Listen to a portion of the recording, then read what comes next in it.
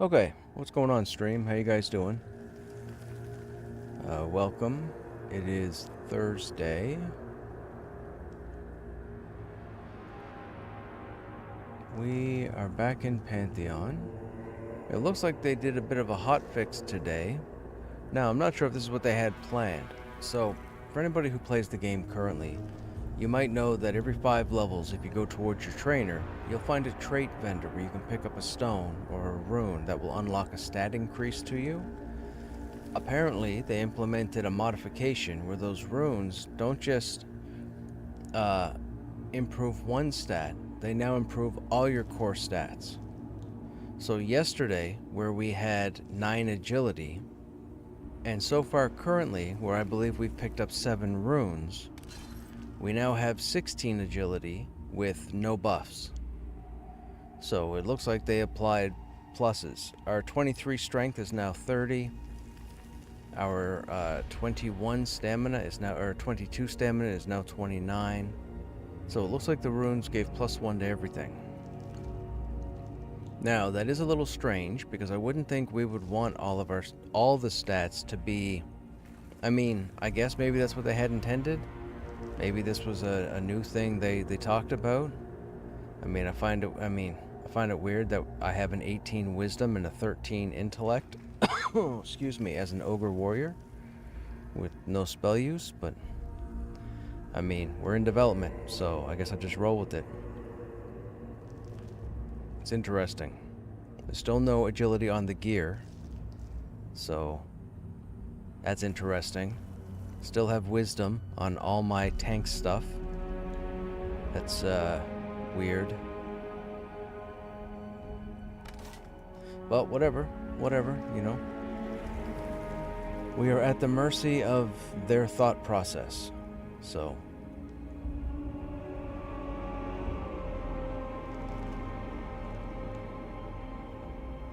let me see what some people are doing here. We might have about a half hour, 45 minutes before we get into something. I think a couple people aren't due to be on just yet, so we might run out and kill a couple dogs, might do some yapping, might switch over to a different tune.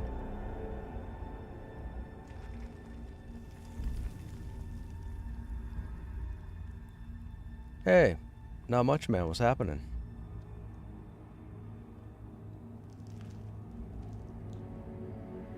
Right on. Yeah, I'm guessing we're probably not going to see anybody else for probably 45 minutes, I think. Yeah, I saw that.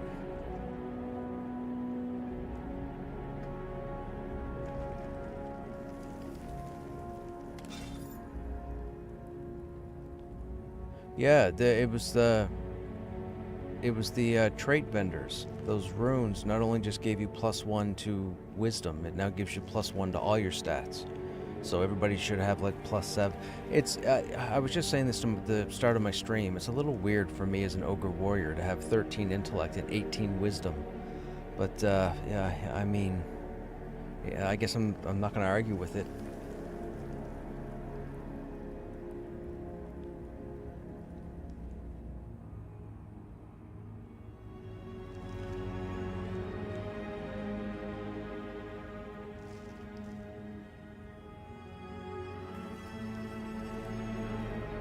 Yeah, it's interesting to me how wisdom and intellect both share the increased spell crit, because it makes me think, so does that mean for intelligence-based casters, if they get high wisdom as well, they get double the crit chance, and priests, do they get double the crit chance for high intellect, or is it specifically intellect for casters, wisdom for priests? Because if so, it's weird.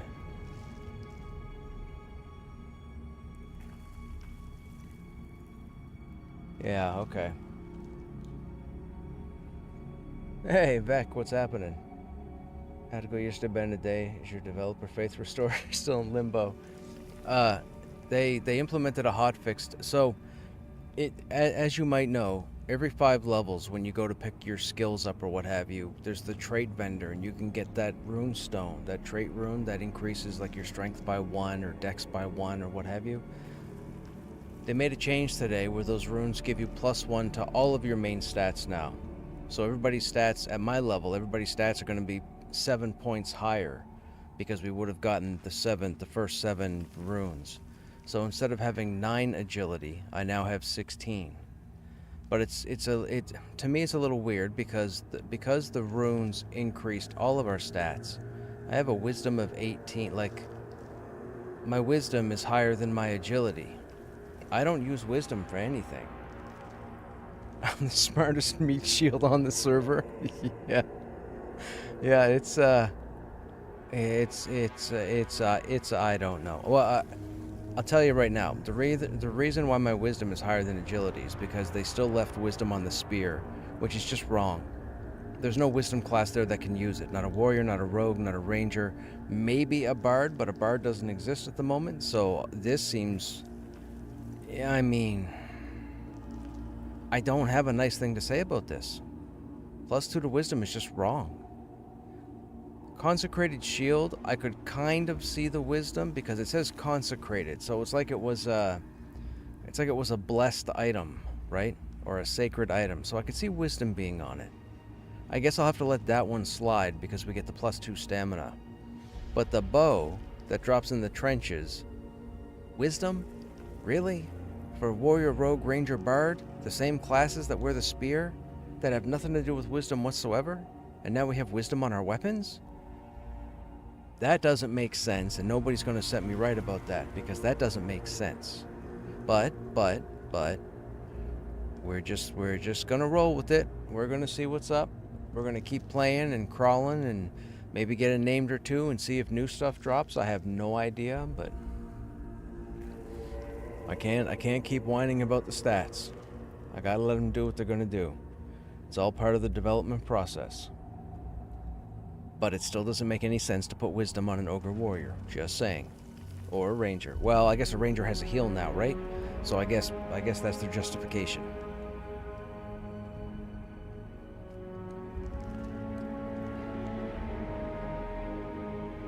I still don't know how we miraculously rezzed yesterday in the Enclave. I died. I clearly died. And something revived me because I had res sickness. My healers were dead. My healers were dead before I was, and I was revived. And I don't know what happened. And I can't see VR picking me up. Maybe they did. I find the odds of that astounding, but my healers were dead. I went back and watched. My healers were dead, and I died, and I was revived. And I got res sickness, and I don't know what happened. I haven't got sliced idea. The only thing I can think of, if it wasn't divine intervention, it could be a piece of gear has some kind of ability that's hidden in this text. Like the shoulders, it says, "May the ruinous power of the great pyre flow through the one that adorns this heavy yoke," whatever that might mean. But then you come over here and it talks about a dude that ended up getting struck down. So, I don't know. But outside of that, somebody outside of our group picked me up, and there were no other groups in the area. So I still don't know how we had a divine intervention. But we were miraculously rezzed last night. And I can't explain it. I can't. My group was stumped. my group didn't know what was going on. They're like, "How did you get back up again?" I'm like, I don't know. It just happened. I don't think anybody has done the event yet on this server. I think that when they were trying it last night, I don't think it went through. Now, I believe the dude is probably still up on this server because he was up when I logged last night. And unless there's a European server or a European guild playing over on this server, which I doubt, but I wouldn't put it past them, I don't think anybody would have finished the encounter yet. Chat's been kind of dead. I'm guessing this weekend, starting tomorrow, is going to be pretty busy. I don't think everybody was gung-ho for beating the event opening day, but I do think they're planning to beat the event opening weekend. Which is interesting because Destiny 2 just brought out their next massive expansion / game redesign, and I believe their raid unlock competition is this weekend. So we'll probably be tuning into some of that because I love watching Destiny 2 raids. I absolutely love watching Destiny 2 raids. They are so much fun. The fact that you can put on a raid type dungeon with 6 people is just it's wild. It's wild. I've always enjoyed Destiny 2 raids. If they'd have built a proper social system in Destiny like they did in EQ, for those who don't know, if you've never played Destiny, Destiny is an MMO, or I guess RPG in itself. It's like an FPS looter shooter MMO. It's a whole lot of things in one. It's pretty awesome when you get into it. The problem is, ever since Destiny 1, like 20 years ago, they never had chat channels and there was no built-in voice. You couldn't communicate with anybody. Nobody. There was no LFG. You couldn't say, Titan looking for Warlock and Hunter for this, or looking to run Dungeon ABC, need more, or what have you. You couldn't do anything. So they had to create this application. Get this. They had to create a third-party application that goes on your cell phone. So you had to, if you're on a computer, you had to go to your cell phone, you had to bring up the website, the Destiny 2 companion, which still exists today, 20 years later, and you had to either go in and search for people that had posted looking for group, or set up your own thing. But you had to do it on your cell phone. Couldn't talk into a microphone and couldn't type. It was the dumbest thing ever. I don't know how you can do an MMO without putting chat in an MMO. But even when Destiny 2 came out, they didn't have chat systems set up in general. It was either, it was Fireteam or social based on the area you were in. Anyways, I'm getting off topic. If they'd have had a social system where I could work my magic, I'd probably still be playing Destiny 2 right now, because I'd have people I could call on to do the raid content and the legendary dungeons and all the hard and difficult stuff. But it's so tedious right now, and I just don't have the time to do it. I'm not going to hold a phone in my hand trying to find a group on the computer. That's not going to happen. But I do play Destiny 2 on and off because it's a lot of fun to jump in and out of.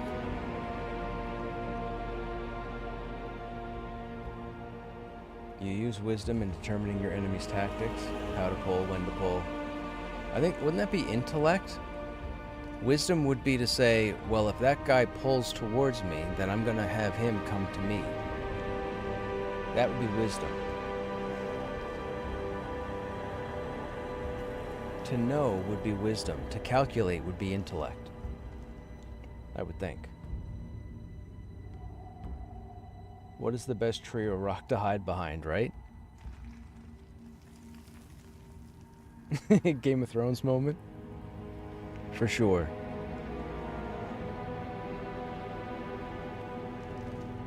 Let me see who's around. Let me see who's around. We will see.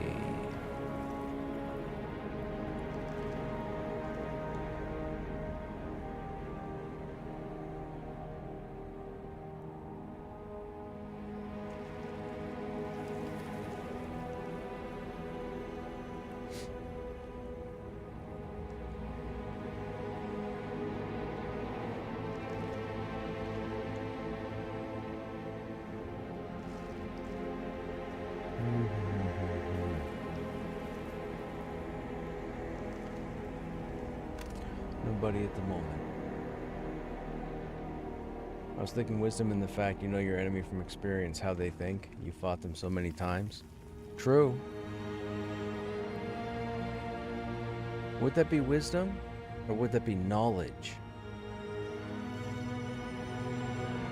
I don't know if wisdom and knowledge... Would wisdom and knowledge be the same thing? Wisdom... I don't know. I guess. That's quite a conversation. Wisdom versus knowledge.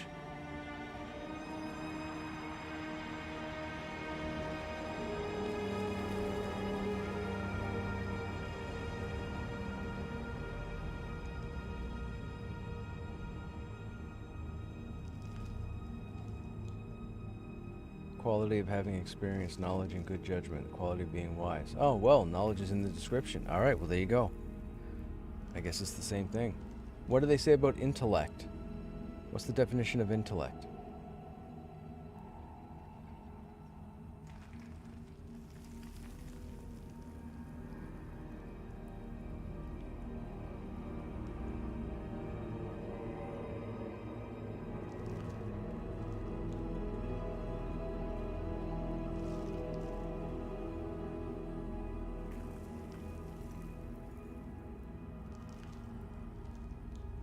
intellect versus wisdom.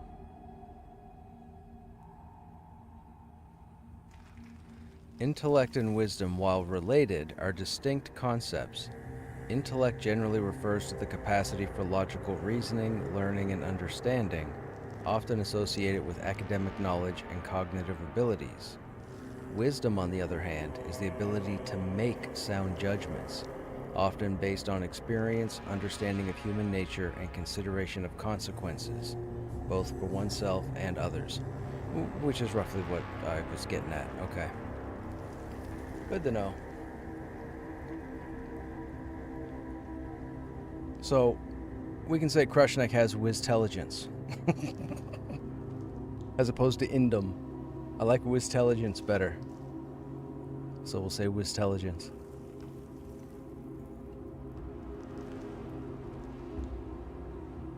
Maybe wizagence? Wizagence. That's what we have. We have wizagence.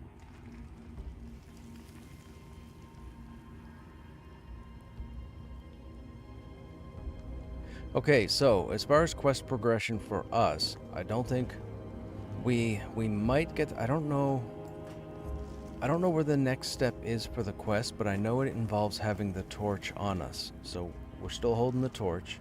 So if something comes up that I see that I didn't used to see or I can interact with, we'll interact with. But I believe tonight the main goal will probably be... I think whoever we get in the group, I think everybody's got their vials. I think most of us are up to the alloy mace piece. So what's the step after that? It'd be the step before the dragon. The dust? No, the dusts are before the alloy. No, the dragon's after the alloy. I think. And then Eastern Plains is after that. Right. We'll see. We'll see. We'll figure out what's going on when people get on. We figure out a group. How you guys doing? You guys good? How you guys enjoying your Thursday?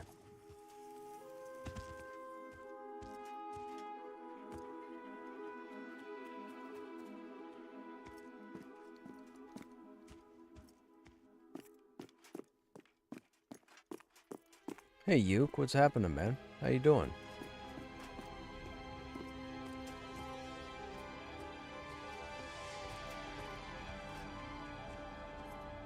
You hanging out with the crew this evening?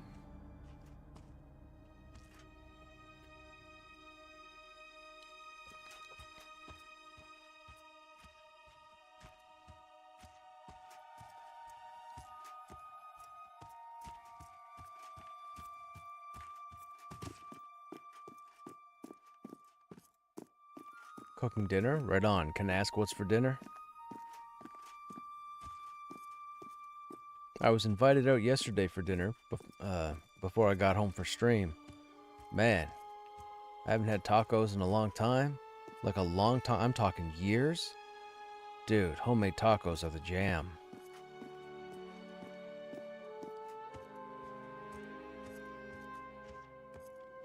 And no, I did not put jam in my tacos.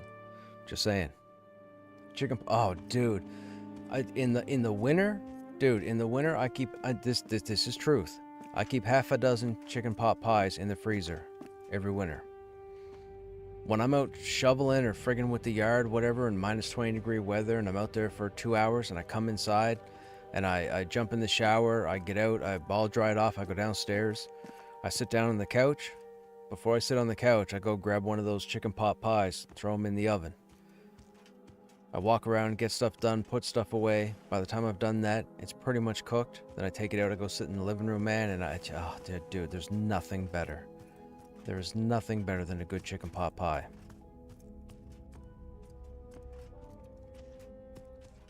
And I know people can say, oh, I've had the beef pie or the turkey pie or whatever other kind of... No, nothing beats chicken pot pie, man. Nothing beats chicken pot pie when it comes to pot pies. Just saying. I've had the beef ones. Not as good. Which is wild to say because I love beef, but... chicken over beef. Any day. when it comes to pot pies. And if you've never had a chicken pot pie, I recommend hitting up your grocery store next time and picking one up. I'm sure you can find the small personal ones. That's all you need.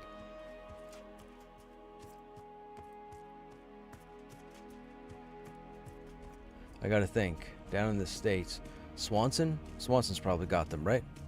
Swanson's American. Pretty sure you got pot pies down there.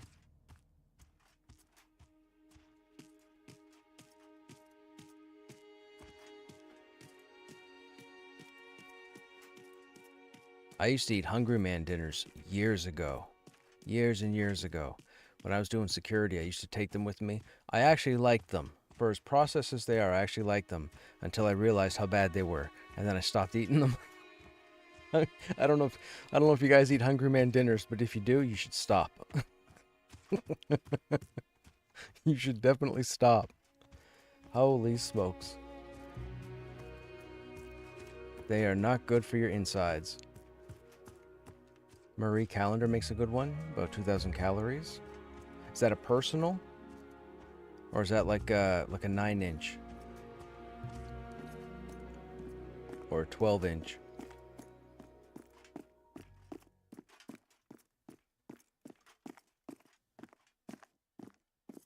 Smaller one found in stores? Gotcha.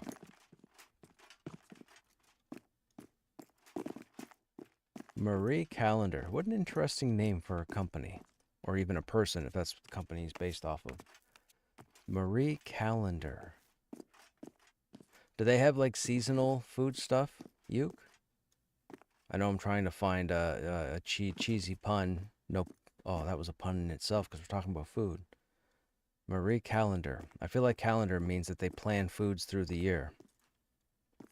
Super fat frozen meals. Oh, gotcha. Gotcha. Yep.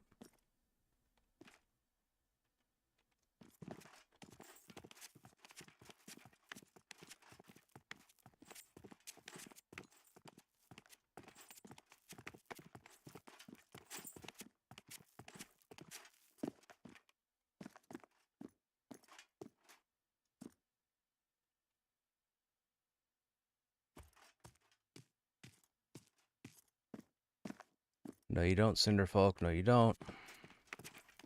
Up, up, and away.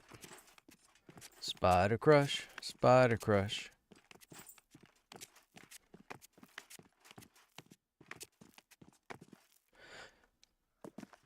There is no way from full endurance that I just missed that.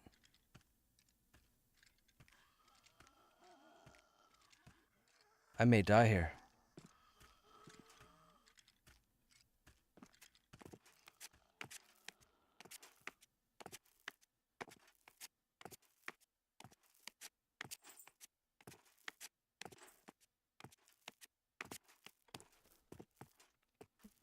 What? I just did the same thing twice. I fell the first time and had more than enough the second time. What? Somebody's toying with me. Hey, Lunch Cut. What's the chest piece you have on? Ah, this is the chest that drops in the Enclave. This is the new graphic for the Charred Guardian Cuirass. And we have the shoulders to match. If you notice the design, the dragon claws, or the dragon rend, you can see it here on the shoulder. This is the new graphic. This came out with yesterday's update. So those are the shoulders there. Pauldrons of Pyre and Ruin. As far as I know right now, they're best in slot for a tank, or at least for a warrior. For plate wearers. But that's the graphic they're going with. Now, I'm hoping they have matching legs and maybe even gloves or gauntlets, because this is going to look weird if the only claw marks are front, back, and right shoulder. I think this is what it's supposed to look like normally, because you can see that there's, if you look carefully, you can see the engraving here. So with the engraving here and the engraving down here, I believe it's supposed to be close to this. But this part here is interesting, and I was trying to think about it yesterday. This is more of a narrow design. This is a wider design. This is our shield arm. This is our weapon arm. So it would make sense that if either shoulder was going to be damaged, it would be the weapon arm because there'd be no defense for it, whereas we'd have a shield in the offhand. Now that's just me trying to bring logic into a fantasy grouping of pixels, but it does look a bit off though compared to the rest of this arm. That's why I'm hoping there might be wrists or gauntlets that have this kind of, I don't even know what you call this. What do you call this? Engraving? Embossing? Pattern? It looks pretty cool at night. At night in the dark or what have you, when there's no light, it kind of glows, which is cool. We're just waiting for some people to get on to see if we can throw a group together to run the Enclave.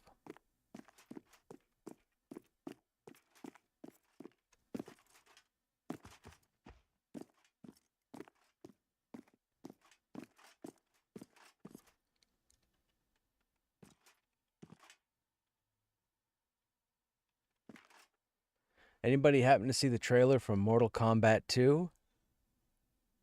Did anybody catch the teaser yesterday before they watched the trailer today?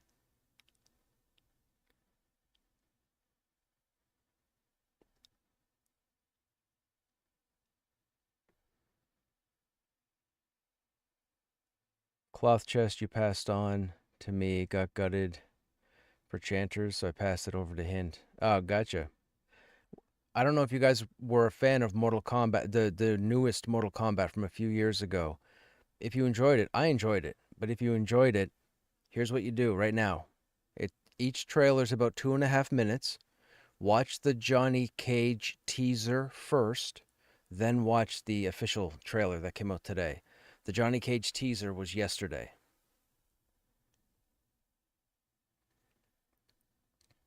I'm looking forward to it. I can't wait. It comes out in October.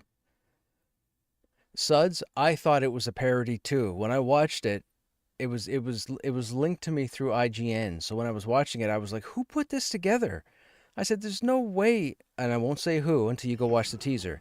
But there's no way they got that person to play Johnny Cage. What am I watching? And then sure enough, it said the description. Check out this teaser with Johnny Cage before the full trailer tomorrow, which will be today. So the actual trailer is out today. But I thought for sure it was a parody yesterday when I was watching it. I thought, I thought, I thought for sure. I thought, great, they're going to turn this into a comedy.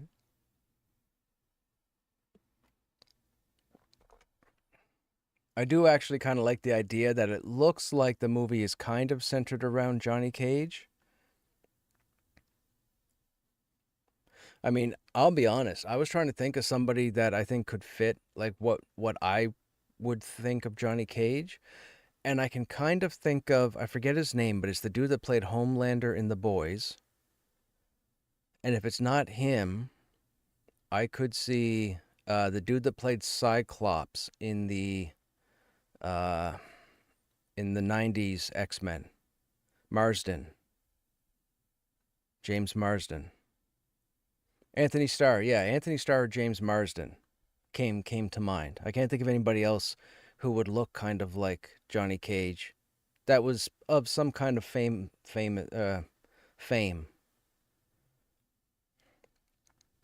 But now, with that said, we believe, growing up with Mortal Kombat, we believe Johnny Cage was younger.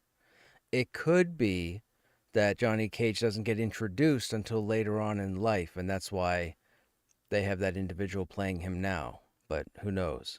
Because it sounds like he was retired. He wasn't retired. If I remember correctly, Johnny Cage wasn't retired during the original Mortal Kombat.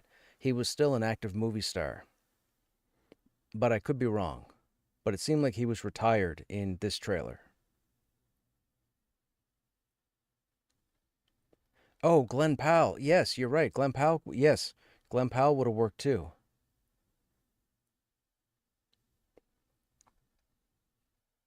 Yeah, yeah, yeah. Wait, yeah. Why didn't I think about that? Yes, Glenn Powell for sure. Speaking of Glenn Powell, I am going to go see The Running Man because I'm a fan of the book. I know that this movie follows the book a whole lot closer than Arnold did back in the day, but I enjoyed that Running Man also. I hope this movie is good. I hope this Running Man is good. I hope it's close to the book and not anywhere near to what they did with Arnold, even though I enjoyed both Arnold and the book.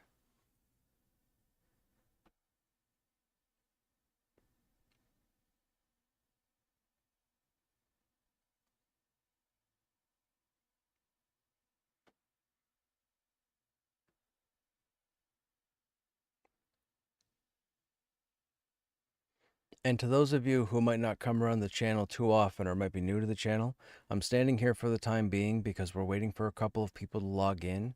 I get on well before they do, it appears, so it usually takes a bit longer to get started. So we're just chilling for the time being.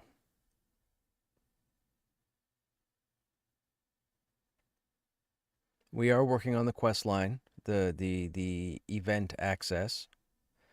Um, I think I'm still 4 steps away from completing it. I think 4 or 5. I'm the farthest. There are a couple of people that I've been grouping with over the past 2 weeks that are on the step that I just got last night. The only reason why I got it last night is because only one person can get it at a time apparently, and I ended up winning the role. So we're hoping to do it again tonight for somebody else. We're going to have to do it as often as possible. Because if it's once per person, that's going to take a while, especially if you don't have the same 6 people running every evening. And we tend to not have that. Now, with that said, those individuals that have grouped with specifically me and have gotten updates should really come back to grouping with me so we can go through and get the updates. But they end up in other groups and you have no control over that, so. You only hit 22 in Pantheon? What class are you playing, Suds? And are you enjoying it? Is this your first tune? Or have you gone through a few tunes and you've settled on this one for the time being?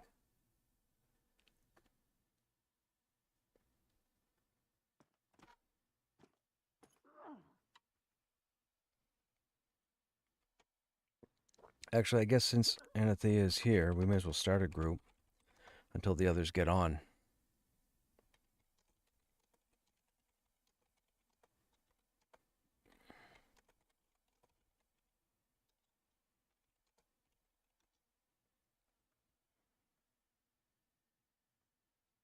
I'd always get peas in my cranberry dessert with Hungry Man, or I'd have a burnt brownie. Oh, dude, the brown, the I used to throw the brownies out, man. They never came out right.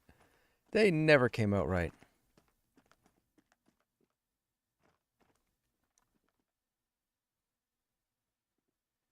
They never came out right. I always looked forward to them, and they never came out right.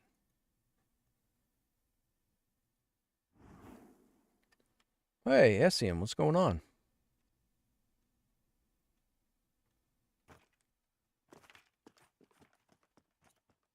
Oh, okay, right on. I was gonna say, I saw you were grouped.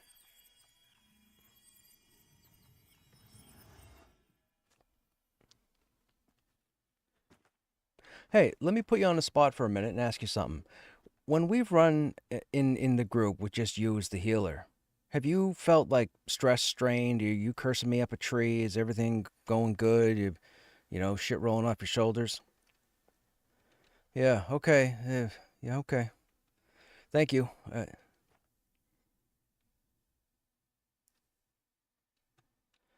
Okay, I've discovered that individuals apparently have some kind of PTSD for rolling in groups where they feel like multiple heals are necessary when I truly believe they are not. And a couple comments were said last night that I wasn't too keen on, just didn't speak up on it. So I don't know what kind of PTSD people are experiencing, but this content does not need multiple healers if you can't get them. That's all I was trying to. Yeah. Cool. Thank you. I don't want to start burning bridges with healers.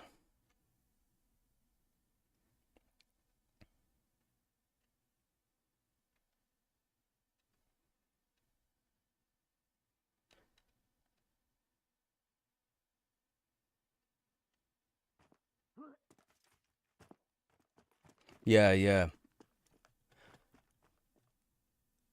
Okay, one sec. Hang on a second, chat.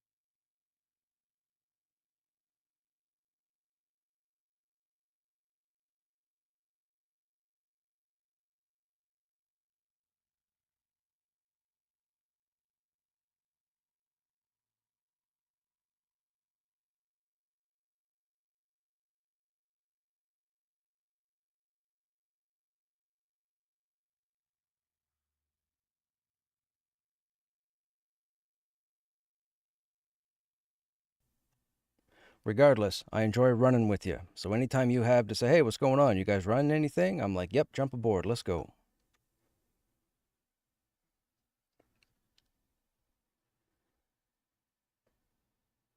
I am not the greatest warrior in this game for no reason. Come on. I'm just kidding, of course. It's all kidding. My head's already big enough.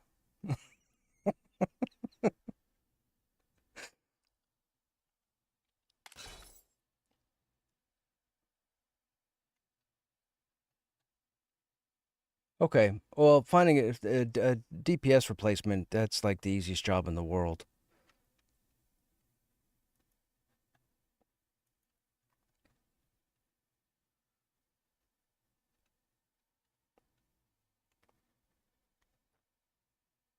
I was just always taught blame the tank or healer.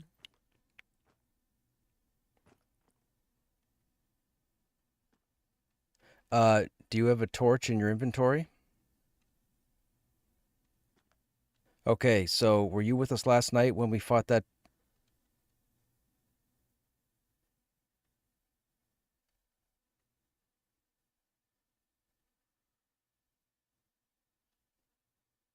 What happens when you click on the note? You need the forge. You should have been given 3 items. Yeah, you should have 3 items. There should be a vial, there should be the alloy, and there should be something else. Okay, I'm glad you told me that. So we'll have to crawl towards the forge tonight. I know when Q gets on, she's gonna need the dragon fight again, because I ended up with the item last night. And you need the forge. And where are you, Anathea, with your updates? The alloy, okay. Okay, so once we get started then, the goal will be to start crawling towards the forge. We'll kill everything on the way. We should get dragon priests. Hopefully you guys get your updates. If not, we'll at least get Essie into the forge and then we'll clear back out and that'll give us all the mobs to kill again until we get your guys' updates. Then you guys can go out, turn in, and then we clear back down again to the forge. Yeah, that's fine. That's fine.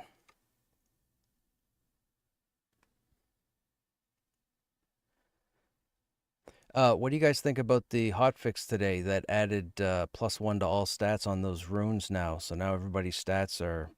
I mean, I have 18 wisdom as a warrior, and that makes no sense to me.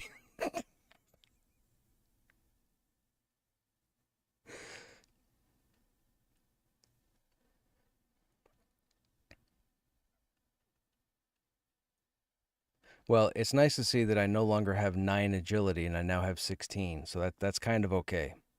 I still don't have any gear with agility, and my weapon, shield, and bow are still wisdom only, but, you know, whatever.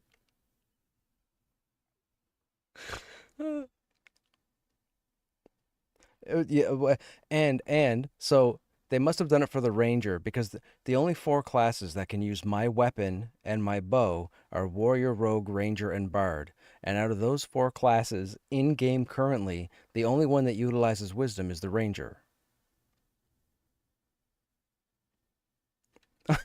I know, I know. I know. That's the whole point. Like the bow is it's only good for the physical damage.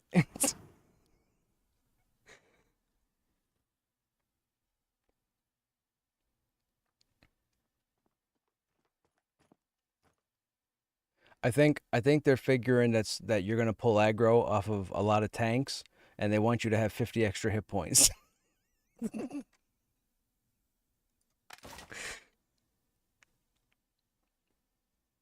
Right.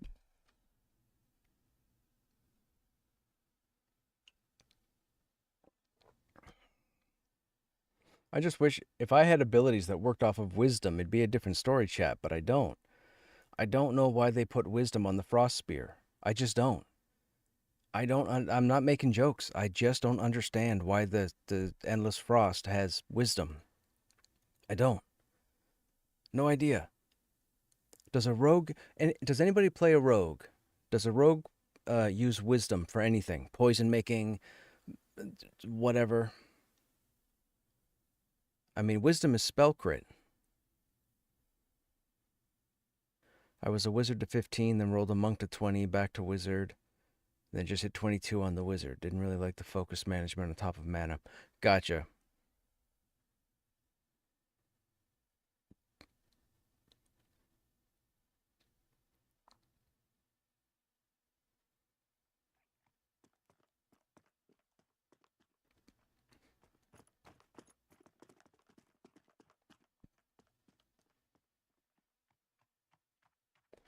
Do any of you in chat know if anybody successfully completed the event yesterday?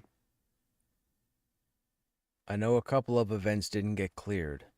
The boss, I think, made work of 2 raids or 2 gatherings.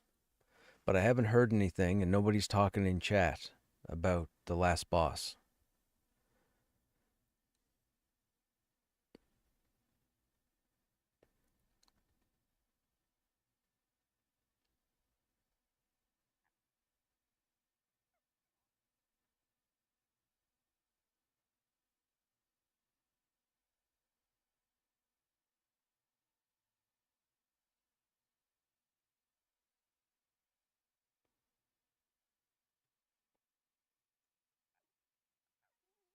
Faceless is still working on it. They got further than yesterday, but still working. Okay.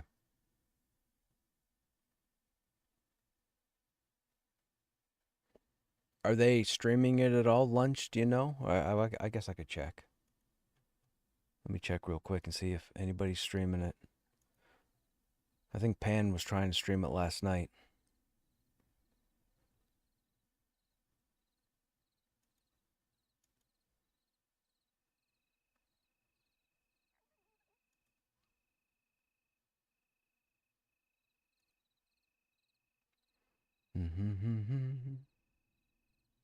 Hey, we have the most viewers in the Pantheon category.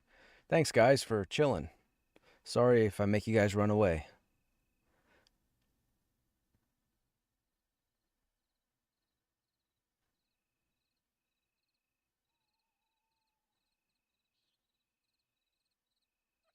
No, looks like nobody's okay. Nobody's streaming.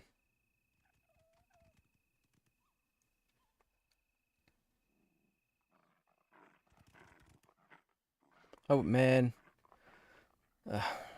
it's one of the times, man. I wish Vanguard was still together. If we had the Vanguard from like the first 2 months of early access, dude, we'd be in there right now working on this. I gotta say, most of the people that were in Vanguard in the beginning, man, we were machines. Like most that there, I think out of like the 100 people I knew in Vanguard, there were 2 that I probably have never grouped with since, and I hopefully never will, because they just have crappy attitudes for a group, and they won't bother me, but they will ruin morale for other people in the group, and I can't have that. So, but man, we did everything.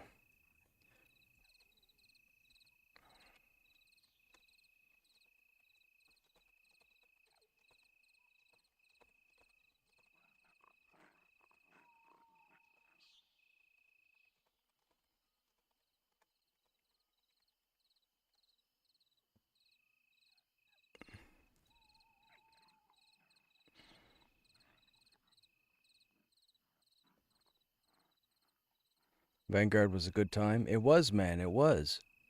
I was on a different server when everything went sideways.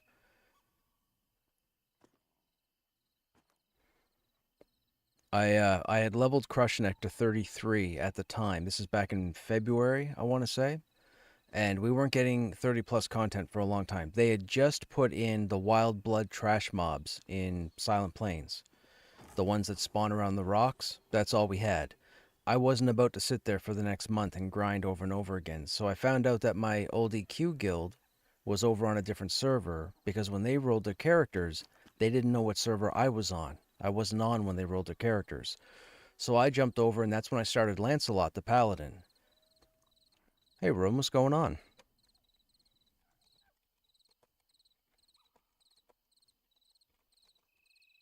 I am at my usual.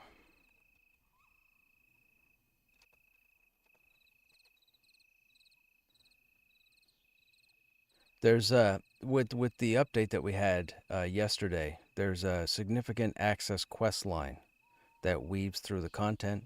So we've been working on that the past few days with whoever I can get in the group. I've gotten the furthest so far myself, but just because we killed a target last night that only drops one item at a time, so we rolled and I ended up winning the roll. So I'd gotten the first one, but there's like 12 quests, and you go through them all, and then the final one gives you access to the storyline slash raid encounter, or I guess I keep saying raid, but for right now it's multi-group because there is no raid mechanic yet set up. There's no raid UI. You can't put a group with another group. It's just groups gathering together in numbers. So there, it should be called multi-group, but it's in essence a raid target.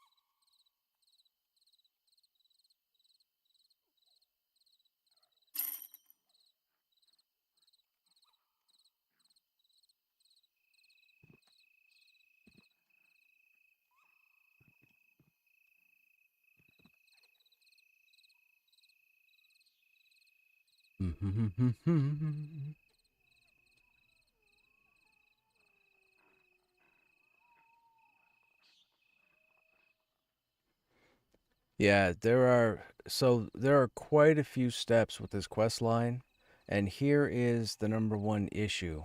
And I wouldn't want it to deter somebody from not accepting a group, but with certain updates only being one at a time or requiring different areas of the dungeon at different times, one of the big issues can be getting into a group with people who are relatively new to the quest line if you've already advanced it, because it's like, okay, I'm in game, I have 4 or 5 hours. Uh, oh, this person needs vials, but I need the dust or I need the alloy from a dragon priest. Do we run around and look for vials to try and get this person caught up? Well, if we do that, are they going to be here next time? Like that's with guilds it's one thing, but with a bunch of people that uh group with random people like myself, for example. Like we have a few the past week or so, we've had two or three of the same people that have been here, but we've had to mix in players as we go. And the problem is every time you get somebody new into the group, you don't know how far they are into this quest line. So you kind of want to get to the end to get your flagging done, but you don't want to you don't want to leave somebody far behind, but you also don't want to start doing so much for people that aren't going to be here the next time that you never reach your goal, right? So there's a weird way to go about it, which is why in my head I found out what a couple people need that are going to be in the group this evening, and I've already mapped out a decent path for where we should go to try and get the best chance at getting everybody's updates in sequence rather than focus on one update here and then hours later going over to a different area. So if we can get a solid group of 6 in, the plan right now would be to crawl to the forge, then crawl back from the forge, and hopefully by the time we crawl into the forge, turn around and come back out, the people that need the Dragon Priest updates will have their updates, in which case they can leave here, go turn in, then come back, and then we do whatever we need to after that point. And then maybe later in the evening, towards the end, we'll see if we can't hopefully try and get down to the Guardian of Embers. Guardian of Embers is going to be a bit tricky because it's on a cooldown. It's on a 1-hour cooldown, I believe. That's what I was told. So you kind of have to find out when the Guardian of Embers was killed or when it was spawned so that you know roughly when you're going to be able to do it again. And you're going to need to do that for each person. So even if you're running with the same static people, you need 6 kills of that worm. I keep calling it a dragon, but I believe it's called a spirit worm.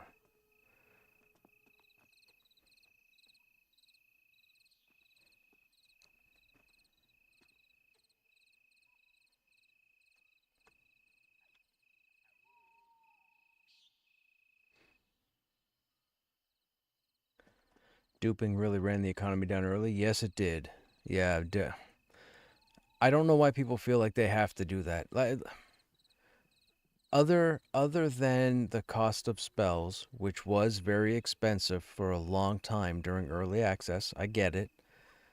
But even I had to buy my skills. Now, with that said, even with the cost of that, it sucks when somebody finds an exploit like that and then purposefully keeps doing it. And I don't mean offense if any of you hearing me right now are individuals who did that, but that never pans out to a good time. People end up getting banned, things get shut down, changed. It's never a good time.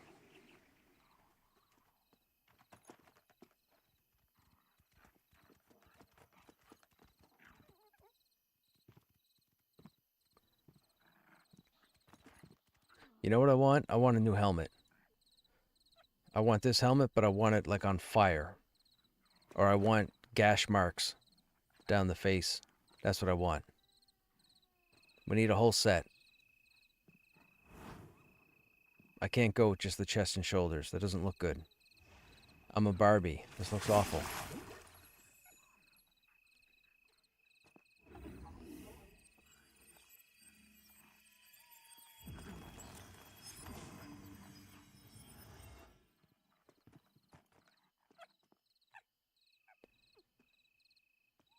Wonder if these guys are going down to do the event.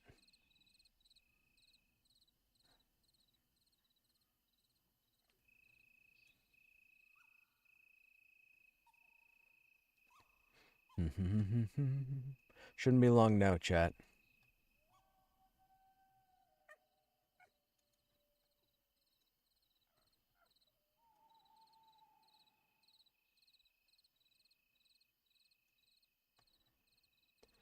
Everyone needs to submit their schedules 3 weeks in advance. There'll be detailed spreadsheets for every quest. Unexplained absences will not be taught.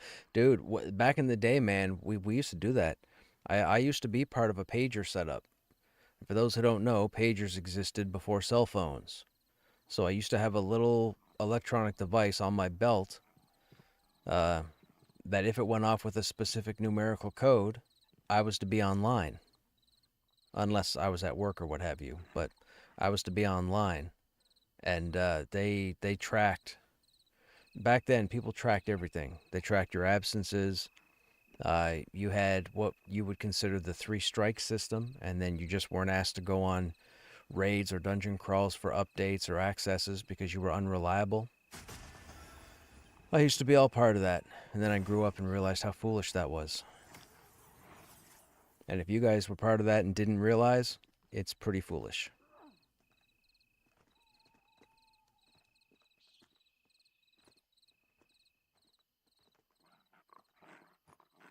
But we used to get quests in like EQ or EQ2 or objectives like Planes of Power, for example, the flagging system.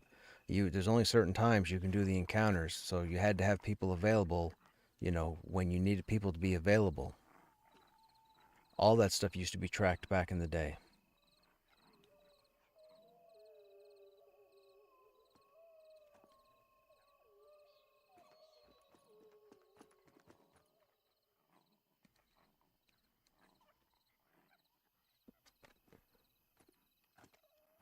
Wait a minute.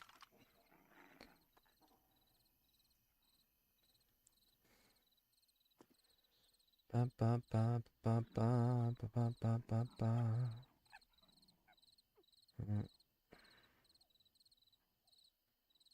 Don't see them on yet. This is nice. It's nice to see the majority of people are grouped.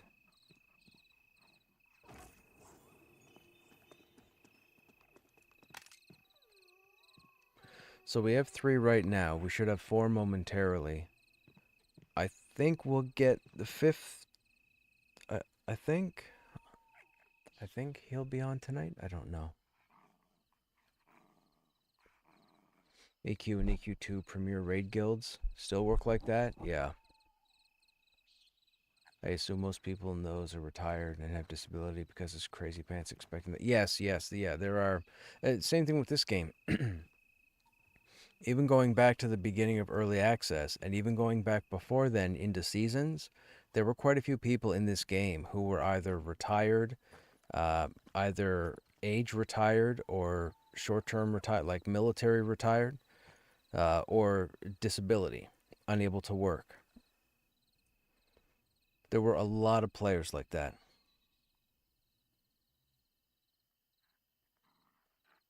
I mean, that's where the term no-lifers comes from, right? It just means somebody has a lot of time to play a game. And that's fine. I wish I had more time to game. I'll be honest. If I could work less to have my bills covered, I'd game more. But sadly, that is not the case.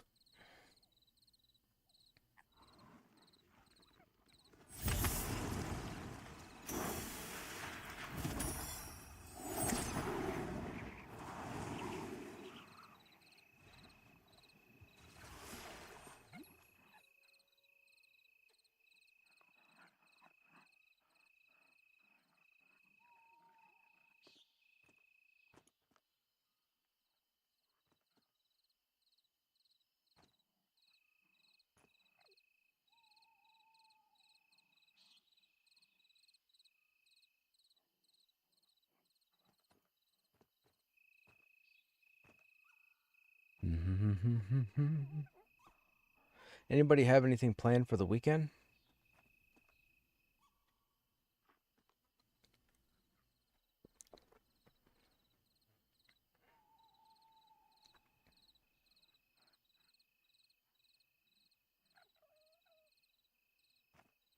I do not. I have nothing planned for the weekend. I'm probably going to watch some of the Destiny 2 raid race. I think the raid unlocks tomorrow.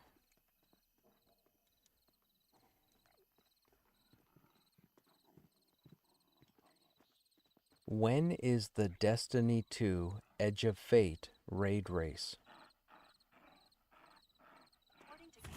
The 19th. Yeah, okay. So it's Saturday.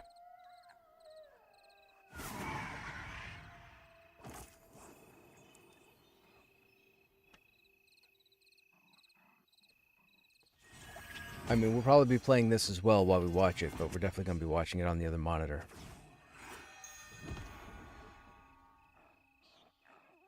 We might see 44 this weekend.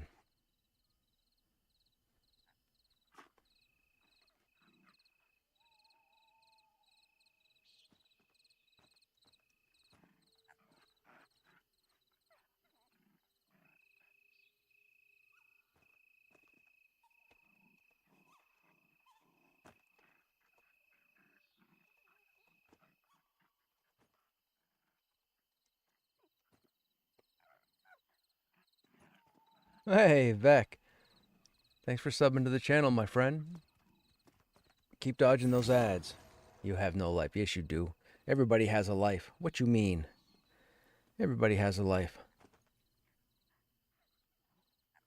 By the way, guys, you guys know how this works. I tend to talk a lot, so if you ask me a question and I start talking and you get hit with ads, I can't do anything about it. You can. I can't.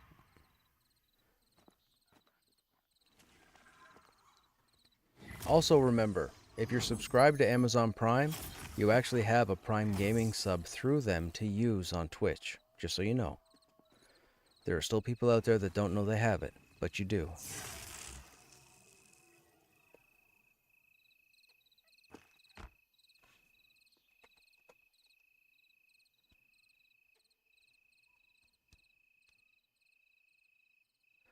I still have to record, man. I got the opening credits recorded on my book, or not my book, but the audiobook that I'm contracted for, and I got the closing credits done, and I finished the introduction, and I have 9 chapters to read, and I got to read for at least 3 of them on Saturday, which will be a bit of a nuisance. I didn't hear back from the video game audition, so I don't think I got the part. The job closed. Now, I don't know if I was supposed to hear back by the time the job closed or if there's a period of time after the job closes for them to go over the applicants, but I haven't heard anything. So I didn't hear a no, but I haven't heard a yes. I only subscribe to 2 channels, you and Emily McVicker, who performs live music. Oh, really? Does she go by, is that, like, that's the name she goes by? I don't mind live music. I used to watch, what was her name? Lara 503? Lara 55. What was her name? She played video game music. She had, what's it called? I'm going to get it wrong. Synesthesia? Where she could see music, colors, whatever. So, I don't know if you guys know music, okay? But there's a song called Through the Fire and Flames, performed by a band called Dragon Force. Arguably, it's one of the fastest songs in history. The song is amazing. She heard it once and knew how to play it on her piano. The video's on YouTube. You can watch her on YouTube. She played it through once, kind of a little bit sloppily, but then she played it the second time. Dude, she's possessed. She is possessed, but she does all the video game music, man, all of it. I think she still streams or does something. I haven't watched her in years. Like, it's been like before COVID. Who is the streamer with the name Lara that plays music? Lara6683. I think that's her. She's still active on Twitch? That's her. I think she's Australia? Yeah, I think she's Australian. Oh, she streamed a month ago. I'm getting married. Oh, she's getting married. Congratulations to her.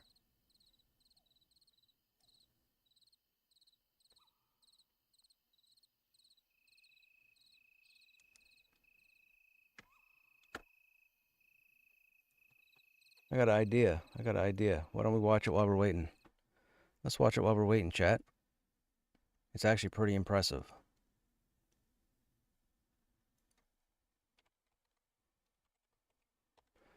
Lara6683, Through the Fire and Flames. Hey, I'm saving big with TD Insurance for being a claims-free hybrid driving university grad. What? Chat is telling Okay, watch this craziness. me I'm gonna die, and I think I just might. But let's have a listen to this. Pretty sure that Herman must get pretty sick of Through the Fire and lead guitarist Flames. in Dragon Force is a gentleman by the name of Herman Lee, and he's arguably one of the fastest guitarists in the world. Yeah, I'm gonna die. I'm gonna die so hard. I don't think I'll get in trouble either. I'm pretty sure Yeah, Dragon we're going Force for like the most gives relaxing everybody track permission ever to stream their music. to this track.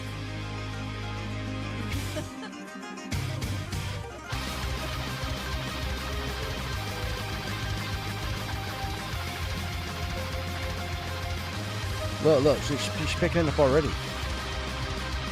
I just want to wait till the vocals come in.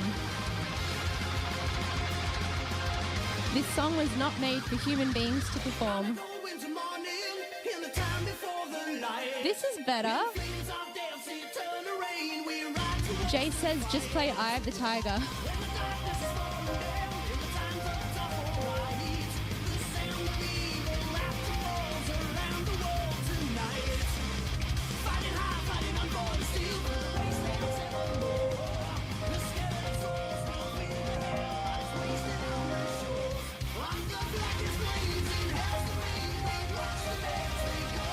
I'm assuming we're about to hit the chorus.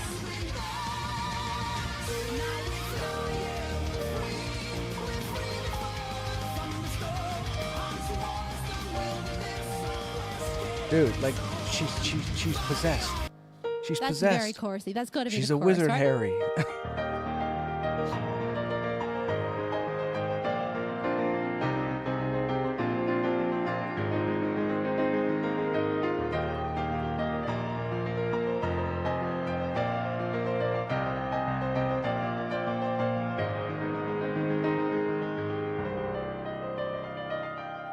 Anyway, intro. Let me get the verse. Man, she picks up on songs almost like I pick up on playing Warriors. Heyo. I'm just kidding. I mean, I'm not, but I am.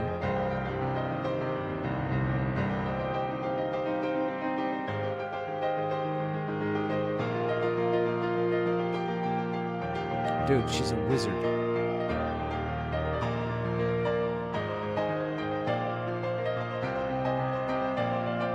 Oh yeah, look, in chat, wizard. You're a wizard, Lara. Look, see that? Pause.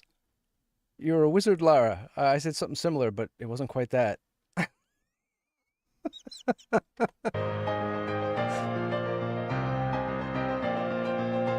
Anyhow, that was that. She's phenomenal. Absolutely phenomenal. To listen to that song and then play it like nothing is it's just wild.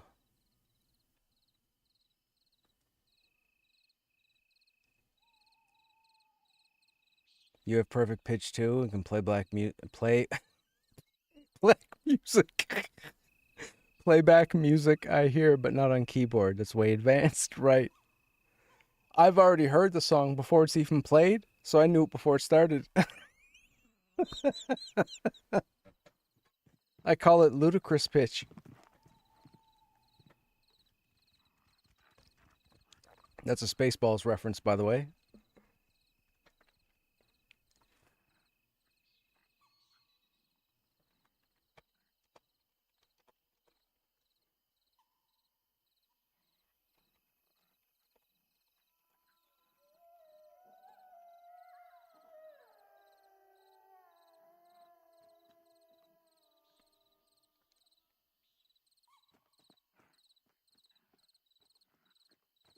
Oh, Essie's sitting right there.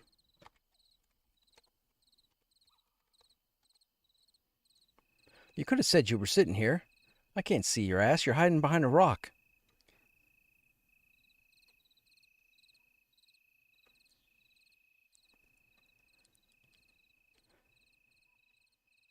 No worries.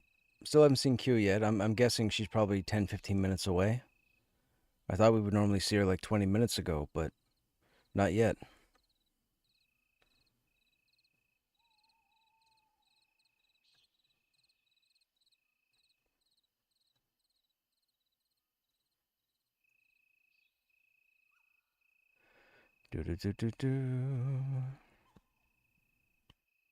Never learned to play keyboard despite the fact that we owned a music store.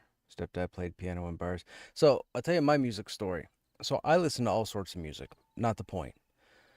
My father used to play guitar. Now when I say play guitar, he could strum. He couldn't pick. He strummed chords. So he would hear a song like country music, which is what my parents grew up on.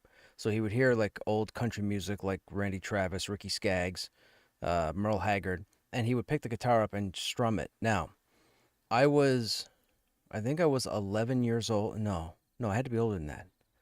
I was working. 15? I think I was 15. I was 15 years old one Saturday morning, and I came downstairs for breakfast. And I remember sitting at the kitchen table. Now, my parents had had a kitchen party the night before. For those who don't know, a kitchen party is a term we use here, and I know it's used elsewhere, but we use it here just when you have neighbors over and everybody's just hanging out in the kitchen for the evening, and there's drinking and smoking and music playing. It was a gross time because I can't stand cigarette smoke. It damn near kills me. Anyhow, I'm sitting at the table that Saturday morning, and my dad's guitar in its case is sitting against the wall right next to me. I've never picked up a guitar before in my life, never. So I'm sitting at the kitchen table and I'm bored because I was told breakfast was ready and it wasn't. It was going to be like 20 minutes. So I remember asking my father if I could take the guitar out of the case. He said, sure, just, obviously don't damage it. It's an older six string. I have it now, but I picked the guitar up and I remember holding it on my lap, and it was a big guitar, big acoustic guitar, and I wasn't familiar holding it. And I don't know if you guys have ever held a guitar, but holding an acoustic six string for the first time as a kid is a very awkward situation. And I remember stretching my fingers on the fret trying to get to the top string or what have you. And I sat there, and while breakfast was being ready, I just started picking strings. And there was a series of strings that my father and my next door neighbor would pick before they'd start a song. And now country music, so it'd be like I gotta see if I remember it. It was almost like When the Saints Go Marching In, or Blue Suede Shoes, I think. The intros are kind of similar, if I'm not mistaken. And it was like a bow bow bow bow bow bow bow bow bow bow bow bow bow bow bow bow. And I'm sitting there, no help, never seen a book, no notes, nothing. I ended up buying 3 guitars and I haven't used a single one since. True story. I have an electric guitar, I have a Fender, I have an acoustic guitar, and I have an electric acoustic, or a hybrid. It's got a switch on it that switches between acoustic, whatever, not the point. Long story short, the 15 minutes now leading up into breakfast, I actually learned how to play When the Saints Go Marching In on my own on the guitar with no help. I was just playing with the strings. I'd be like, bow, bow, bow, bow. And then I would bend the string and it'd be like, bow, bow, bow, bow. And then I would change the tune and it'd be like, bow, bow, bow, bow, bow, bow, bow, bow. And the whole time. And I ended up learning how to move my fingers to the other strings. And I played all of When the Saints Go Marching In, like note for note. I realized what it was. I was playing it in my head and I was hitting the notes as I was playing the guitar. And a switch automatically went off and said, I need to start playing the guitar. There's got to be something to this. So I worked my ass off to go buy my first guitar. I bought a Fender. I never should have done that. I should have bought an entry-level guitar. I'm a dummy. What can I say? I was a kid. I picked it up once. That was it. Then I went and bought an acoustic, thinking I was going to play an acoustic. That didn't happen. I still have the acoustic sitting in the closet. Well, all 3 guitars are sitting here right now. And then years down the road, I thought I was going to pick it up again because I had some more spare time. So I picked up a hybrid, which is the acoustic electric. And again, I've got the 3 guitars and I haven't used them. But I can't describe the feeling of figuring that out within the 15 minutes I was sitting at the kitchen table. Oh, I'm sorry. I said Blue Suede Shoes. Day Tripper. Beatles. Day Tripper. There's a similar sound in Day Tripper for the notes. That's what it was. Anyhow, that's a story. It's a story just to fill some time. But I so wanted to learn to play the guitar, and then I never did it again. And you want to know why? If anybody here has been a long-time viewer of this channel, going back a decade, there's one answer I always give when something stops me from getting something done. I'll give you just one guess to any long-time viewer that might be here as to why I didn't pick up the guitar again. One guess.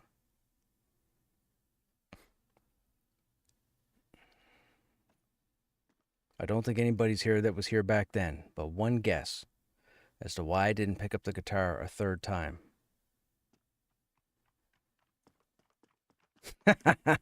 Therese. What's going on, man?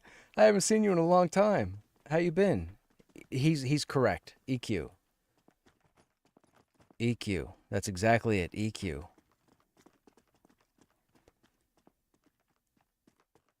That was the one and only reason. And Durez will tell you, I haven't seen Durez in quite a while. So the fact that he knew, he's been here. He knew. Oh, some of these names, they're all... Okay, that makes sense.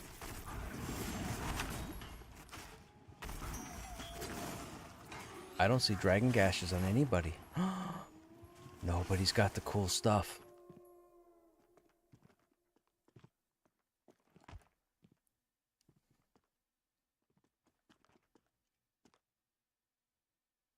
I'm the sexiest warrior in the game. I'm sorry, I said it. I said it. Fight me on it. You won't. You know I'm right.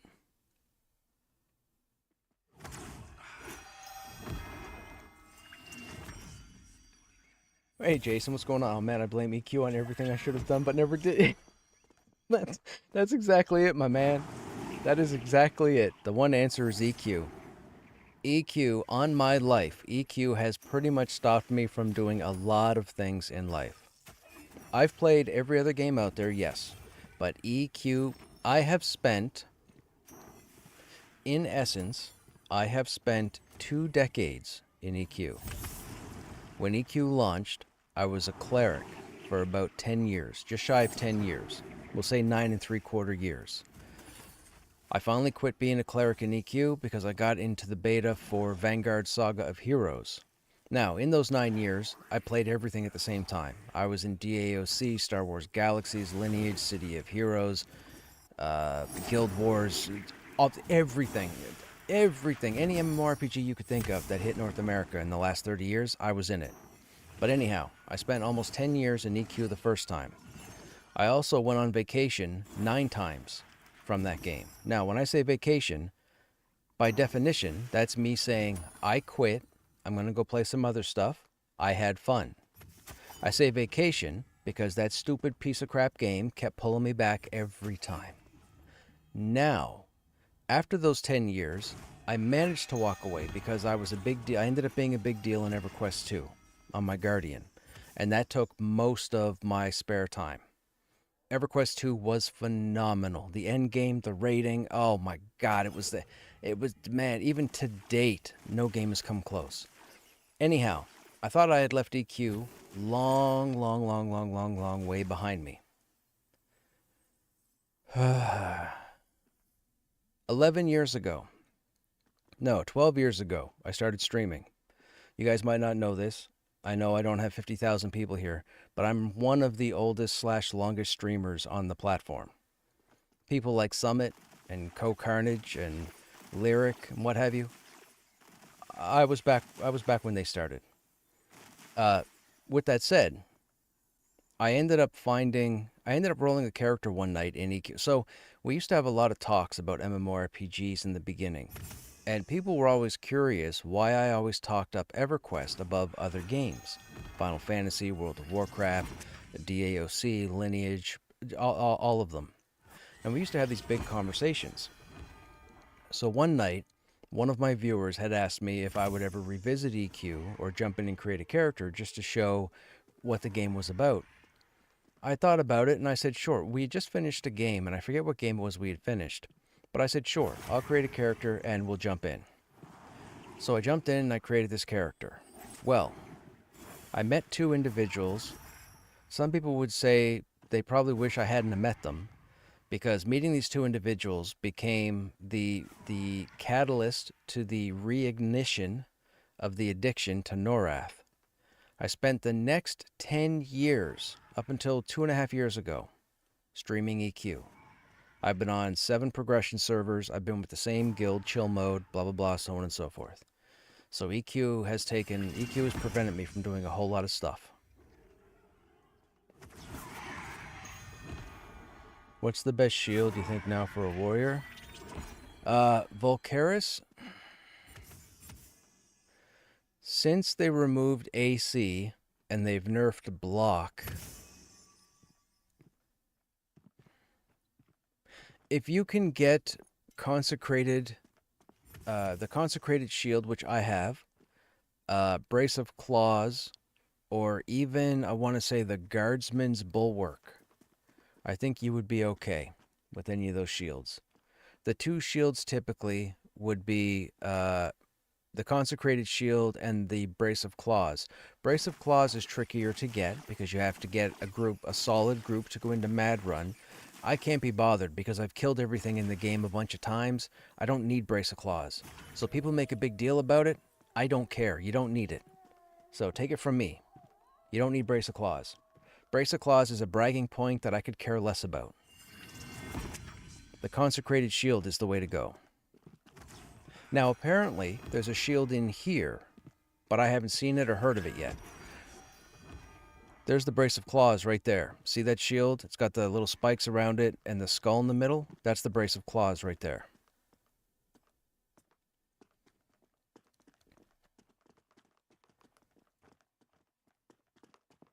I have a video from 2010 of a young, beautiful bride standing at the altar with the priest in a room full of people while Krushnek played EQ on a laptop saying, "Hold on, we're about to pull care from," right? About to put an end to the sleeper.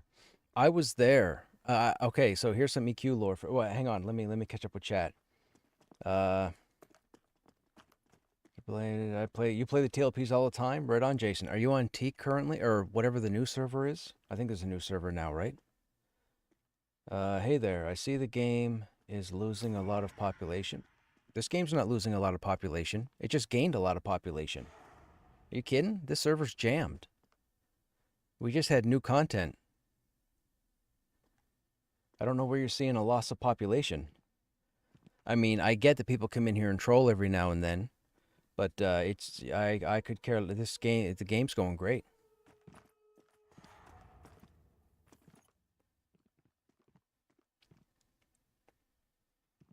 This game is addictive.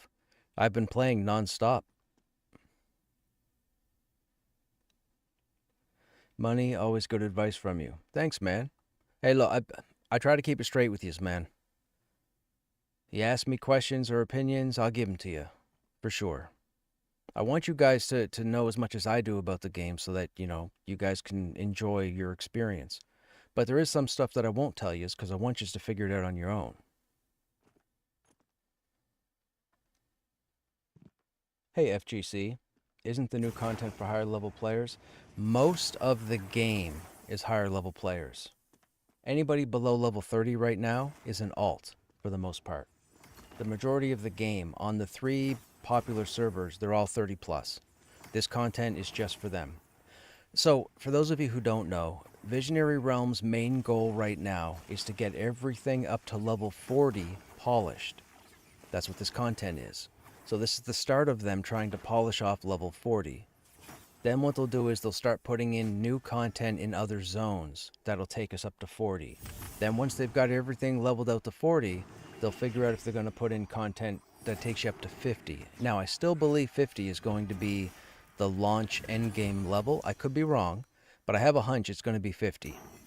There's definitely a lot to do now in this game.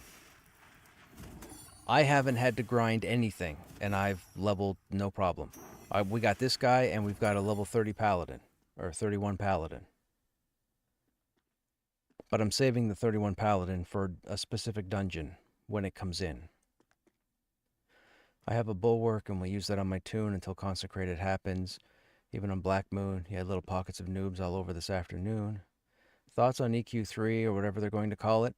So here's my thoughts on EQ3. So for those who don't know, and all jokes aside, I don't care. Don't be an adult acting like a child, because you're just going to look embarrassing in the chat. As far as EQ3 goes, they are working on the next version of EverQuest. I don't know if they're going to call it EverQuest 3, or if it's going to be EverQuest and then a subtitle. I don't know. Their plan is to have another EverQuest. They want to use the lore from EverQuest 1 because of the size. For those who don't know, EverQuest has the most amount of lore in any game, period. You're talking about a game that has been active for 30 years and has 30 expansions. They have almost 1,000 zones in EverQuest. 1,000. Okay? With that said, they want to draw on the lore of EQ1, but they want to bring it into today's landscape. So I've been saying for years, if they were to release EverQuest with newer graphics, say like Elder Scrolls Online, or just something a step up from what EQ's current graphics are, I would jump into it, probably in a heartbeat. There will be a next EQ3. Now here's the thing. Daybreak has, I believe, a meeting coming up next year. It's a big deal next year, 2026. And I believe we're going to see the first inklings or the first physical media of the next EverQuest next year. I firmly believe that. They're planning for 2026. And I say this because back in 2023, they had a financial meeting where they were giving a presentation. And on one of the slides towards the end, they had their goals all laid out. And in 2026, I believe they talked about H1Z1, Planet Side, the next Planet Side, and EQ3 or EverQuest 3.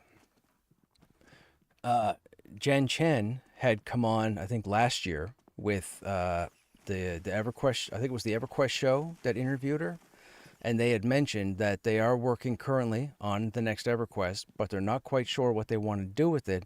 But they know they want to pull from the lore of EverQuest 1. That's all I needed to hear. Then the only other thing I need to hear is that it's going to be an MMORPG.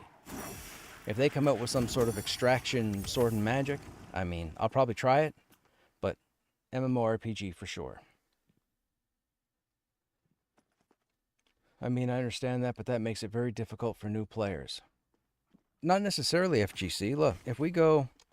So, we're on a Thursday. This isn't a most a beneficial night to be on because a lot of people are raiding in other games on Thursdays. But if we go who all here... Now, nobody needs anybody up to level 8, okay? So if we go just 1 to 8, we'll just do 1 to 8 just to see who's on right now Thursday evening. That's a lot of people. That's a lot of people. So to say that's not fair to new people, no, that's baloney. There's always new tunes starting. Anytime they go through major updates with the game, they change classes, they change abilities, they change stats, they change requirements, they change gear. So people end up re-rolling or rolling other tunes. This is Krushnek number 6 for me. This is my 6th Ogre Warrior named Krushnek. If they did a character wipe tomorrow, I'd be rolling Krushnek number 7. There are lots of people playing this game. Here's the truth, okay? And if it bothers anybody, I apologize, but this is the truth. This game is still in development. We're in early access. There's no discussion about that. Now, before early access, we had this many people. After, when early access launched, the game had such good press that we got this many players. They went from, say, 2,000 in seasons. Seasons happened before early access, just so you trolls will learn better. They had 2,000 people in seasons. Early access came out, they went to 11,000 players. Now, when early access hit, that opened the game to everybody. So out of those 11,000 people, a lot of those people are not people that should be playing games in development. So because they were trying to treat the game like it was launch, they started to leave because they couldn't handle the fact that it's a game in development. We're back down to where we need to be for all these players who are focused on having this game work. So if you are somebody who thinks the game doesn't have enough people or the game is losing population, you're not the type of person to jump into this game, so I wouldn't recommend jumping into this game until it launches. People with that mentality are clearly not meant to test a game. This is my bread and butter. I'm the only individual that's been playing this game like every day for the last 3 years. I haven't stopped. I'm not an early access person. I was here long before early access. I'll be here for launch. I love this game. I love the groups I've run. I love the dungeon. I love what they're doing. We whine and complain about certain updates and things because they don't make sense. But because the game is in development, I have to believe every time that they have a reason for doing what they did. I stick with it. I'm still having a blast. I'm the greatest warrior in the game. That's just me talking out my ass, but I have a lot of fun with the class. So for people who go, I get people all the time. Not all the time, probably every other day they come in. And they always make a comment about the population being destroyed and so on. It's not that the game's lost population. The game has lost people that don't make good testers. That's what it is, period. And if that's you, I don't mean offense. But if you're not enjoying yourself while this game is being developed, wait until launch. You don't have to jump in here. And yes, people can turn around and go, well, I paid money for the game. Well, yeah, you paid money for the game, but you knew what you were getting yourself into.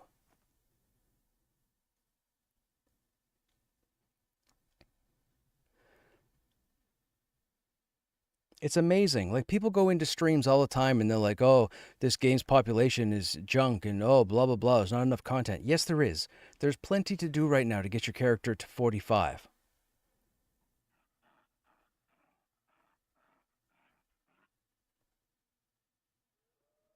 And I just keep pointing it out because it's embarrassing.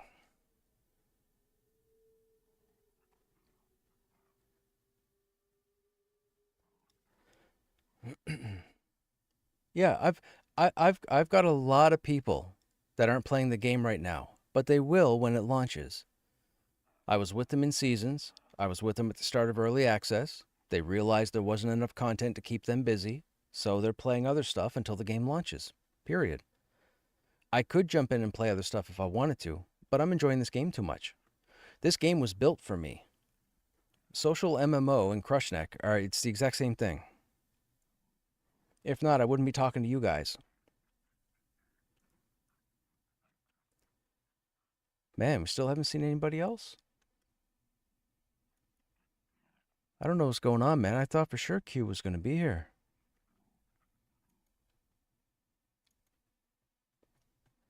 I saw you mention Bob, but he's not here yet either.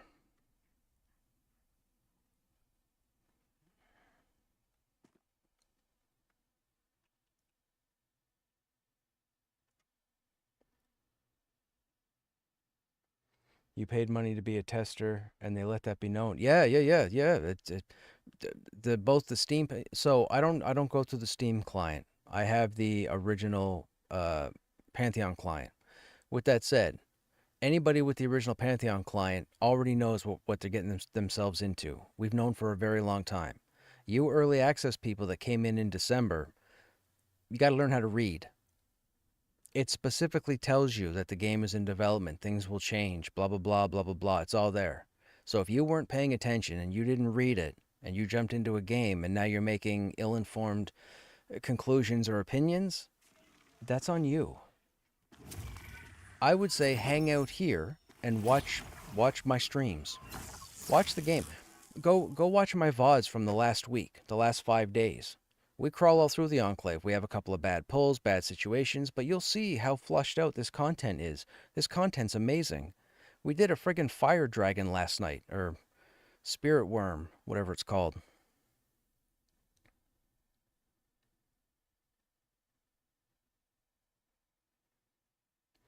But there are a lot of players as well who bought this game 7 months ago and haven't played it at all. They bought it because they're supporting Visionary Realms and what they're trying to do. Early access was, a lot of you don't realize this, early access was a gamble for Visionary Realms. They were okay having their own client, but in order to get a broader audience and hopefully get more attention, they risked to close down the original client through their website and go onto Steam. Now, you always take a chance with that because if you guys don't know, any new game that comes out on Steam in any sort of development, all the morons that act like children come out and start to troll all over the game. It happens for everything. Doesn't matter what game it is, whether it's a first-person shooter, MMO, adventure, puzzle, Scrabble, Monopoly, whatever. People come out and they just whine and poop all over the game because they feel like it. So they were taking a risk doing this because of the speed bumps they had had over the past few years with development. The game blew up. They were mostly positive with thousands and thousands of reviews for the longest time. So everybody that was in the game was loving the game. So for the people that got jaded, for the people that got banned for exploiting, for the people that just want to, just stay away until launch. That's all. Stay away until launch. Save yourself the grief. Go play other stuff. You'll already have the game when it comes out. So think of it that way. And for those of you that'll say, oh, well, the game's been in development for X amount of time, it's never coming out, it's not going to come out. Yes, it is. Yes, it is. The game will come out. Trust me on that. The game is coming out. You have my word. And I have nothing to do with Visionary Realms. But you have my word. This game will come out next year.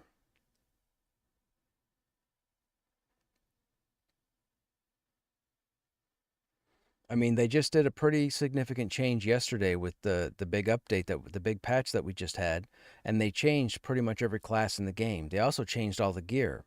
So I was a little concerned putting a group together and running through the Enclave. Now, for those who don't know, the Enclave is the current endgame content. It's rated up to level 45, but with the way the Consider system works now, you can grind up to 50, no problem. It would just take time. With that said, we ran through last night with all the changes. It was pretty smooth. We had 2 bad pulls, which was unavoidable.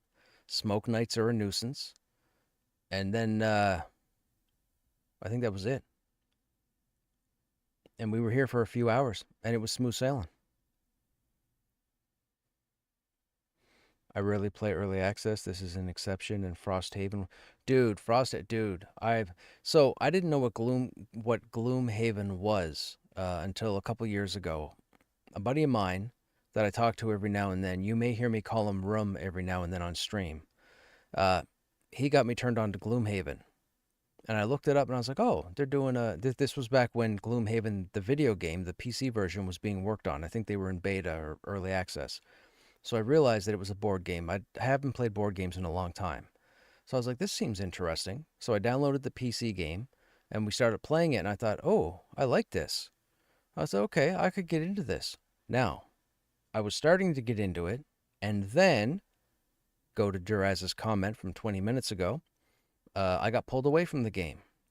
Then I found out that they were doing Frosthaven, and I was like, "Oh, this sounds interesting." But I haven't checked out Frosthaven. Is there a playable version of anything with Frosthaven? Is Frosthaven in early access right now?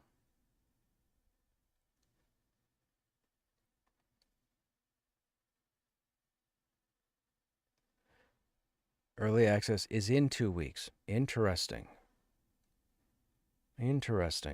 I might have to look into it.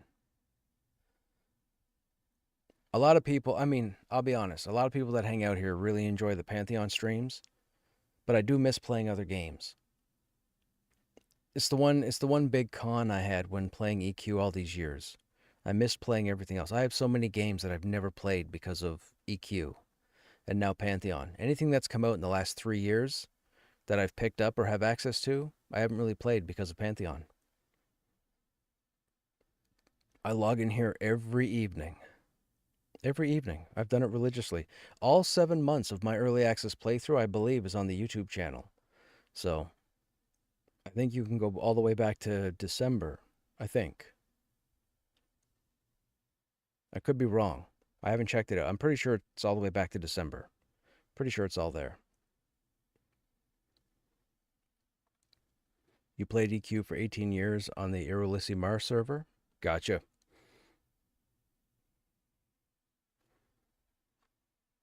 Yeah, EQ, man. EQ is a whale of a drug. EQ is a whale of a drug, man. People don't know. People look at EQ and they're like, oh, this game looks 30 years old, blah, blah, blah, blah, blah, blah, blah, blah. You don't even know. You don't even know the beast of a game that EverQuest is. EverQuest converts new players today to keep playing EQ because of how much content is in that game. EQ, people just don't know. People bring out the WoW argument all the time, which is childish. People bring out Final Fantasy, ESO, Guild Wars 2. No game out there has been like EQ. None of them. They've all been like each other, but nobody's been EverQuest. EverQuest was never duplicated and will never be duplicated because the equation or the formula of EQ won't last today. You can't get 72 people today to show up year after year after year on raids. It's not going to happen. There are so many games and so many things to do that everything had to be splintered. That's why when World of Warcraft and EverQuest 2 came out, they had 24 and 25 person raids instead of 54 and 72. You couldn't get 70 people together 3 times a week, 4 times a week. Everybody was off playing all sorts of different games. So all the trolling and the hate, like it's child. It's always childish.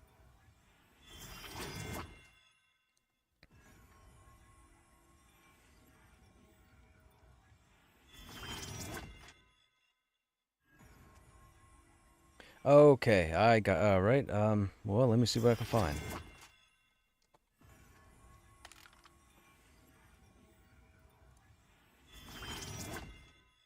We found out what's going on with the people we were waiting for, and unfortunately, they have no power at the moment.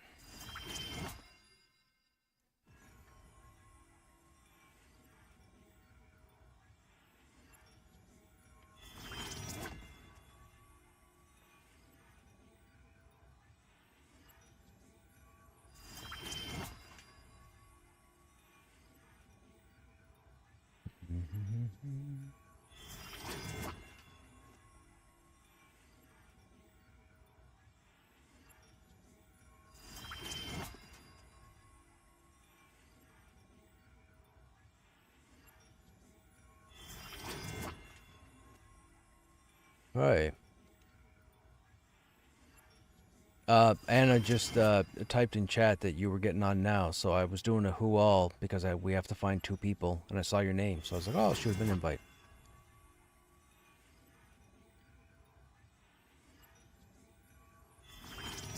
It's fine. There's nobody available at the moment, and we still need 2 people.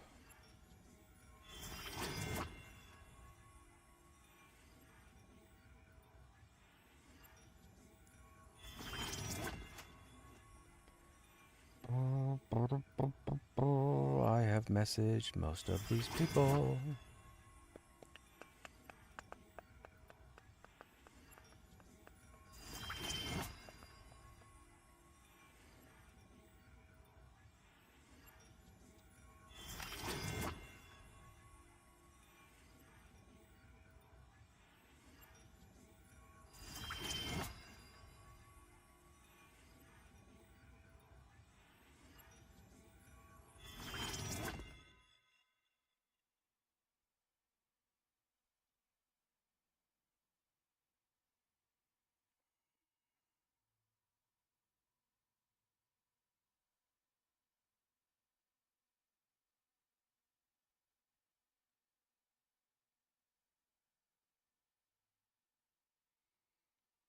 Hey, Crush, sick chess piece. Oh, thanks, Jay. This is the new graphic that they gave the Enclave chest.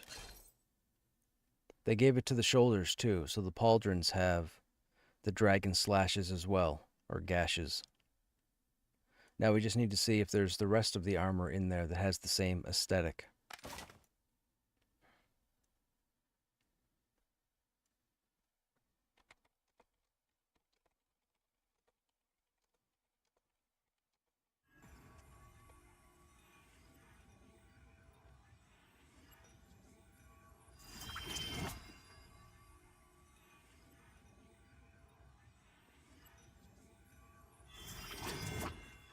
Civ 6 Platinum is free on Epic Games. It has all the DLC and expansions? Wow. Yeah, that'd be worth paying. I mean, dude, could you... man, if I started a Civ 6 game on stream, I'd never be back in Pantheon. Civilization takes forever. That's like a life commitment. I might actually pick it up, though. Thank you for giving me the heads up. I think I'll pick it up tonight after stream. Even if I don't get around to playing it in the near future, it's still worth having for nothing. Civ 6 that's a massive game.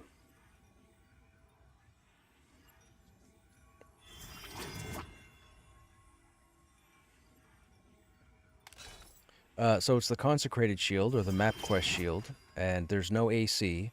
It's +2 stamina, +1 wisdom, +5 to poison, disease, and curse resist, +300 to block rating, down from like 554, and then +19 block value, down from, I think, 41.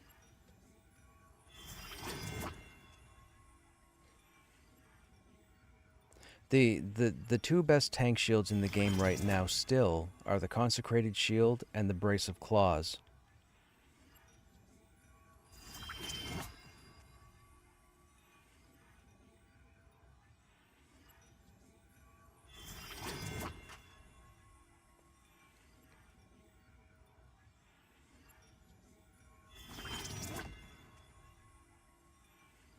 What are the, if you don't mind me asking, what are the stats on that shield?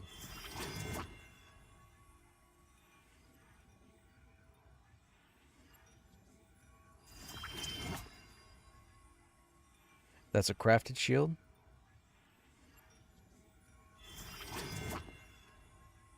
Oh, okay. There's no blurb underneath it that says it doesn't do anything. There's no trigger or nothing.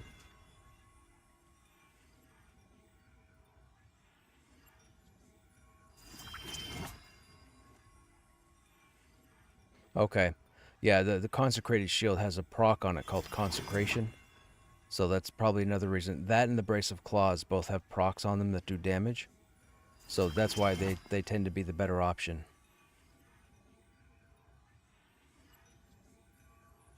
Draconic Offering Plate. Is that the name of the shield, Volcaris?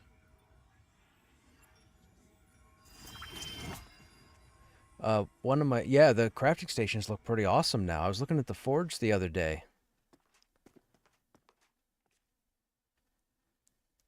I was wondering if you can make pizza in the forge, man. It's like the same size as like a brick oven.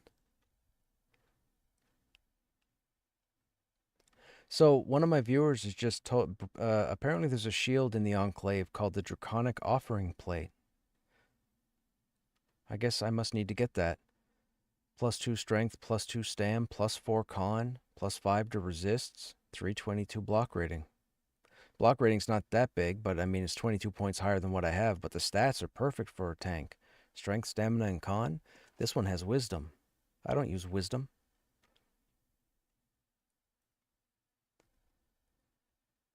I should. Hey, Volcaris, do you know who drops that? Or where that drops in here?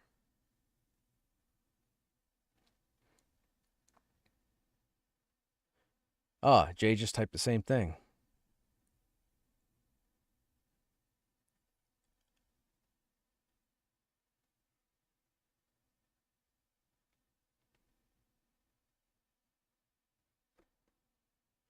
Were you...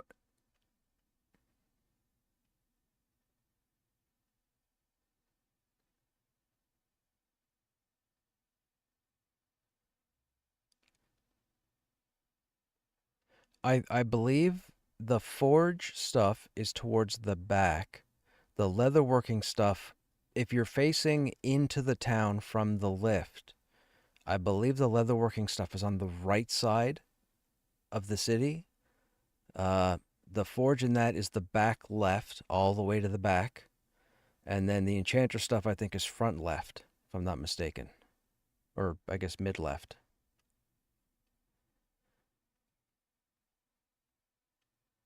Oh, okay, well, there you go.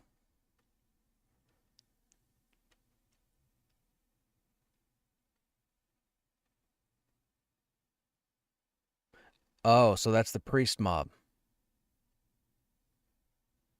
Right? The leather pants. You're talking about the druid pants?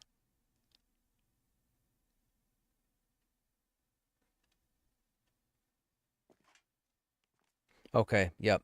That's the one. That's across from the Ash Sentinel. You got to crawl up on the tower or whatever.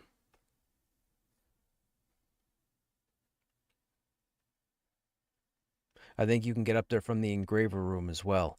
Clear to the engraver and then go through that side entrance. And then you have to clear like the 20 mobs that are all up there.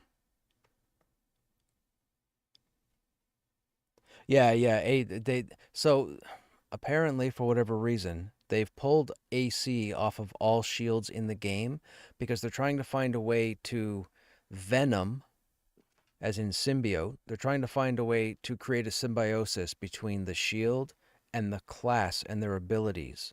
So a shield that might go on a warrior might be better utilized based on what the warrior's using for abilities, and then the paladin might have a shield, and then it's based off of what the paladin uses for abilities. It seems a little weird, but I believe it's because they've jacked up the AC on the actual armor. It'll be interesting to see what they're going to do with the shields, because right now I don't think anything is done with the shields other than it no longer has AC. They don't want... So in EQ1, it was always highly contested over the decades of EQ1 that shields didn't add to mitigation on a tank, which in actual fact they did. You had what was called overshield or uncapped mitigation. So you were given a set value, a set ceiling that you could hit, but the ceiling was made of sponge. So when you hit that, whatever that might be, you could bleed a little into that if you had a high enough stat with your defense. This had been a highly contested, highly heated conversation, probably one of the greatest conversations ever through the whole 30 years of online gaming with EQ, is do shields help if you're already best in slot with your armor and whatnot? And yes, they do. I spent 4 months nonstop with another warrior in game, and we tested on thousands and thousands of encounters. And we collected all the numbers because I was sick and tired of people telling me that it wasn't a thing. And it was. You had mitigation that actually poured over the hard cap. It makes a difference. So, anyways, that's what they're trying with this. With taking the AC off of shields, they don't want the shields to tip the scale on AC in the player's favor. They want it to still be challenging. They want the healers to still scramble to keep their tank up. Although I am pretty well geared, so, I kind of make it easy for the healers. Got to step away. Good luck with the stream. Okay, Duraz, have a good night, man. I remember when they put threat on shields and EQ to try to make them worth using. Yes, I've always used a shield. I always used it. Are you kidding? People, just because the warrior epic weapon was a two-hander that split into dual wield doesn't mean it was the best tanking. It was never the best tanking. People just did it and always used the excuse, oh, well, I never die and I always survive. Well, you can thank your guild for that, or your group for that, or your raid for that. That had nothing to do with you dual wielding and two-handing. You had no defensive benefit with two-hand or dual wielding. I've already tested it. I tested it 4 months straight. Almost like religion, we tested it. Sword and board is the way to go. Period. That's why the shield in Plane of Earth B is the best shield in the game.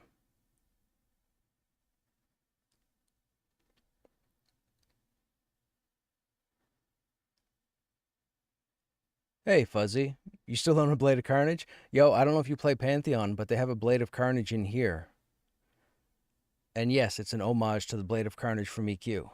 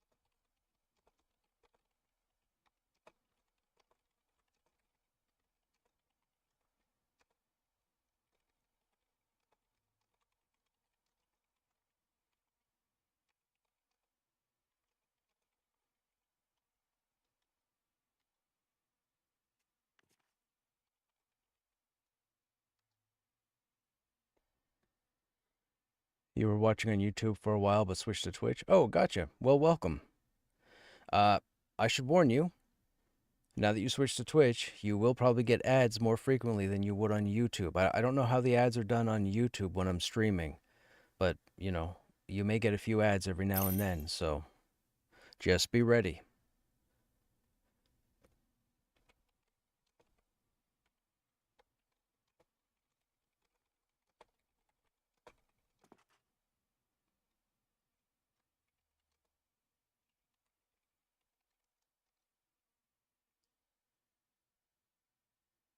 Okay, man, you too. Take care.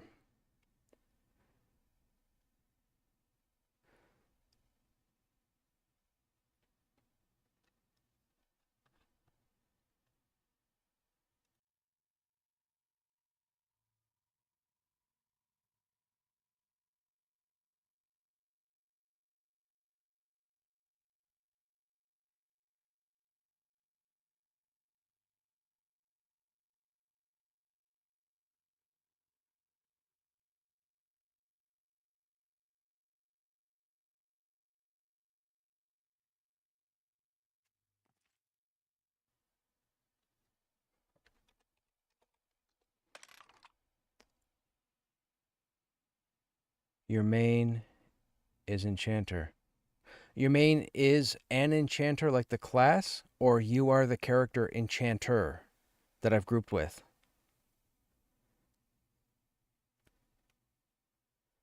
Just started a war. What stats should I focus on now with the changes? Oh, Jay. So, I don't know what the new gear looks like for levels 1 to 30, but I will tell you right now, the stats you want for your abilities are agility and constitution. So make a note. Agility, constitution. Now, your typical strength is good for your auto attack, and strength is also good for punish. But with the changes they made yesterday with the block, how block works, you don't block nearly as often anymore, or so it seems. So punish hasn't been great last night. So I can't say it's going to be good for you once you get it going forward. But for now, for all your abilities to work better, you'll need agility and constitution.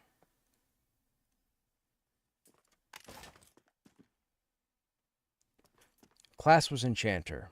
Okay, so you play an enchanter named Fuzzy. Gotcha.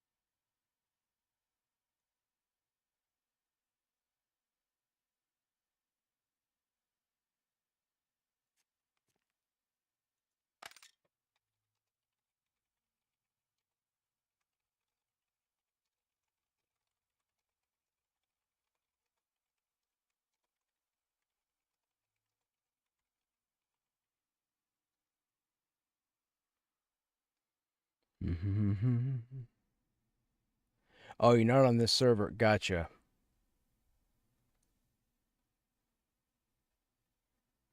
See my comment about my problem? If you don't want to touch it, that's cool. Wait, what problem?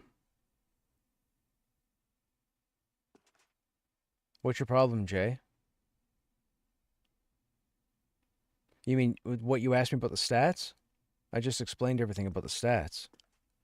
What problem? I don't see any post.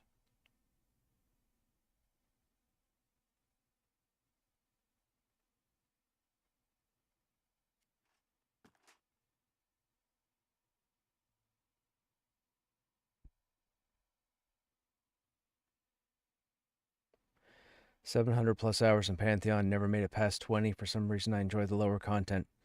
I get it. I get it. I understand. It can get a little rough in the mid-range because you have to really have people with their heads screwed on right. It was way up there? Oh, hang on a second. Let me scroll up. I must have missed it. Oh, so I have an issue. I've tried every class now and love them all. If you had to have more of one class, what would it be? I'll run that for a while. It can also be a type like healer. If you had to have more of one class. What do you mean you mean if I personally had to have more of one class? What would I be looking for? I mean, typically the most difficult class to find is a healer. For me, is a healer.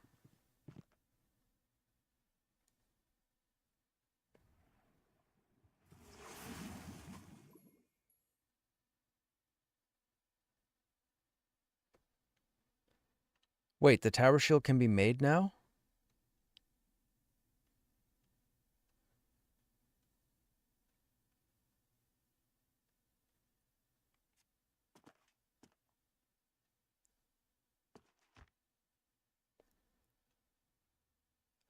Oh, interesting. Yeah, back when I was trying to get...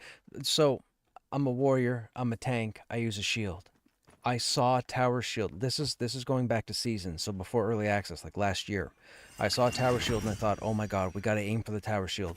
So we ran out and ran a whole bunch of stuff to try and get all the ingredients and schematics and try and find everything for a Tower Shield. And then one of my buddies at the time managed to get everything they needed for the Tower Shield, but one of the components for the Tower Shield was missing. I think it was the base, the strap or what have you wasn't in the game, so you couldn't make the Tower Shield for the longest time. So I just gave up on it. Then I start going through the game, and I've been everywhere and killed everything up to this point, and there's never been a Tower Shield. The Brace of Claws is a round shield. The Consecrated Shield is a kite shield. Even the Guardsman's Bulwark, which looks like a Tower Shield, I believe is a kite shield. There's no Tower Shield anywhere, and I'm like, this is ridiculous. How are you going to put Tower Shield in a crafting list and not have another Tower Shield drop anywhere in the game, stats or not? So now that this Tower Shield can actually be made, that's pretty cool. Have you guys seen them? What do they look like? Is it just like a big rectangle?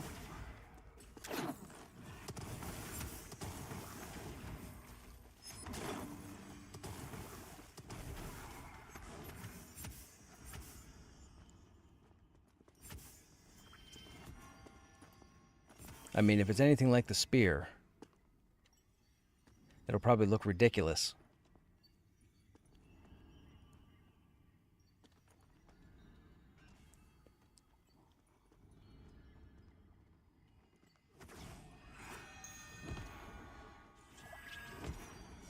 Shaman seems less of those. So, actually, if we look at the game's progress right now, so again, it's Thursday.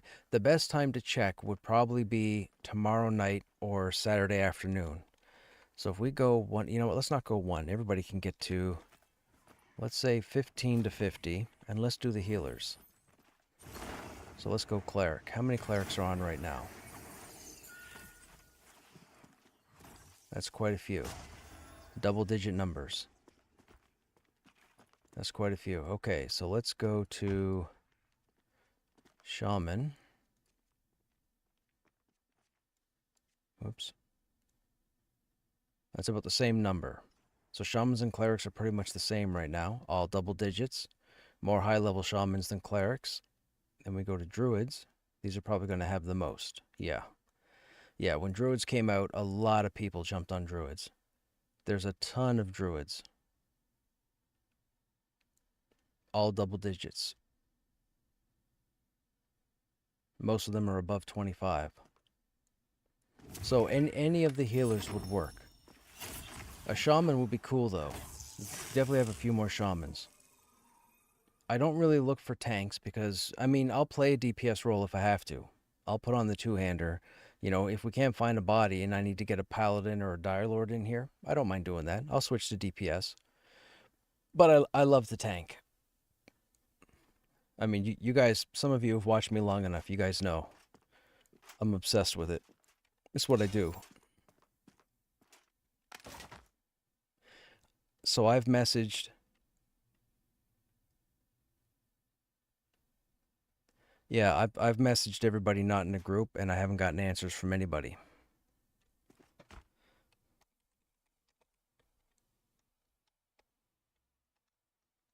Oh, I didn't know he was on.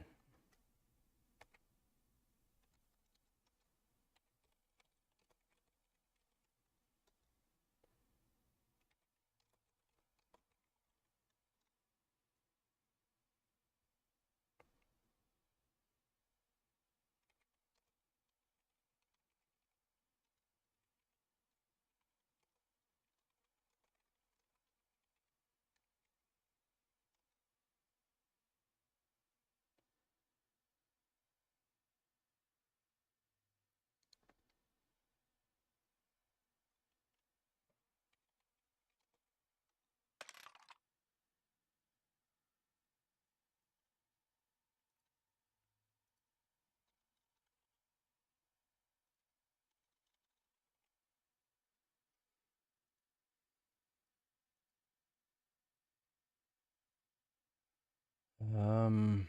hmm.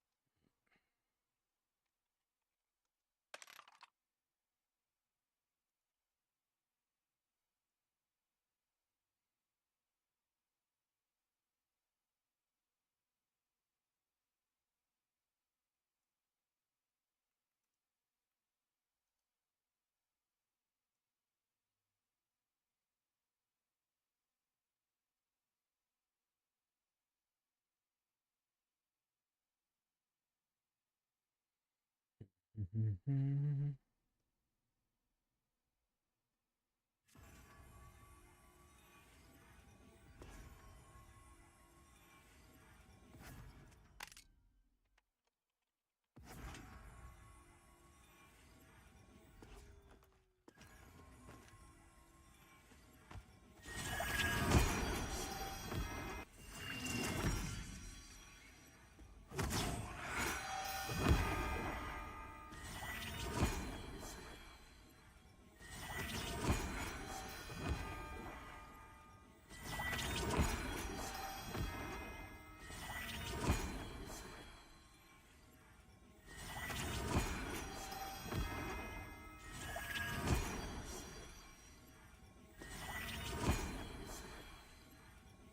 Do who enchanter?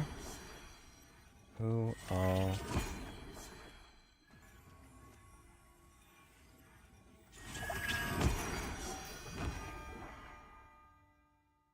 So all the enchanters on at the moment are 40 plus. There's not many of them though.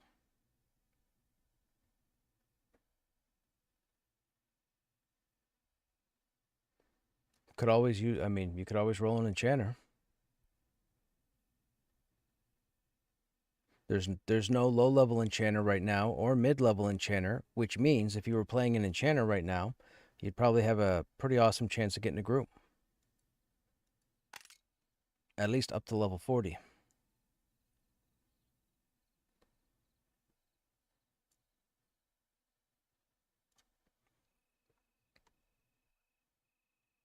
No, that was a who all. That was for the. Oh, wait a minute. That was level. That was a who all, but that was level. That was level. Yeah, hang on. That didn't make sense. There, now we'll see. That's better. Still quite a few. Not many low level though. It's only about 10 that are on right now up to level 20. But again, like I said, this is a Thursday. A better time to check the population would be tomorrow night or Saturday afternoon.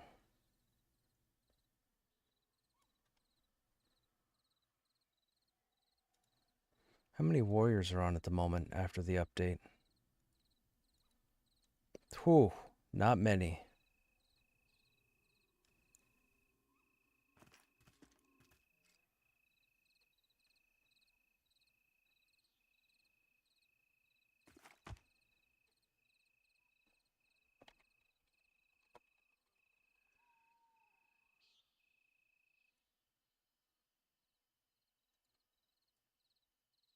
There's plenty of paladins.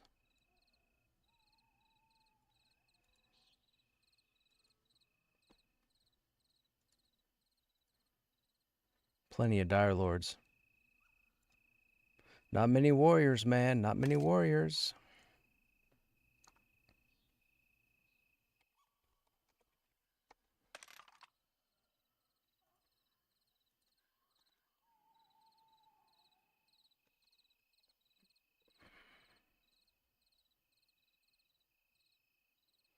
Oh, I'm so glad tomorrow's Friday.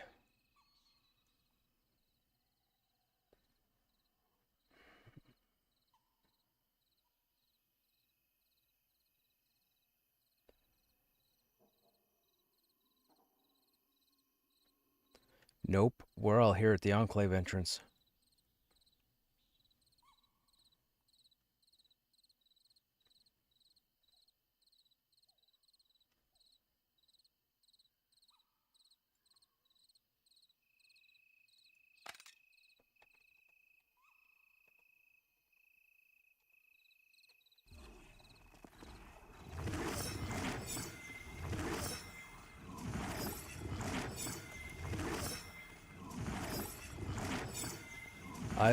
I've hit as of a minute ago, the who all. I've hit every character that doesn't have that doesn't have a group tag.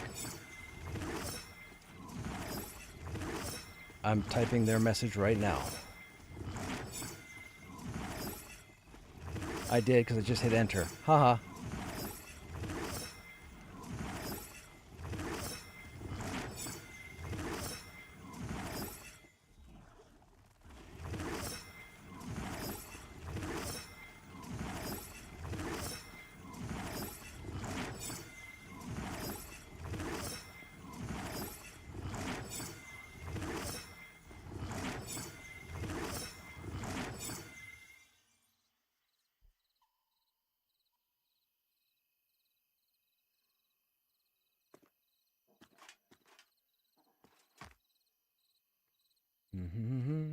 Well, sir.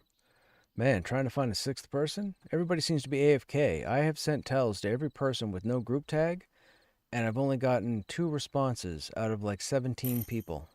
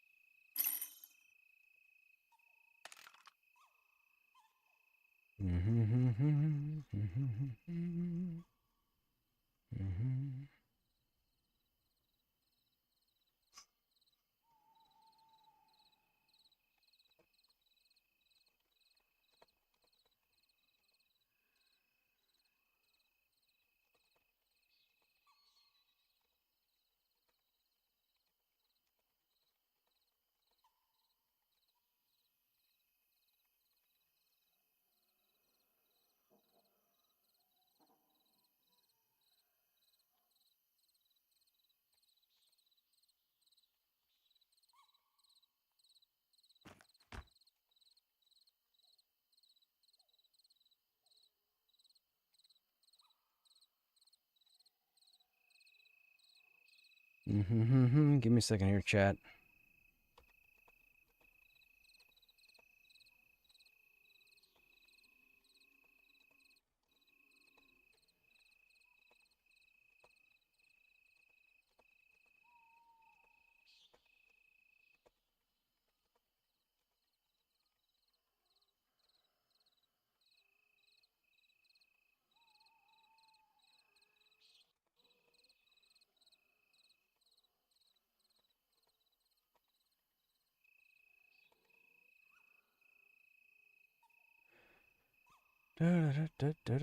Okay.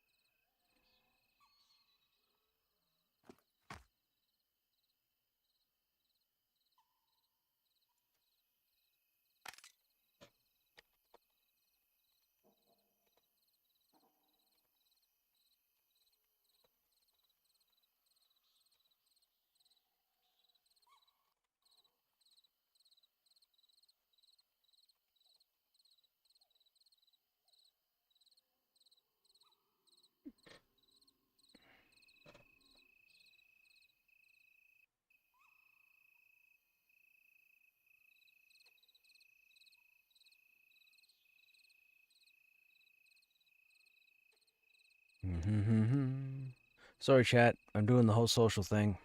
Trying to find a six so we can get started. There's a couple of guilds on that are running some stuff, and it's very difficult to figure out who's who. And I keep sending tells, and I'm either getting no responses at all, or I'm doing guild stuff, unfortunately.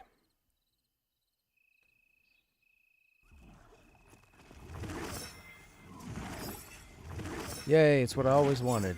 Now I've beaten the game. I guess I can give up now.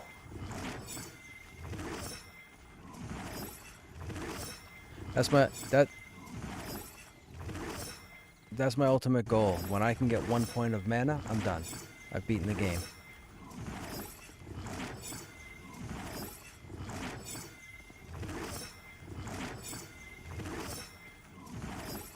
I mean, I haven't asked any tanks to come into the group, but I could ask a tank and then I could just switch. I could do that as well. Oh, I can't answer you there because I don't group with many tanks. I'm usually the one tanking.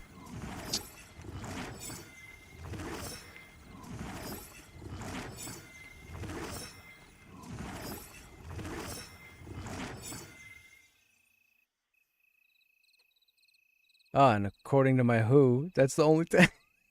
I see they're on. Let's see. Okay, well, okay, scratch that.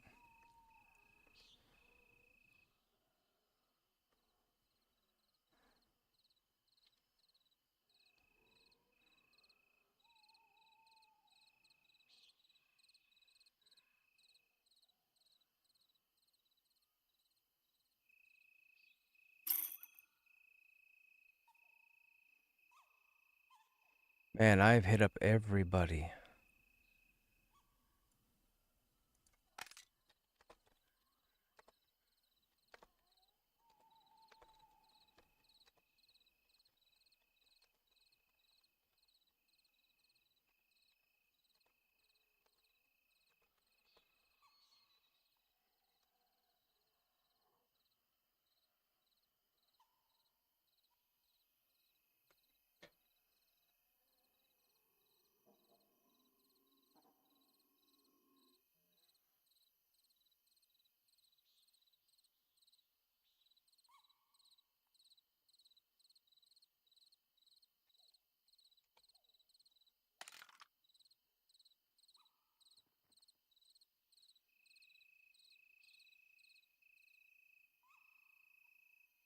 Oh, I keep trying to snipe as many people as I see log in for the first time.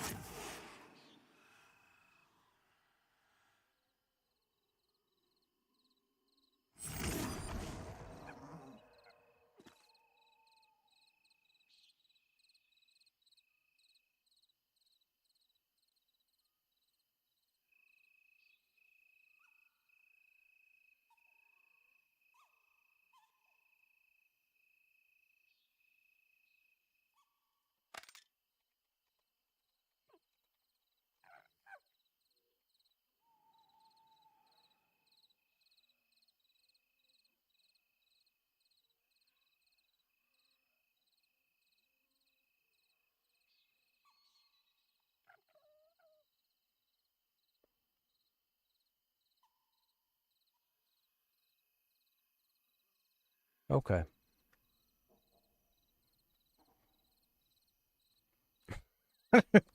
That I'm trying to find flaw with that statement, but I can't. That logic is sound.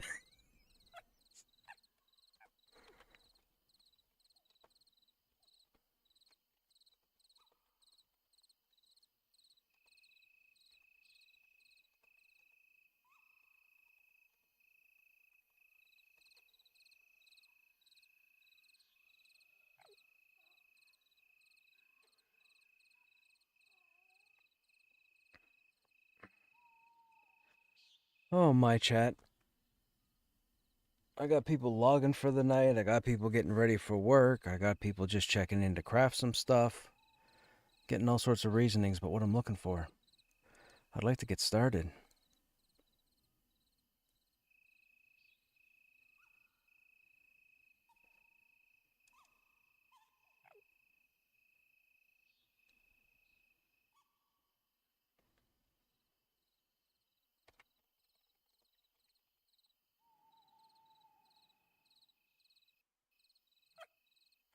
Oh, I didn't know he dropped the group again. Are you? It says he's already in a group.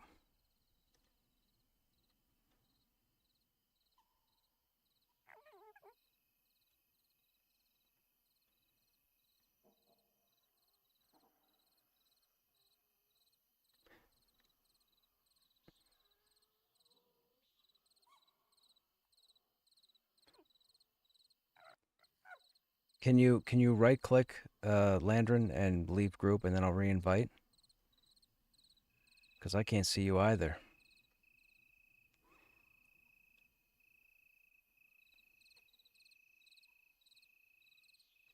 Bob's in zone.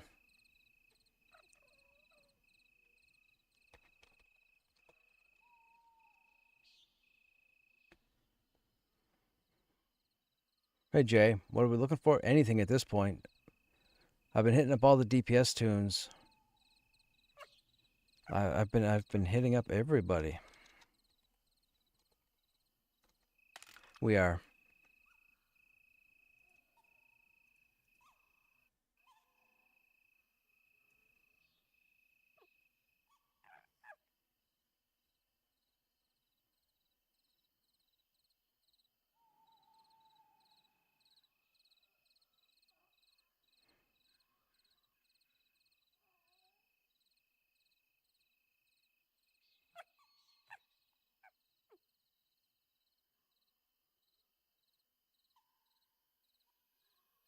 Yes, that would be it.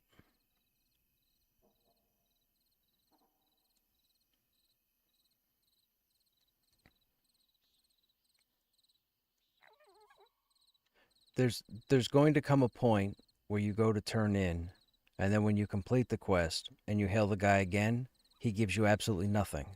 That's your cue that you have to go out into the trench in order to loot the corpse.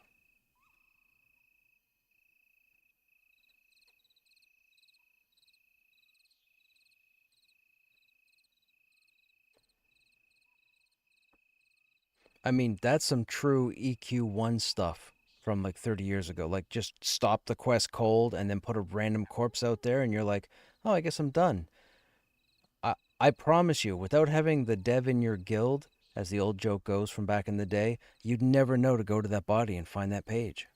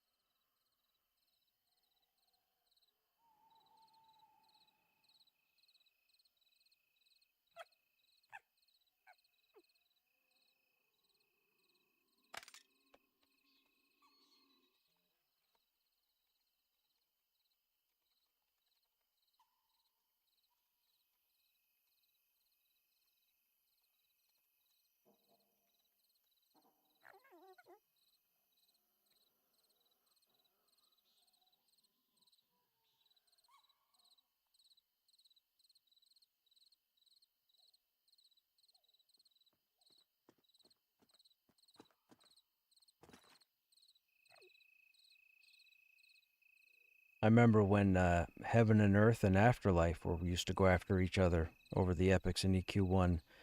I think Afterlife had 3 devs in their guild, and I want to say Heaven and Earth had 5 or so, I think. That's how they figured stuff out. That's how all that stuff got posted. Yeah. Oh yeah. That was a whole big thing back on 10 Ton Hammer.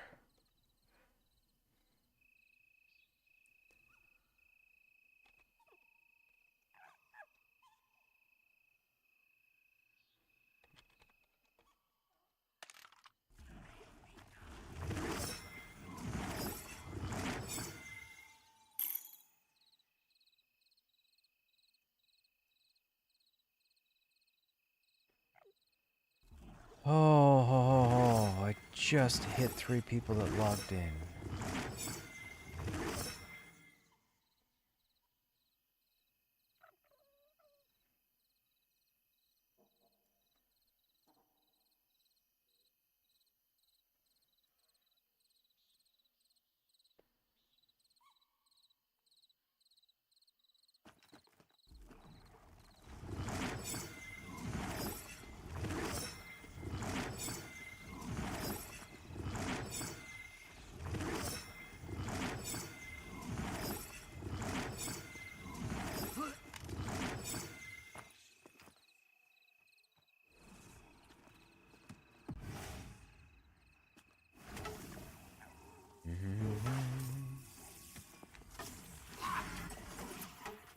I haven't left. I've been tells to the whole server.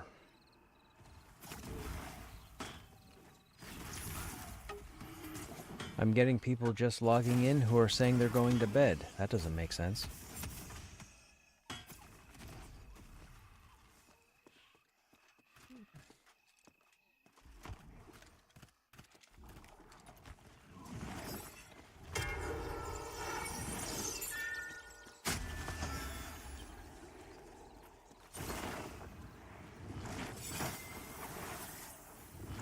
Is it beneficial DPS-wise to have multiple enchanters?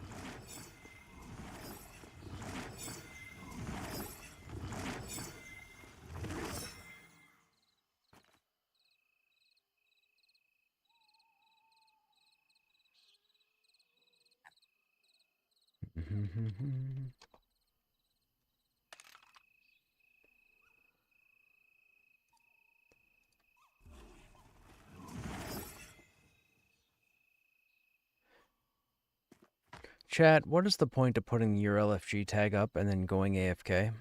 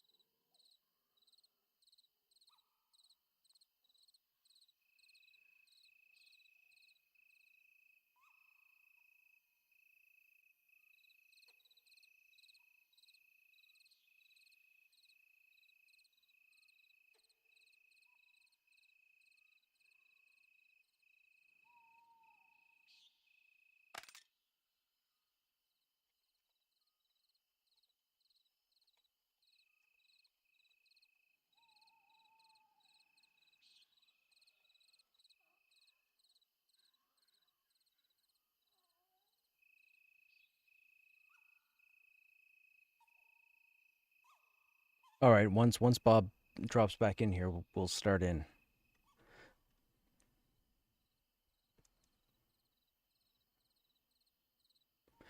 Just finished a conversation with him. He has no fire resist at all, so I recommended that he hit up a jewel crafter because it'll make his life easier for trenches and enclave.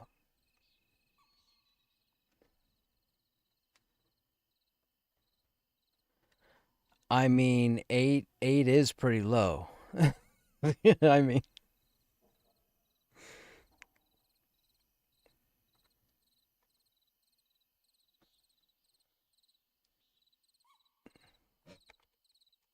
yeah, we're just gonna start in with the 5 of us and see what happens. This is insane. I can't believe I've messaged like 20 people. I'm not even exaggerating. I've messaged just about everybody that's on and keeps coming on.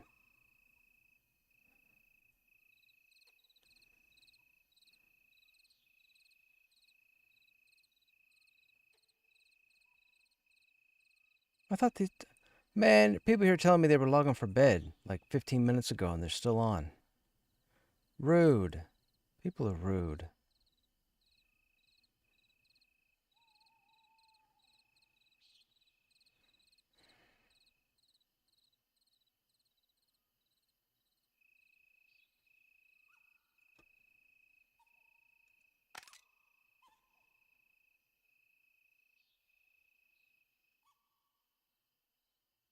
I was going to ask her this evening. We didn't have time. I didn't have time to ask her last night. But I was going to ask her this evening how she felt. Yeah, Rangers got their final pass. So, for now, Rangers are done.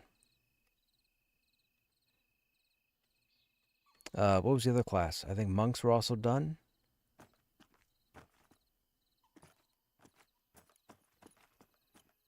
So everybody's just about done to 40, which is nice.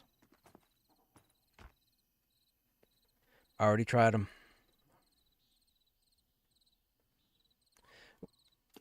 We were actually just talking about that, and I said when Bob pops back down, we'll start in.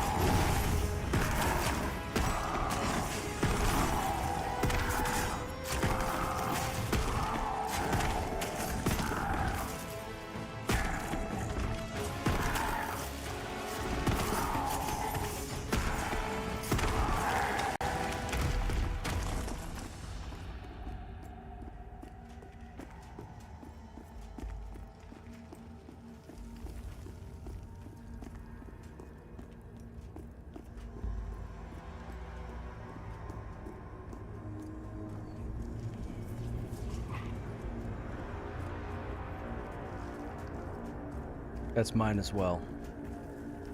Plus or minus 30.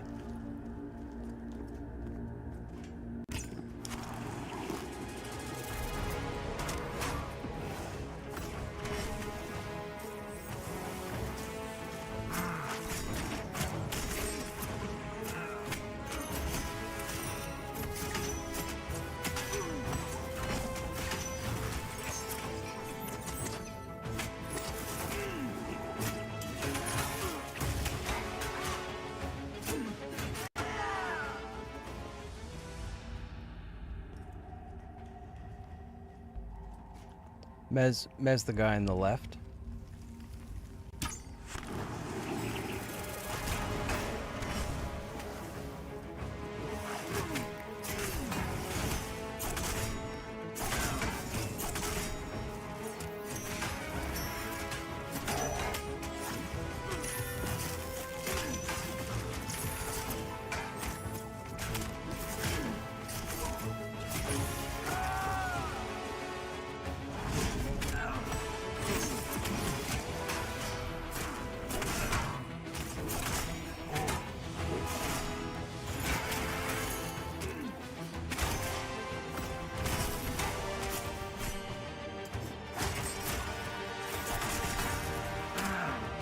It's funny, chat. We got people talking about how they don't want to run into the Enclave without having multiple healers, and other people talking about how they don't want to go into the Enclave without a full group.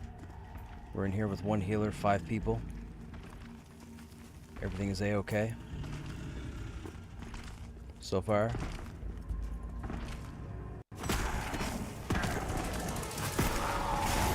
No, it's all good. You have a further reach than I do.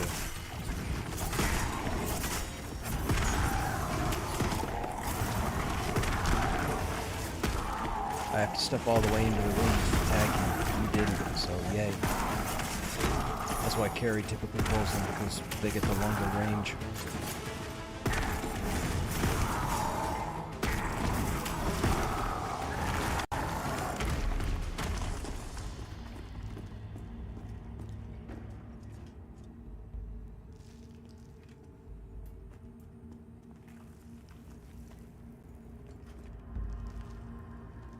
Okay, I'm only seeing 1 Iron Willed, and it's the Smoke Knight on the far left.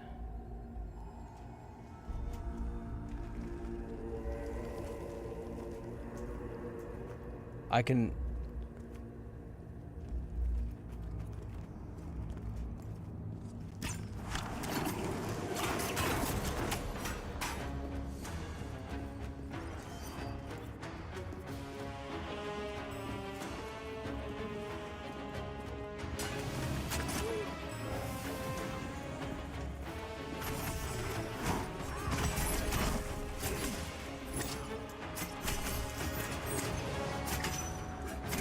Is there a second Iron Will? Is that Scribe Iron Will?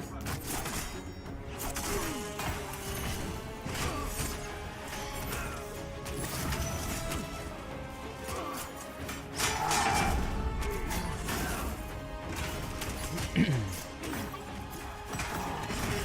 didn't think that one was Iron Will.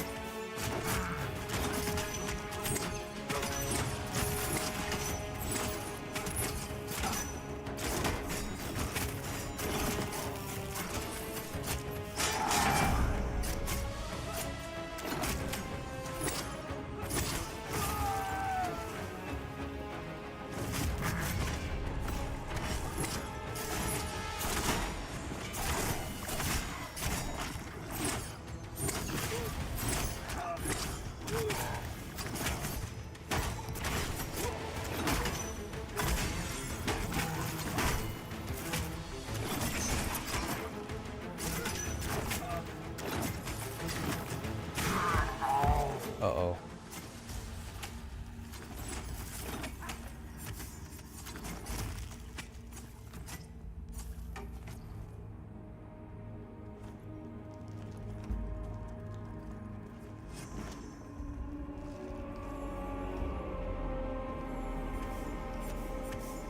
I think there might have been line of sight there or something. I didn't receive it. It looked like I didn't receive any heals.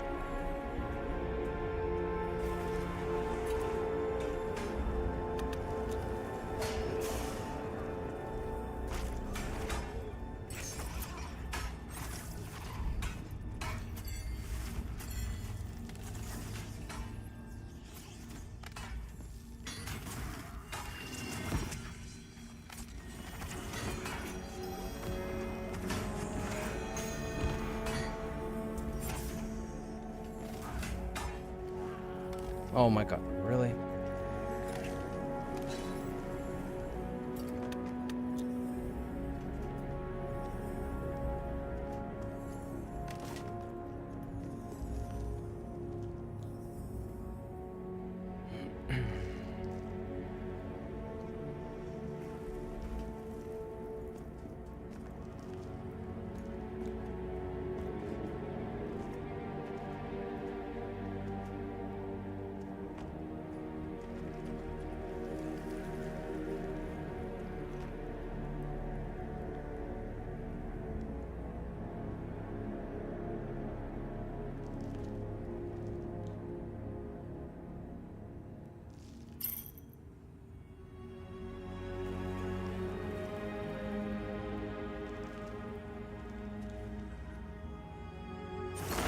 Alright, we have a 6th. Competence matters, yes it does.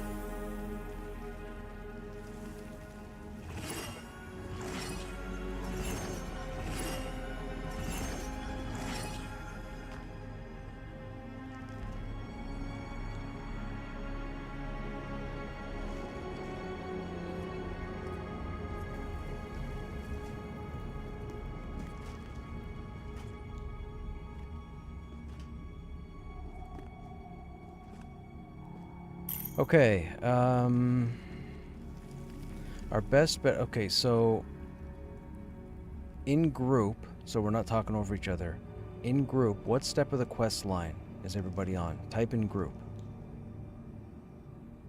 Vials, alloy, dust, forge, dragon priest.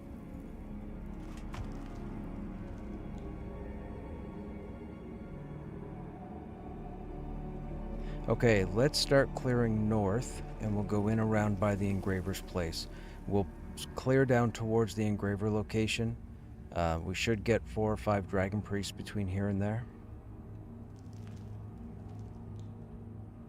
And then we'll clear our way back out, and then probably, I'd say probably go down the south hallway, and then go down this east area lastly, and we'll make our way towards the forge.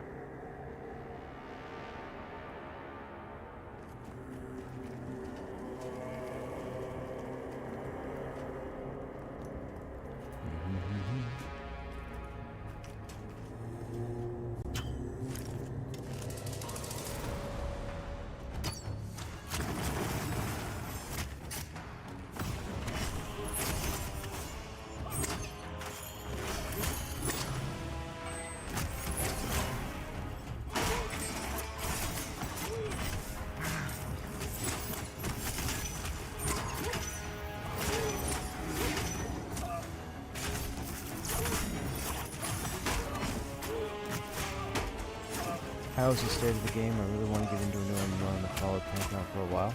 I'm enjoying it, Jam. I've been playing non-stop for 3 years now. The game is in a really nice place, a really good place right now as far as content and progression. There's still a bit more to come in, but for now, you can definitely level from 1 to at least 45 with relative ease. There's still challenge to the game. There's quite a bit of challenge, which is nice. It is heavily social, so you have to be a social person. If you're not somebody who actively goes looking for groups, puts groups together, makes friends, joins guilds, don't play this game. If that is not you. That would be a detriment to your mental health.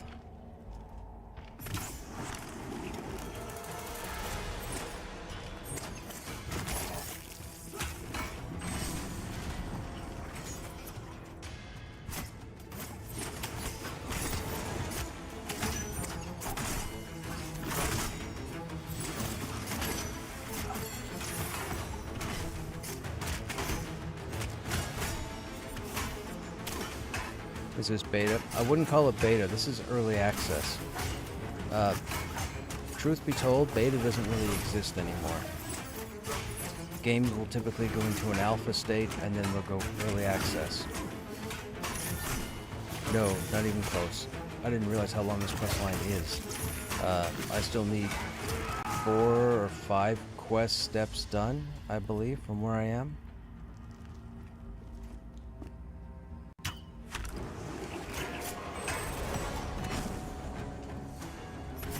I'm 1 step ahead of Carrie and Wandera with that one kill we got the other night. After you left, we had it spawn. It spawned like 3 minutes after you left.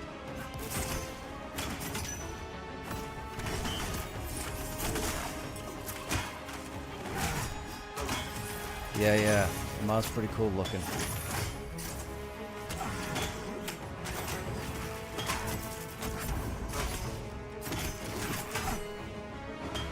Is Mistborn in general actively working towards the quest? Like, do you guys have a system that you guys are using to see who's up to what stuff, or is it just a come as it goes?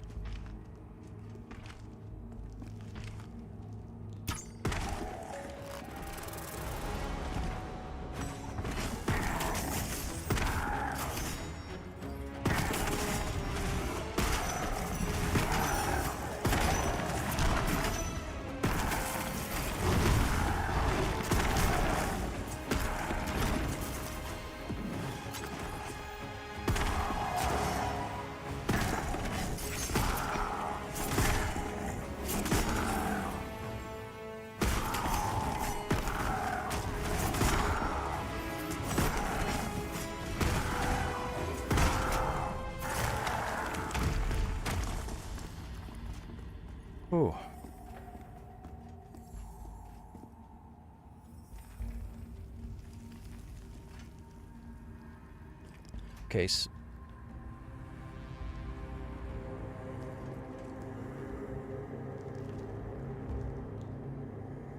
Grimlight is iron-willed. Smoke dude behind the rubble is not.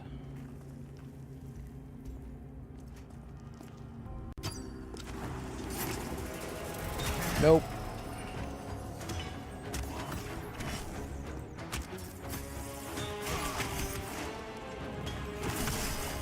I don't think that far ahead. I just find a mob and go.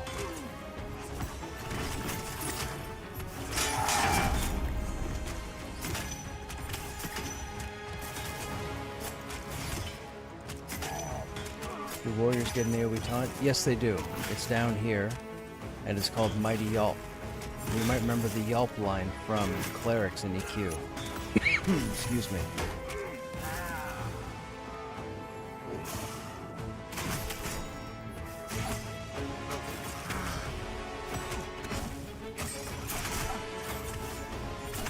Don't get that fungus on you, it'll give you cooties.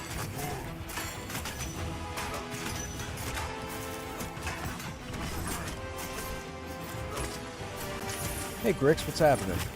How's the morale in here today? What do you mean, in the chat? Well, I think I had a troll or two earlier, but you know, we got over it. We're good. Been a lot of questions asked, a lot of information shared.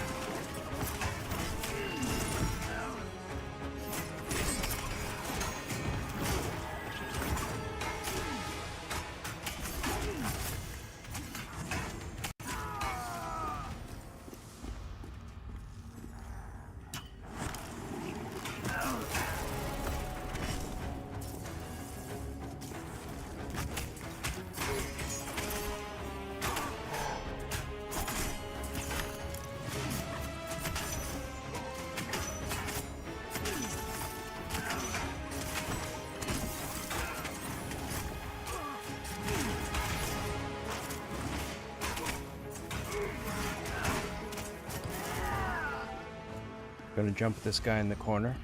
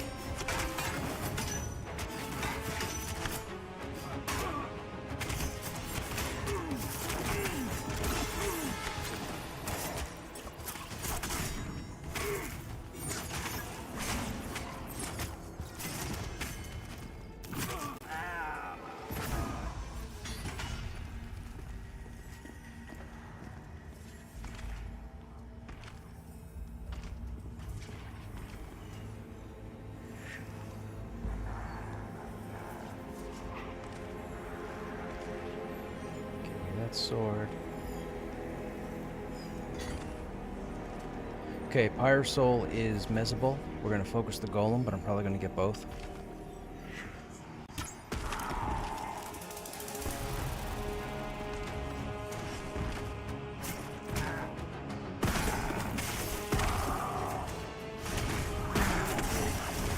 I make this stuff look too easy. I make this look too easy, chat. What do? Do I start making pulls difficult?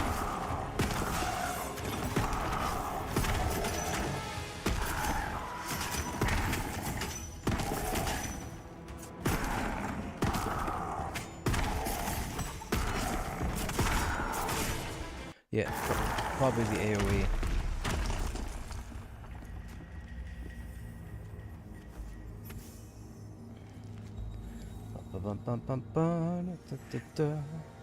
With the updates, since we've had 24 hours to settle in with it. Oh, gotcha. We're good. They had a hot fix today. The runes that you pick up every 5 levels from your skill merchant, the trait dudes, instead of giving you +1 to 1 stat, it now gives you +1 to all your stats. So we went from 9 agility to 16. So everybody pretty much got +7 to their stats.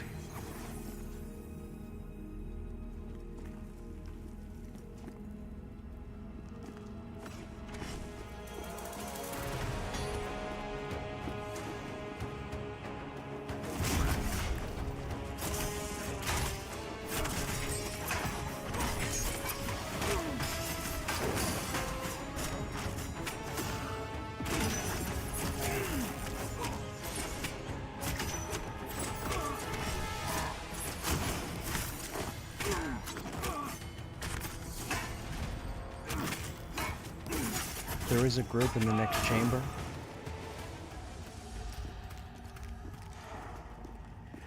North.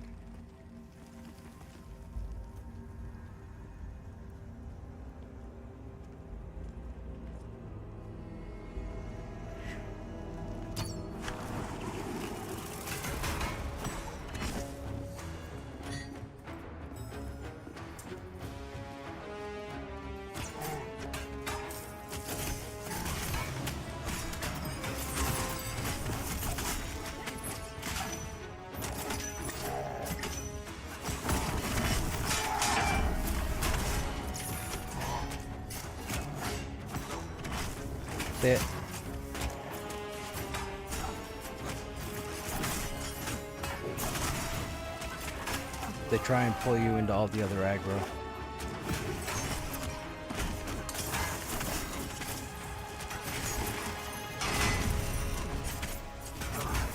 Well, in this room here that we're clearing, if you don't clear it and you screw up on the first smoke knight, you'll actually get 3 smoke knights that will chain pull you all the way to the back of the room. It's a bad day.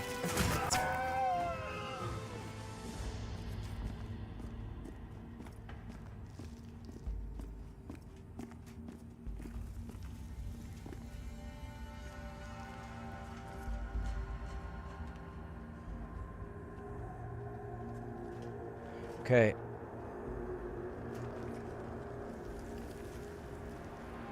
They're over there.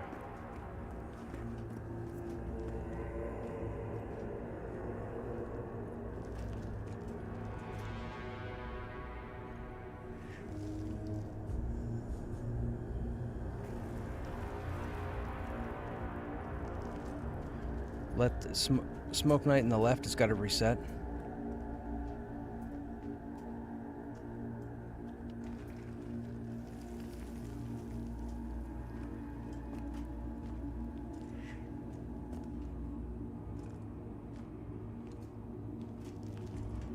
The frost spear from War Chief, yes.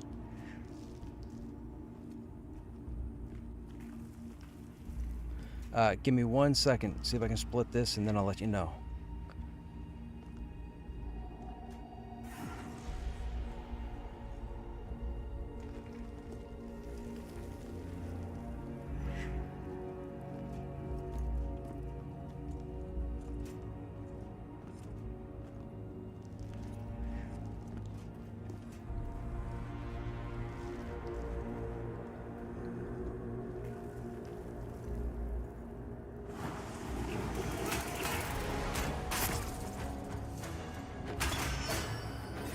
I have no idea what happened there.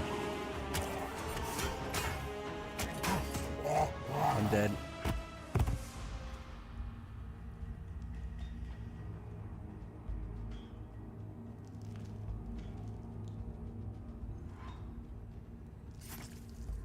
That was insane. Those front two mobs were pathing, and they hadn't finished investigating. The Smoke Knight behind the Smoke Knight on the left pulled me, which shouldn't have happened because the front two weren't aggro. I don't know what happened there. I don't know what happened there.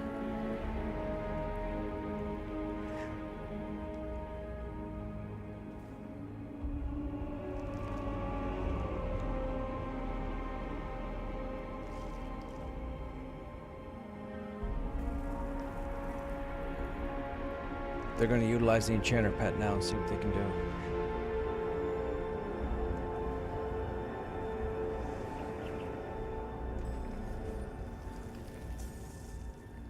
They got one dead.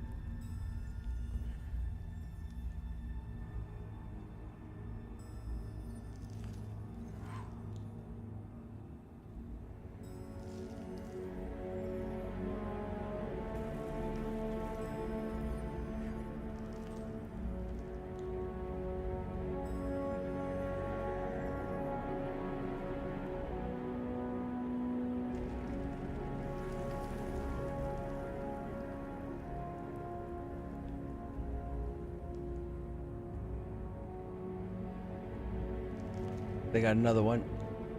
This is the Enchanter Pet, okay? This is how ridiculous this is. This is the Enchanter Pet.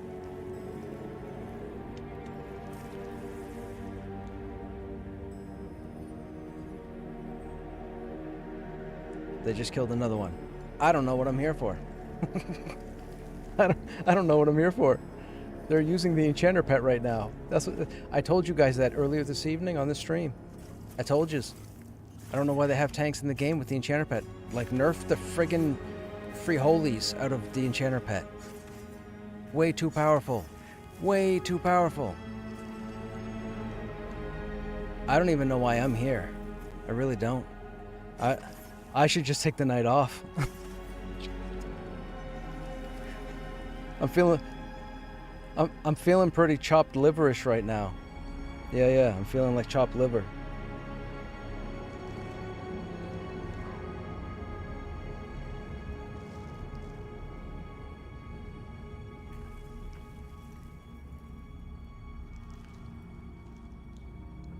Enchanter Pet is so stupidly overpowered. So overpowered.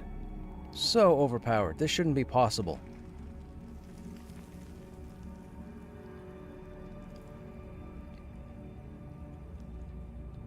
So here's what happened. It wasn't the front two that were investigating that aggroed. The Smoke Knight behind the first Smoke Knight on the left pulled me past those two into him, and I don't know how he aggroed because he was physically further away than the front two.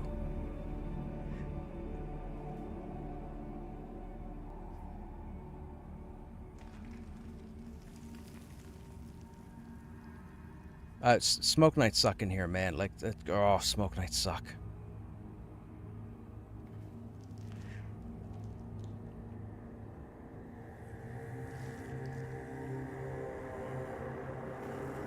Yeah, but that's because you got your stupid pet. That's why. Don't get me started.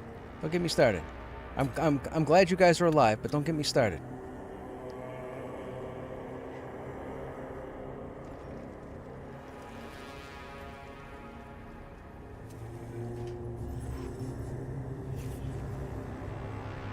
I think if they would give me a skill that turns me into an Enchanter Pet, would be fantastic.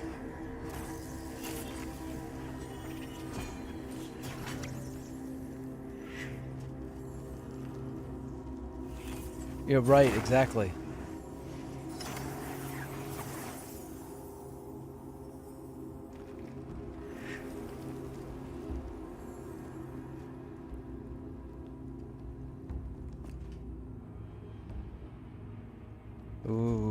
Ooh, this is not good. 1, 2, 3. Oh, yuck.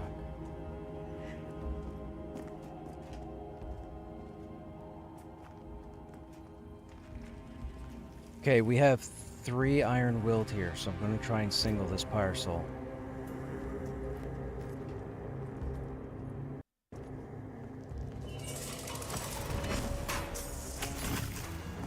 My name's Krushnek, and besides that death, I'm awesome.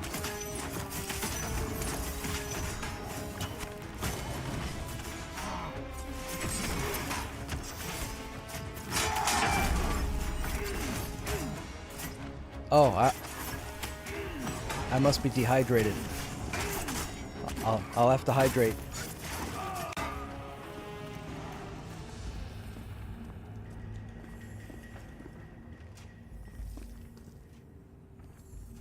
You see me. No, it's not good. I need a 1, 2, 3. Nope. Too short. Long walk. Come on now. You only moved twice. Here, hang on. Okay. You're investigating. Short walks again.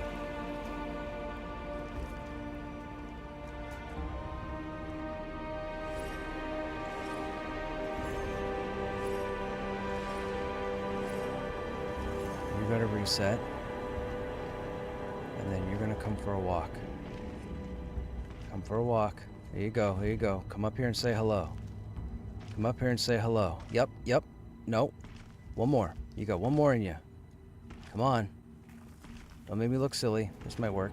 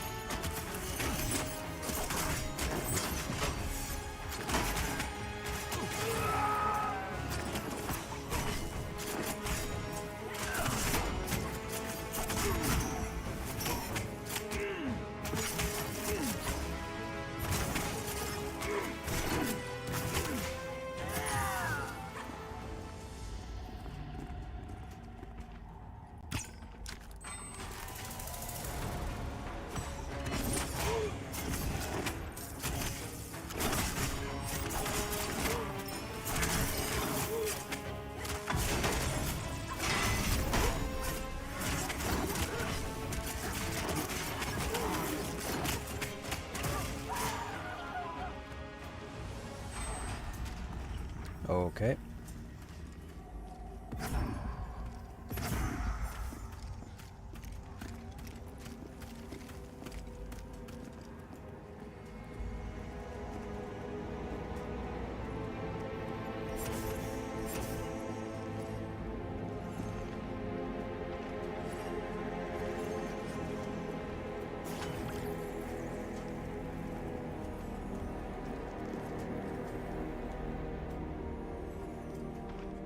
Do you have one more move in here, or did you move 3? Nope.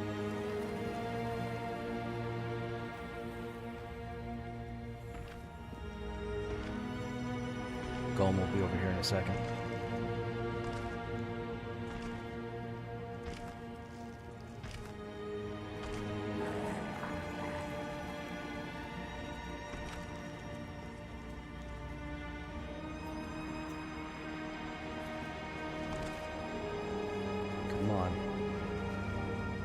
You should walk back, and I should be able to pull you clean.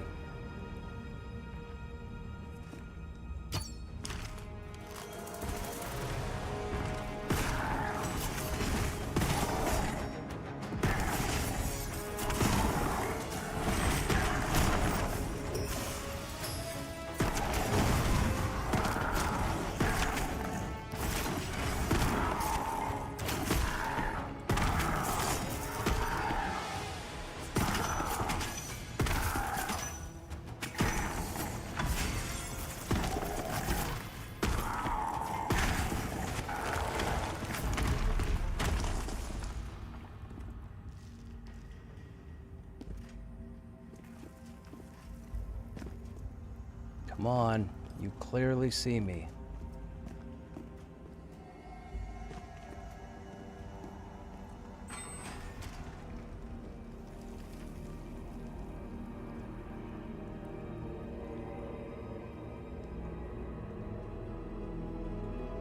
Why did that enchanter stop halfway through its path? Is it investigating?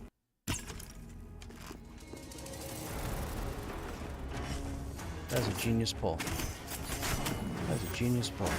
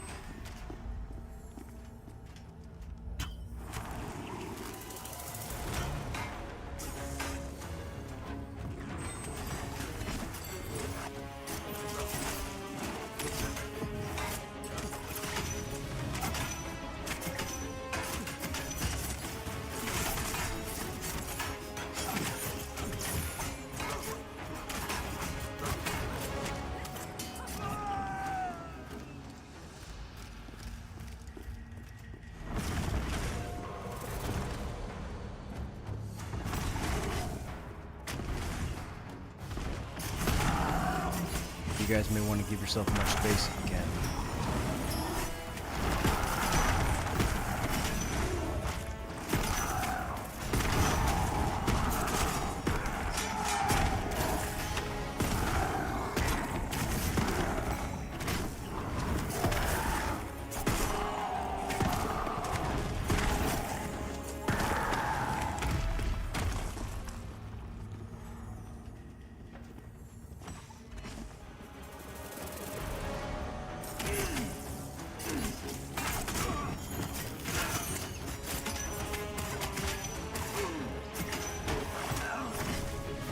Fire incoming.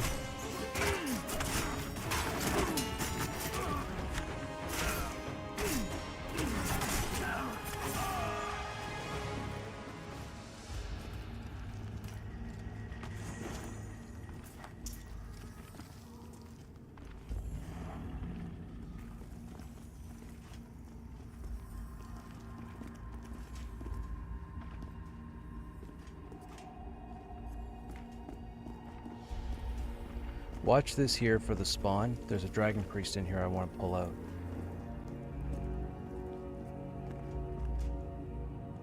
Remember, dragon priests have the random teleport with a root and a mez.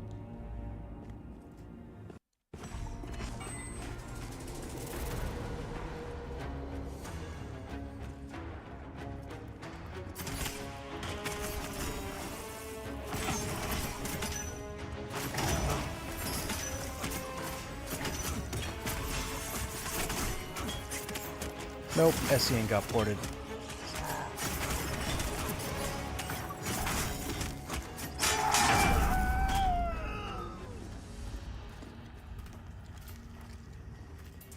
Whoever needs the alloy, check that body.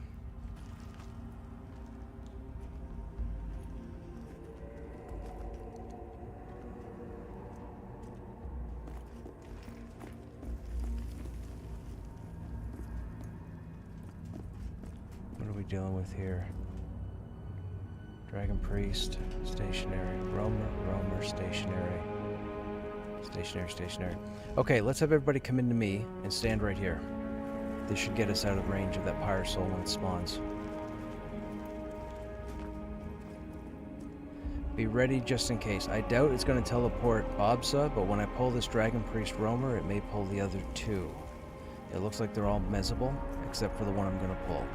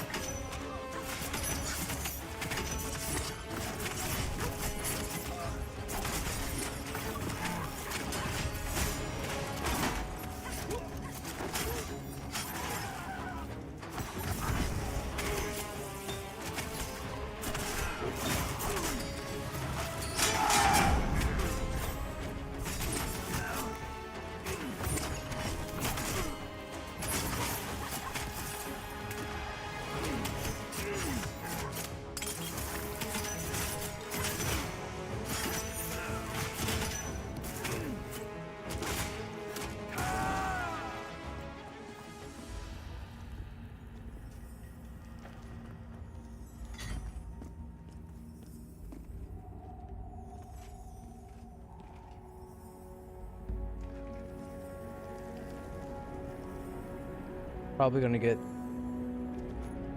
No problem. Probably gonna get 3 Pyre Souls.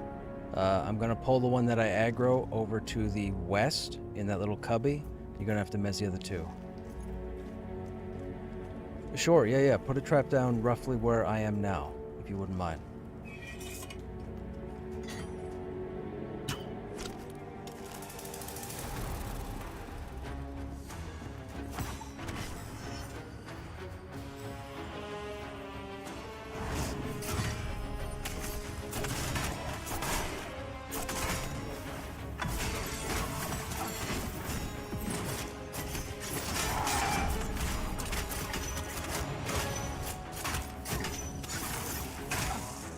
Fire incoming.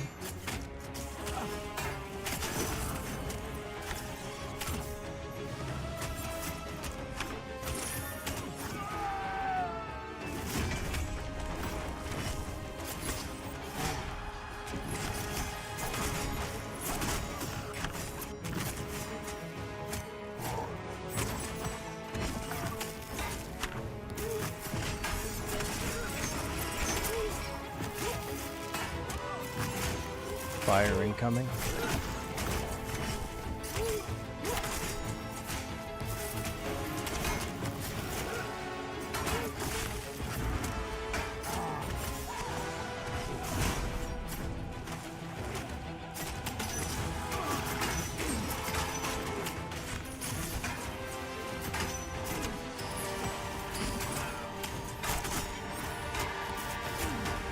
Fire incoming.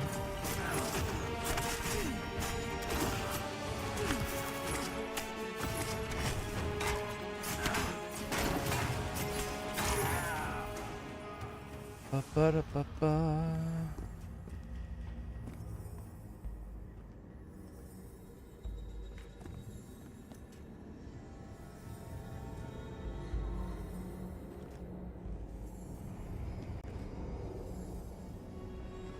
Shut up, Drew!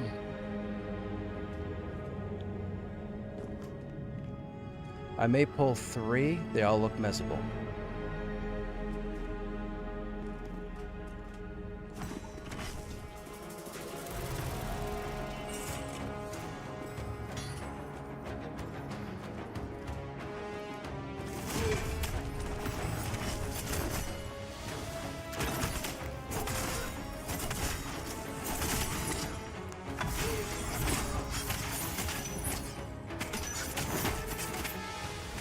So, chat, this is a rare occurrence. What do I tell you guys are the 3 main CC options in the game right now? What do I tell you the 3 classes are?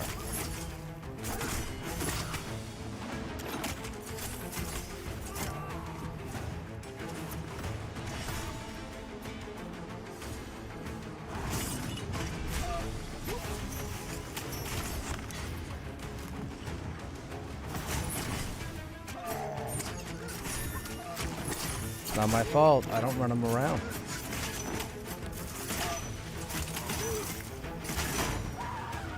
I have all 3 in this group. This is the first time I've had all 3 CC sources in this group. This is ridiculous. We could probably CC this entire zone at the same time.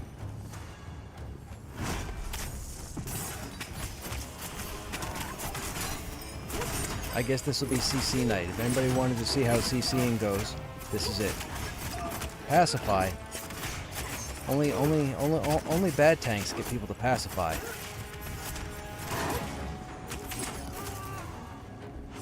Only non-Krushneks get people to pacify. Hey Mimic, what's happening? How's the game coming along? Haven't played in a while. Seems bad for the Warriors. Seems bad. No, Warriors are awesome. You kidding? Warriors are fantastic. Or I'm fantastic with the Warrior.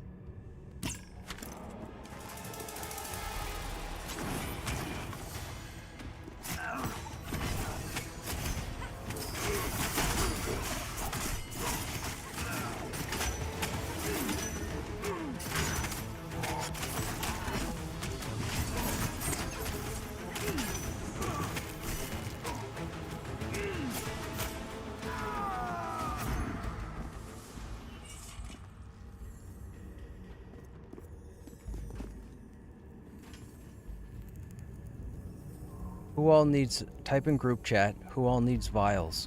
We've got one here.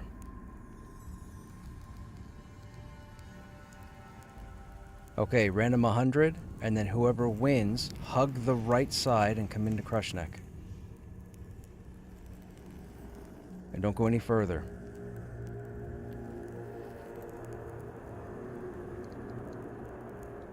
Grats Landrin.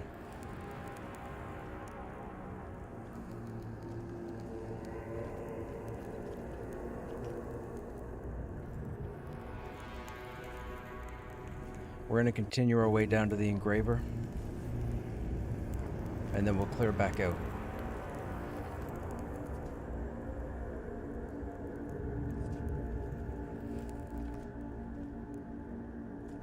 I'll probably pull 2. One of them is iron-willed.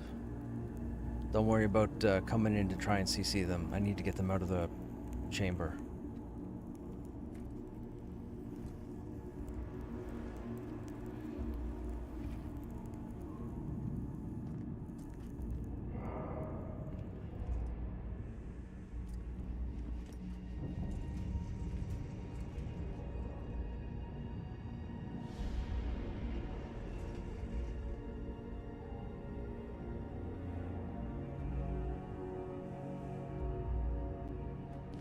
Should be 2. Perfect. I got 2 coming out.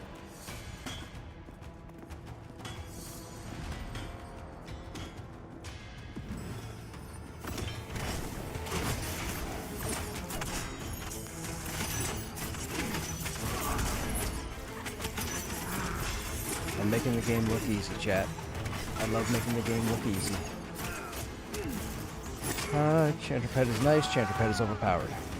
Period. Memories of EQ? I agree, Fuzzy. It can be. I mean, EQ, World of Warcraft, EverQuest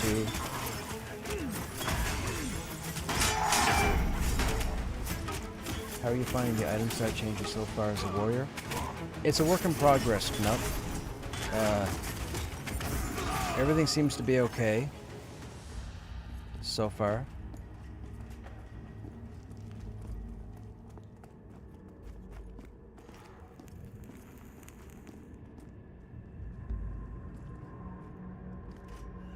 Okay, everybody come over to me.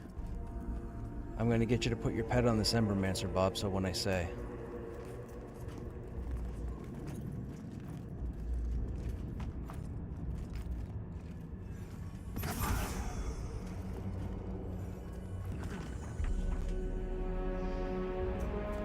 Okay, now.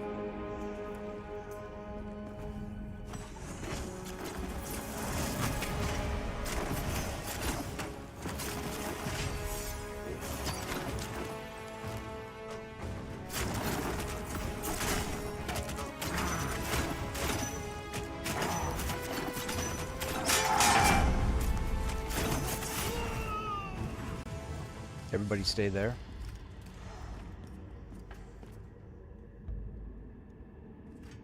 Both of these will be mezzable.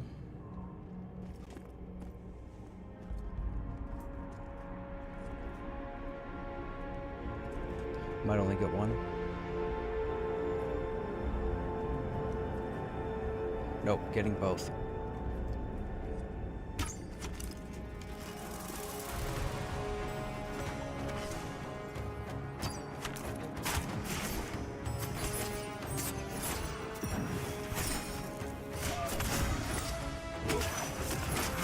Remember Pyre Soul max distance.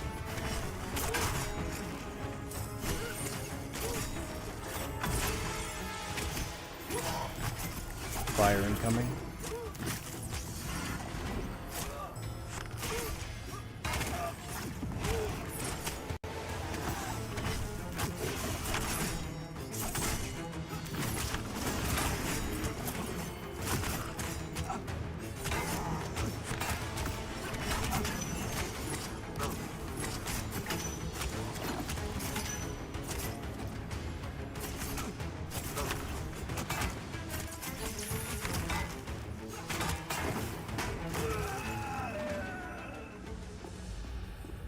Yeah.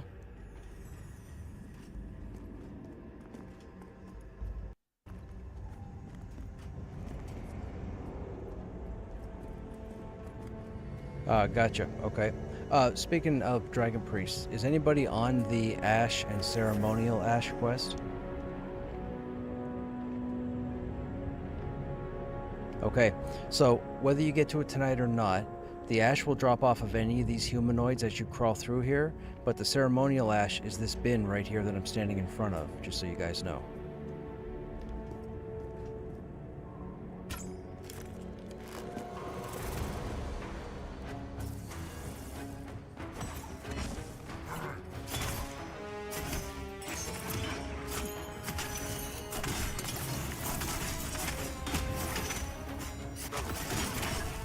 I'll have time to chat in a minute.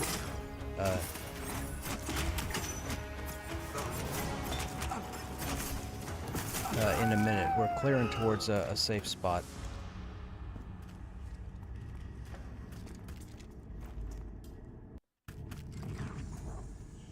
Feel free to mez the scribe.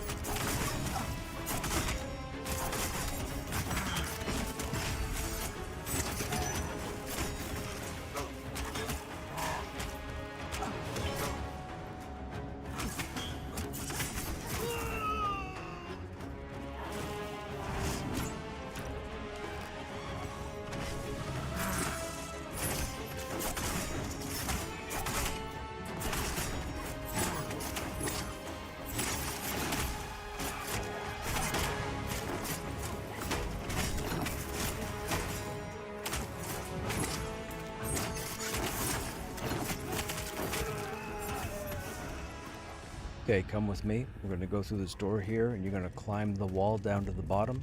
That's the safe spot.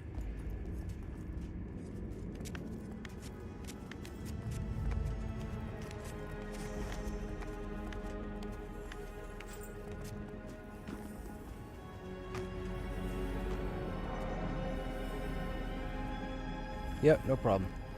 Okay, we got 2 minutes, chat. Did you need to change gear to find new buffs or something for the... No, so... Okay. So they did us dirty there with the gear. They stripped agility off of everything I was wearing, which is a nuisance, because a month ago, they moved all of my abilities over to agility. Now, my agility used to be 9. Yesterday, it was 9. From the character select screen, it was 5. I'm level 43. I only had 4 extra agility in 43 levels. Now, with that said, wearing plate armor, nothing has agility. They took agility off of everything I have. No agility anywheres. Except I think my shoulders have 3. Yeah, they used to have 7 on these shoulders. For some reason, the 7 agility and 7 dex, they took away 4 agility and only 1 point of dex, which makes no sense because, like I said, they moved all of our skills over to agility. With that said, the trait runes that you pick up every 5 levels next to your spell trainer or skill trainer, they now give you +1 to all primary stats, not just one stat. So if you notice, my agility now, instead of being 9, it's 21. My agility now is actually 16. It's the 9 plus the 7 points I got from the 7 different runes I've picked up, and then 5 points comes from the Cleric's Corsair's Vow, which increases attributes by 5. So the agility being 21, it's still low. It's not where I think it should be for being level 43. With that said, I still have no gear with agility, so I don't know why they would move. I'm wearing mostly best in slot. I'm really well geared. With that said, I don't know why they stripped agility off of all my gear and then moved all my abilities to agility. The only thing I can think of is they want to make us weaker. Now, they increased our auto attack damage. The spear that I have, it's a rare spear, it's arguably best in slot. It had 19 damage until yesterday. Now it has 29. So weapon damage has gone up across the board because with this change to stats, everybody's ability damage has come down. It's kind of like a scale. I believe it's kind of like a scale. They're trying to find a perfect balance between ability and auto attack as far as melee goes. I can't answer for casters, no idea. Speaking of that, hang on a second. I completely forgot. I think it was Pokey. You were asking me about the spear stats, right? So the Endless Frost now has 29 physical damage, up from 19. But it still has +2 wisdom. Nobody uses wisdom. Warrior, rogue, ranger, bard. +3 to cold resistance because it's a Hangor weapon. And then +27 to physical crit and +27 to hit rating. That's it. 2.4.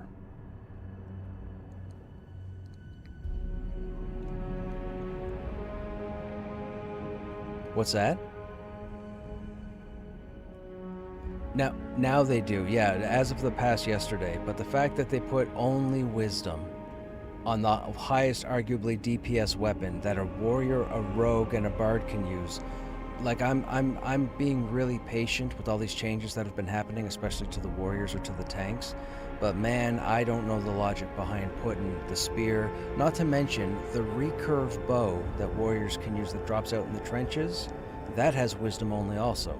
So does the consecrated. Like, I don't understand what's with the wisdom, because I don't use wisdom for anything I use. They do. They now use it for a heal that they got as part of their pass. Right. Right, which doesn't have wisdom on it.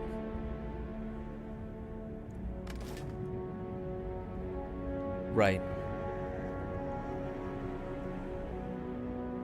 Yeah. So, like I said, I don't know why wisdom is on them. I don't. I really don't. 29.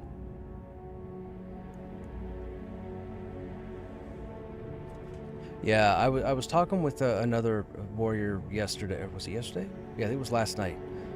We were trying to compare Fellspike to Spear of Endless Frost. Fellspike...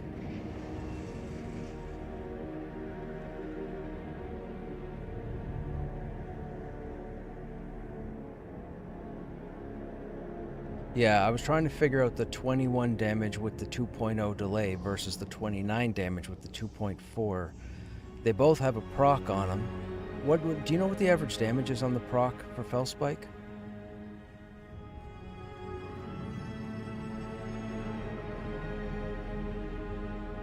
You never see it go any higher than that? Okay, so then that would tell me that I believe that the Frost Spear would be the best in slot, because my Frost Spear will, when Frost Slash triggers, I can get up to like 34 damage.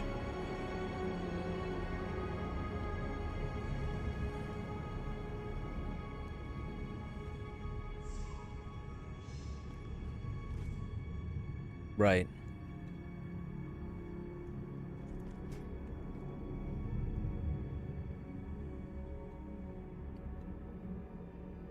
Well, and crit is based off dexterity too, whereas I don't really need crit as far as a primary, but you do.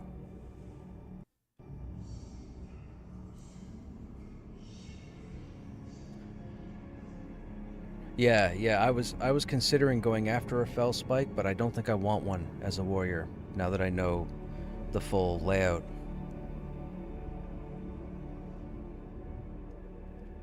Yeah. 27.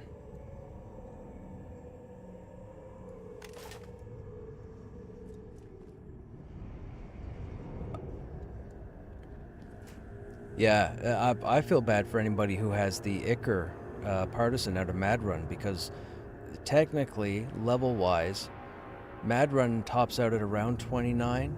Hangor is about 31, 32 for the War Chief. The Icar partisan is nowhere near Fell Spike or the Frost Spear.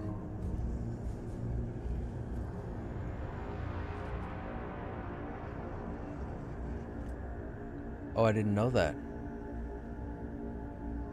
I might have to take mine out of the bank then.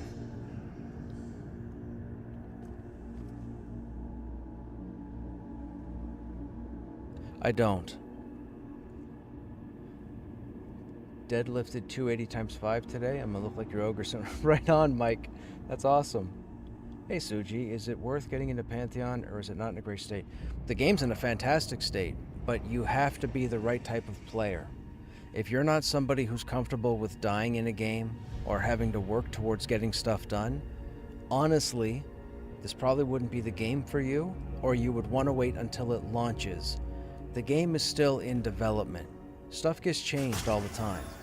There's been a whole lot of people that have left the game, but the reason why they left is they came in en masse at the beginning of early access back in December. They weren't meant to be here for testing. No, I really want one, but every time we get down to the Sentinel, I have to put up with briefing from other groups. Oh, that's just nuts.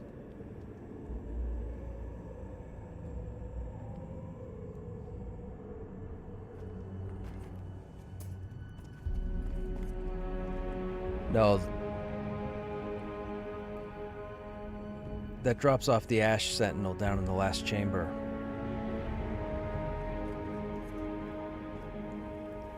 Down at the bottom. You know where the beetle room is.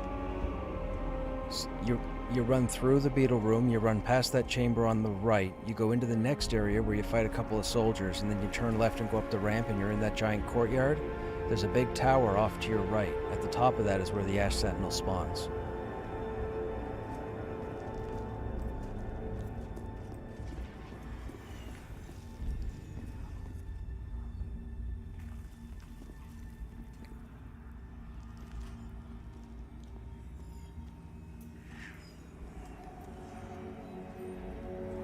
That's awesome.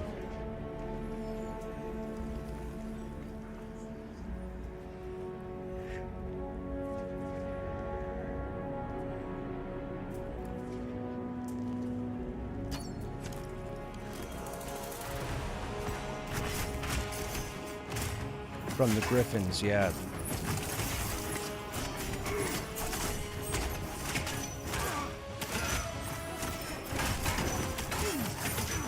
Does the soot have a proc?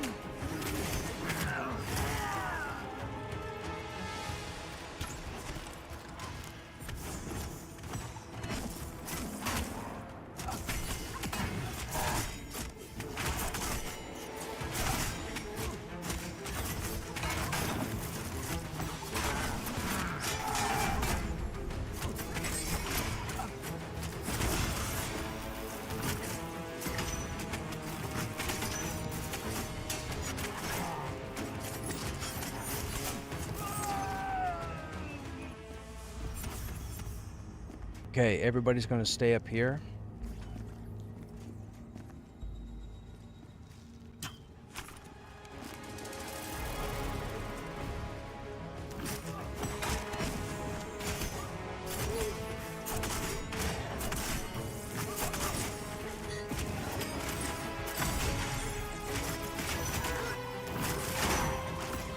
No problem, no problem. Any questions you guys have, feel free to ask. Just be aware that it might take me some time to answer them. If we get to a certain area where I know I have to focus more on the group, I'm not going to read chat, so don't take offense. Don't get your panties in a twist, and don't drop stream just because I haven't answered you in 30 seconds. And I say that specifically because people do that. That's childish. Don't be childish.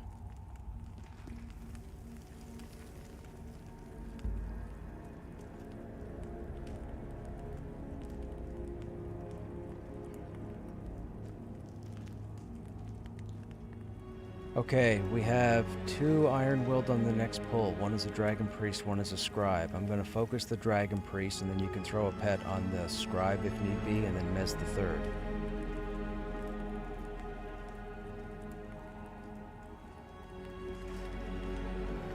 If you want to assist me, you'll get your target.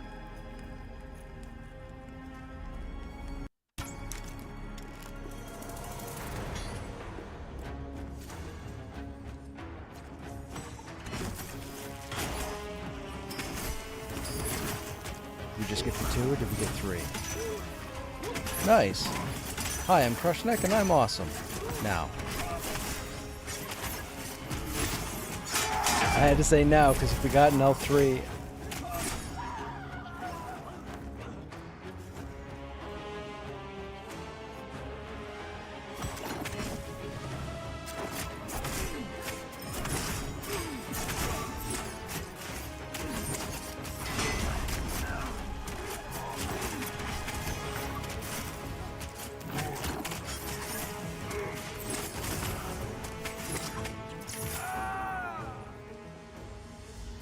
That was bad luck right there. We pulled a Dragon Priest and a Scribe. The Scribe's not a big deal, but the Dragon Priest is. The Dragon Priest has 2 abilities you have to watch for. There's a random teleport with a 10-second route, and then there's a Mez. Unfortunately, the Dragon Priest cursed Bobza twice, double curse, a lot of damage, and then Mez the healer. So he couldn't get a heal even if he wanted to, which that was like the ultimate troll right there.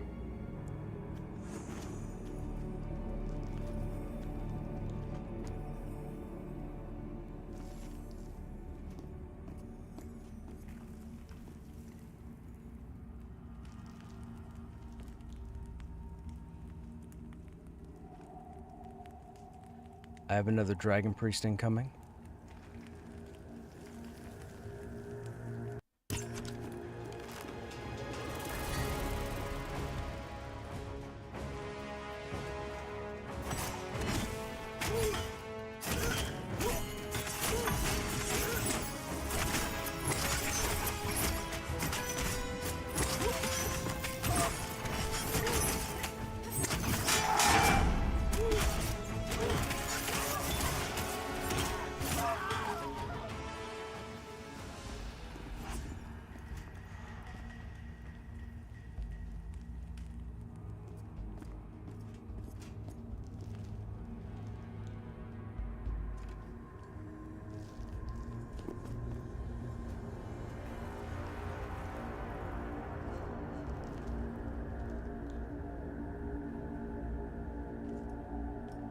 Where are you going? Okay, you investigating? You're investigating. Yep. Come to Crushy. One more. One more. I saw you move twice. You got a third one in you. No, you don't. That was a...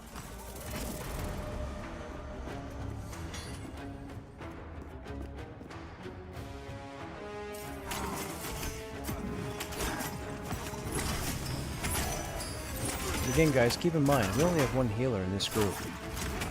Quite a few people come at me, or I've seen in chat, in passing, in verbal discussion. A lot of people are uncomfortable doing this content with 1 healer. They believe you should have 2.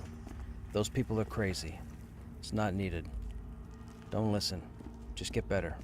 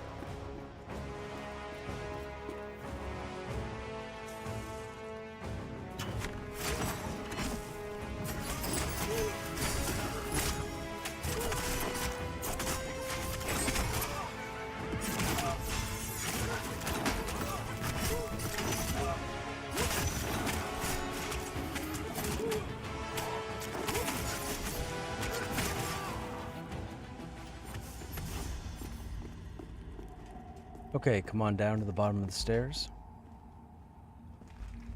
I give this spiel to everybody. The raised floor in the middle has been known to cause line of sight issues. It's always good to stand up where you guys are standing now.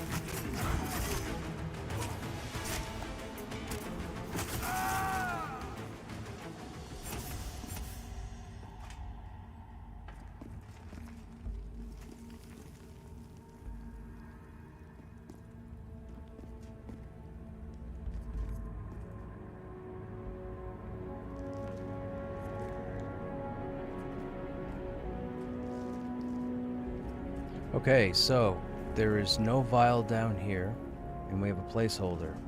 I don't see any dragon priests in that last room. So we can either clear back out and try and get more dragon priests, or we can clear what's down here, go through that crack at the end or that opening at the end and clear those for dragon priests as well. There's a lot of mobs in that next area.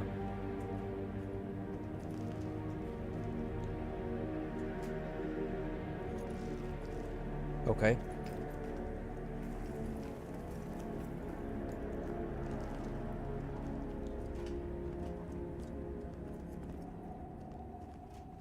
I can't make it too easy for you guys.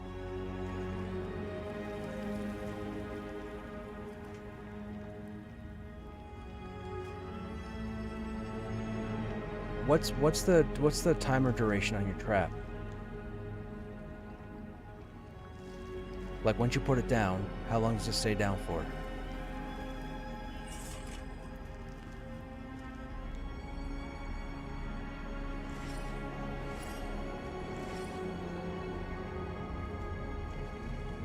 Okay.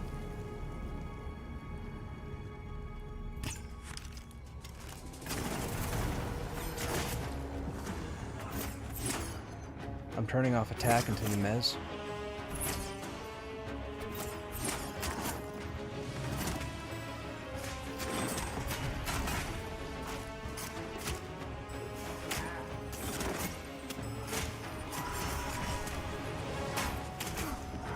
I got the Iron Willed.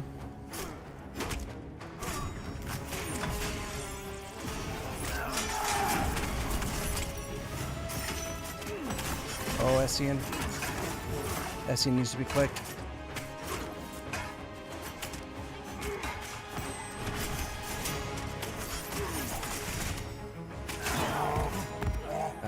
Wasn't enough time. Oh, that's a tough pull. That's a tough pull. Yeah, the Charblade was up past the stairs. I didn't realize that he would pull the back right corner. I expected the back left. I didn't expect the back right.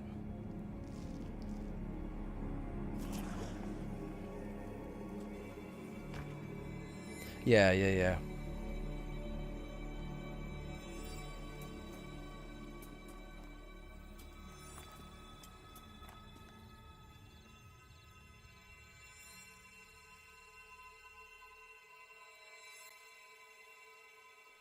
That room's a very tough pull. It's a little square. It's only about I don't know, maybe 16 feet by 12 feet roughly. And there's like 8 creatures, 8 mobs in there. It's such a It's like they just got to the end of the dungeon and they had 8 mobs left over and an empty square, and they just dropped them all in there. We've broken it before. It's not a problem breaking it. It's just a matter of getting the mobs in the right position before they aggro. You don't want them to daisy chain through the entire room.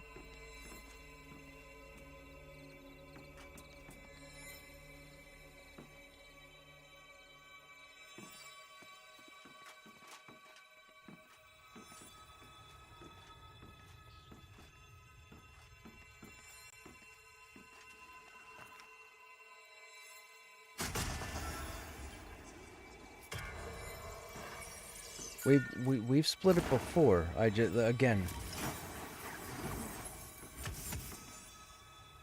Yeah, 3 iron wheels doesn't help.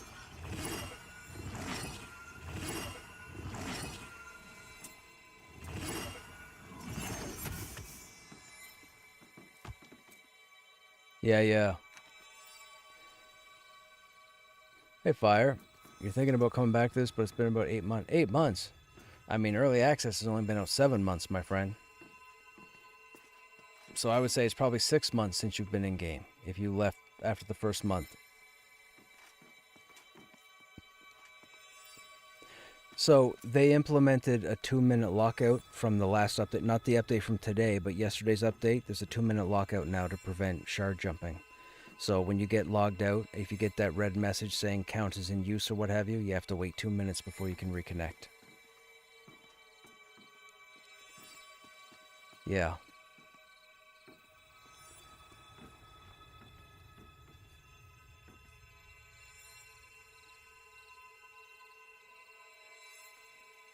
December was the last time you played? Well, that's when early access started, so I'm guessing you didn't get far.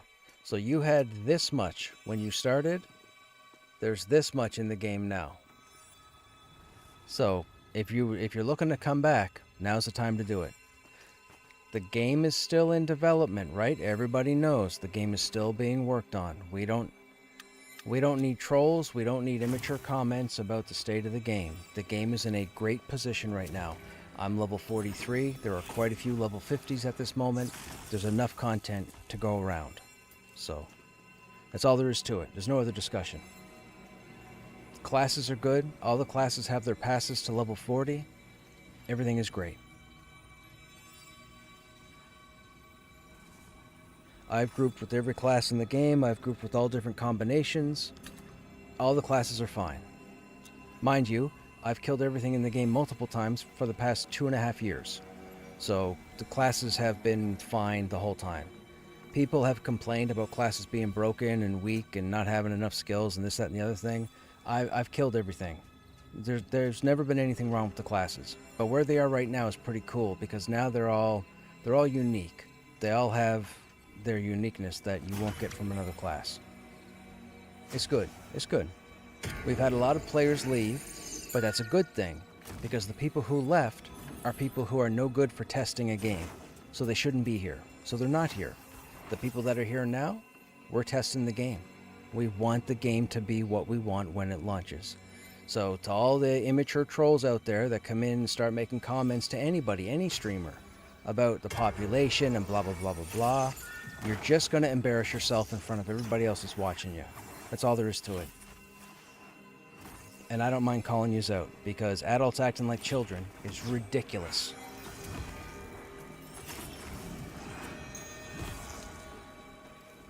How do you like the weapon damage changes? Sorry if this has been asked already. Ask any questions. I'm all for questions. So they had to increase weapon damage because they lowered ability damage, because they lowered our stats across the board for all classes. So because they lowered the abilities, they didn't want the classes to be too weak for the content. So abilities were up here, damage was down here. They buffed up damage till it was here, but abilities stayed up here. Then they took stats away from everybody, which dropped abilities but left weapon damage the same. So they bumped it up again to try and balance it out. It's like a scale. It's like a teeter, a seesaw or a scale. You know, they're trying to find that perfect balance. So I'm okay with the weapons the way they are now. I'll be honest, I haven't noticed much of a difference at all from the last 2 days. Even though I lost a lot of my agility, I'm still holding aggro. I still only lose aggro to an enchanter pet, which is normal because they need to be nerfed severely. But yeah, the game is in a great state.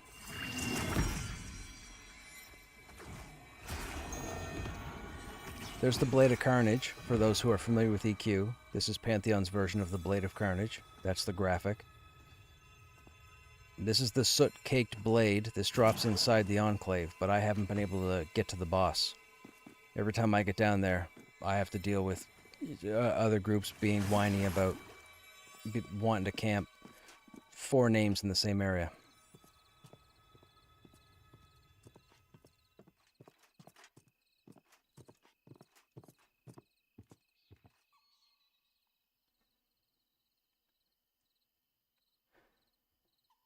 Are the tank classes still only tank classes, or are they still able to DPS?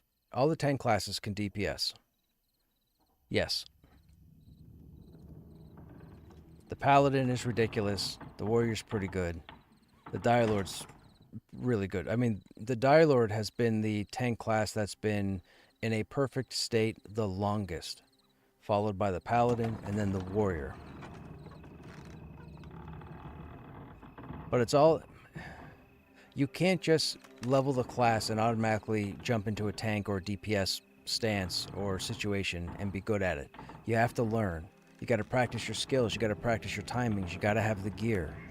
You got to understand who you're grouped with. You got to pay attention to what buffs you have available to yourself. All sorts of things. But yes, the Dire Lord, the Paladin, and the Warrior can all DPS and or tank. But not at the same time. Well, maybe the Paladin against Undead.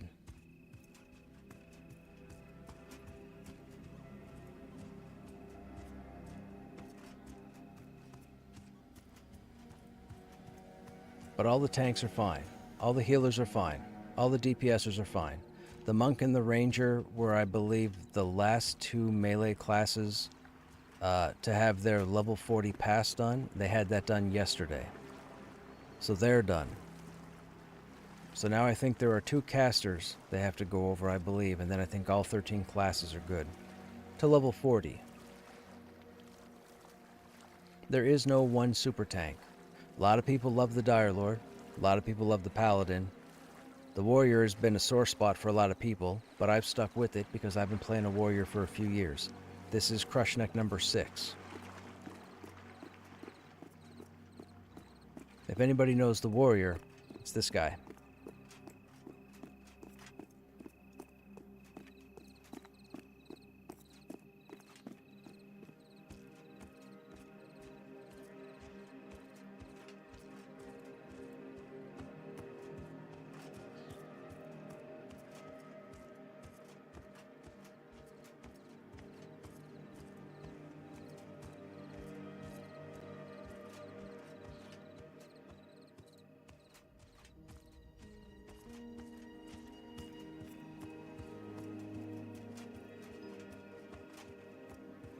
So, Storm is our yoink.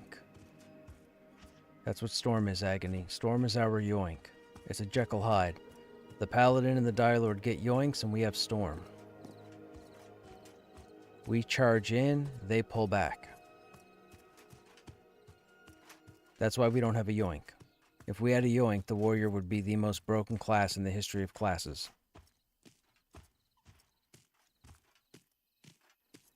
How many times have you made it to 50? 0, Wayward. I will not go to 50 until we have level 50 content. I keep my characters within level of the content because I'm not going to be one of those people that takes a level 50 and runs through level 30 content. It's not going to happen. Every time you guys see me streaming, I'm in level with an in-level group doing in-level content. So you guys get a 100% fair experience of running this game. I did.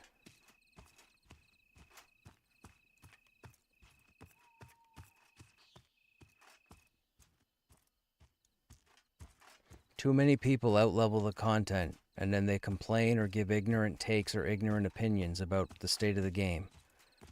oh, this could be better and this could be stronger and this was too easy. No, no, you can't tell me that if you're standing in Halnirs at level 50.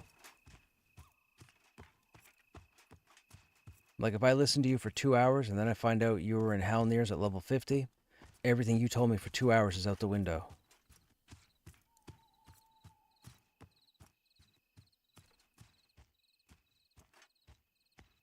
I treat this game like you're supposed to. I'm testing it. Being level 50 is not testing it.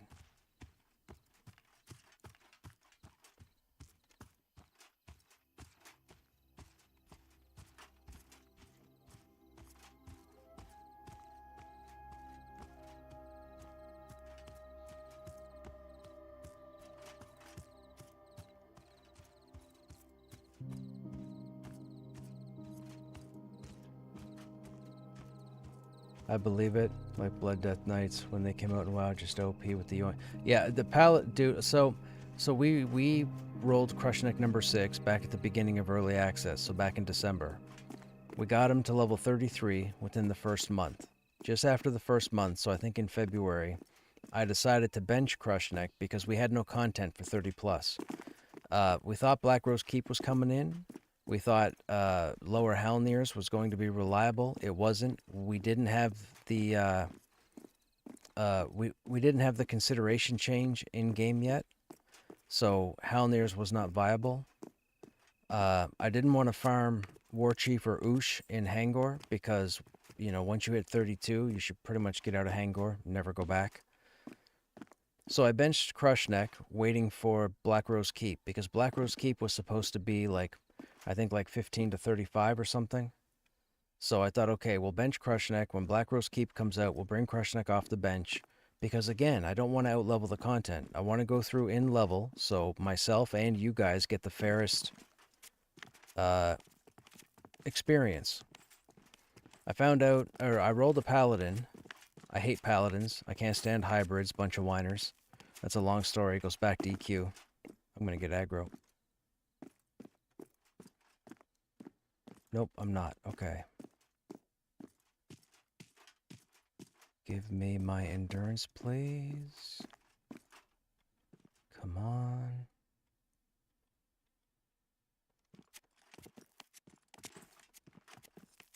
By the way, memorize the way I'm going, chat, because this is how you get to the Enclave without needing invis.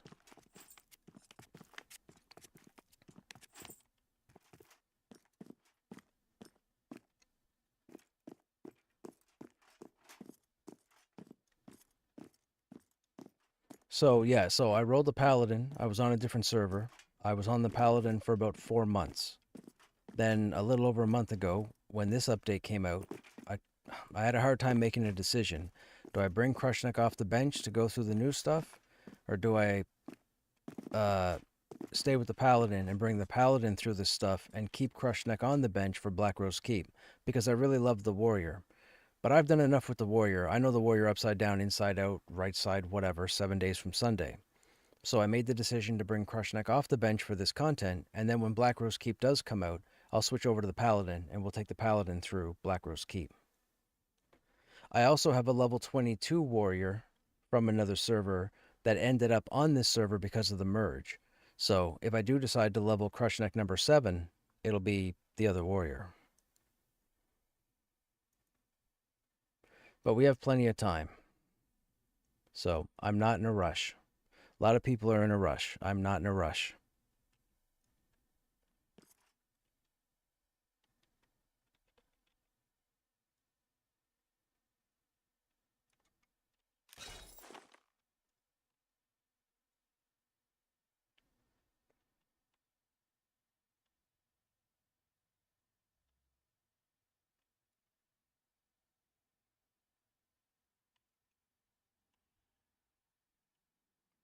That is such a cool light source.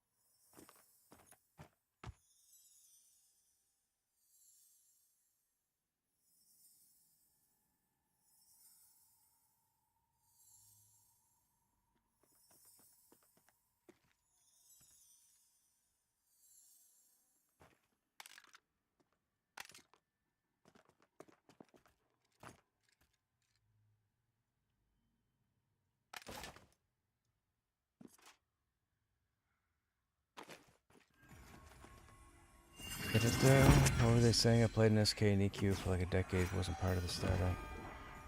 6 months before Canark. Never reached max level. Was in the military for most of it. Gotcha.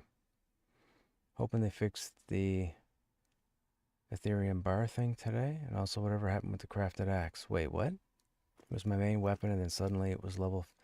Oh, when you get to... That's a bug, Agony. When you get to level 51 bug, relog or zone. That'll fix it.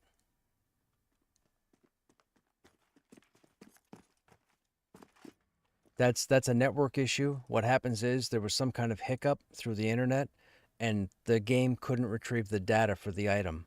So it shows it at level 51. It shows you it does 0 damage and it probably has a 20-second delay. You just relog or zone and it fixes it.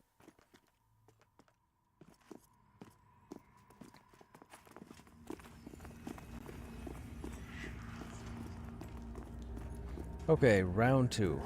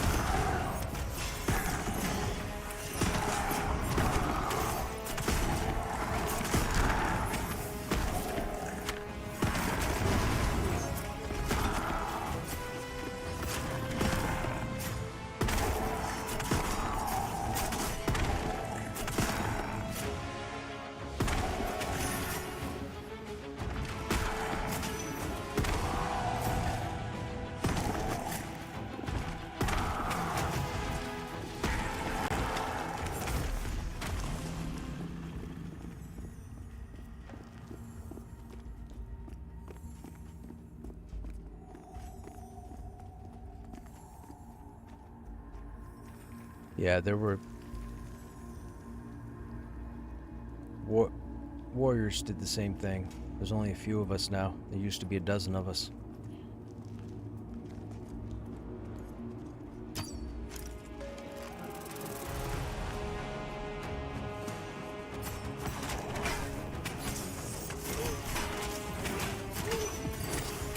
Man, the game is in development for a year. Like, grow up.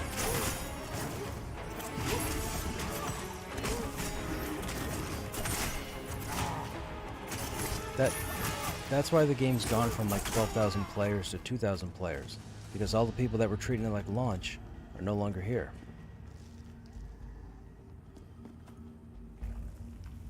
Okay, I'm just gonna pull the middle guy.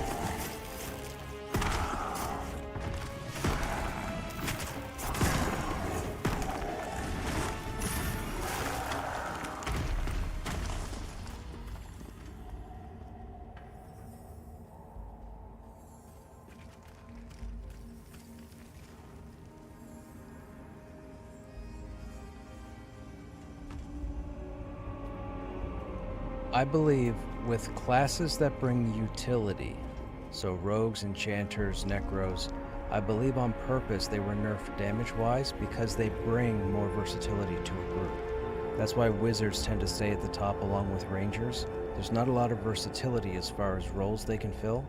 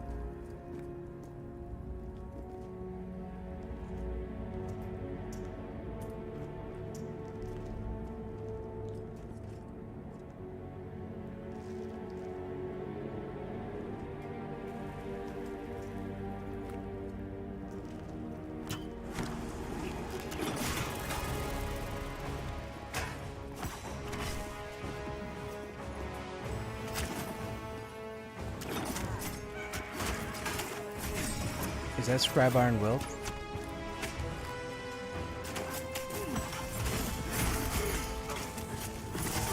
Oh, gotcha. Yeah, again, that's what I was saying. With Anna being the wizard and then the necro, I would think the necro would be doing less than the wizard, just because the wizard is more singular focused. The necro has a lot of versatility. Like, probably next to the rogue, it has the most versatility in this game. So I would expect neither one of those classes will ever, quote unquote, top the parse of similar quality build classes. I just don't see it happening, because then the class becomes overpowered by definition. It's the same. It's the necro and rogue. It's just like all the enchanters out there wanting charm. The minute charm comes in the game, enchanters become broken. Like, people are too fixed on the EQ, and no offense, like Bobsa, for example, if he's looking for charm, I get it, do your thing, but I hope it never comes into the game, because it'll just overpower the class, and people are just too fixated on what EQ was. This is not EQ. Like, if charm never gets here, charm doesn't get here. If a bard never gets here, bard never gets here. Get on with yourself.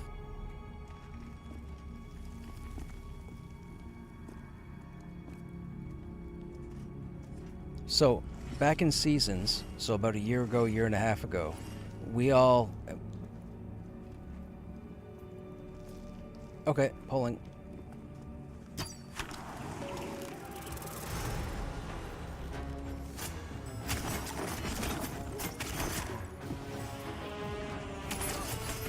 Yeah, back in Seasons about a year ago, year and a half ago, when we all realized, and when I say we all, I mean pretty much the majority of the server population at the time, when we all realized what the rogue could do, we had the rogues scouting dungeons, planning pulls, controlling ads. The rogue was like friggin' Superman for the longest time. It was ridiculous. We were all amazed at, like, man, this is how a rogue should be. Like, even in EQ, that, like, because a lot of people stopped playing the rogue when the Berserker came out in EQ, because the rogue was kind of a singular tunnel focus. I only want him if he can pick a lock at 200 skill type nonsense. But the rogue here, dude, through Seasons, we were desperate to find rogues everywhere just to mess around with them, to see what we could pull off in the Goblin Caves and the Spider Cave, and yeah, just wild.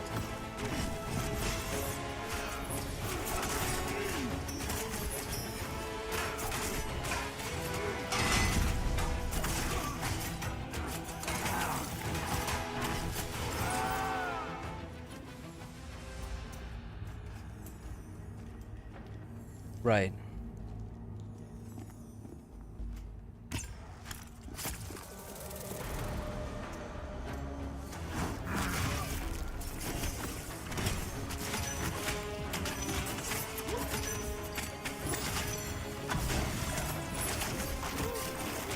Just logged in and it's fixed. Fantastic, Agony. enchanters are gods once they get charm. It's true. Yeah, the class is just going to be broken when charm comes in, period. There's no discussion. There's no, oh, but they could lessen this stuff in order to bring charm in. No, they can't. No, they can't. The classes will be broken, period. I've been around long enough to see what they can do now. The class will be broken. Okay, what do we want to do as far as path goes? We went north.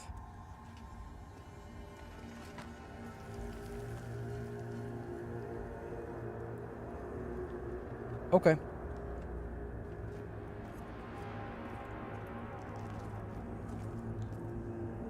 No. Just Wandara and Carrie. Okay.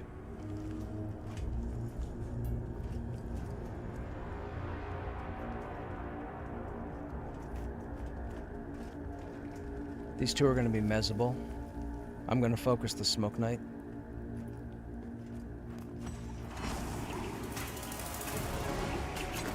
Oh, double pull.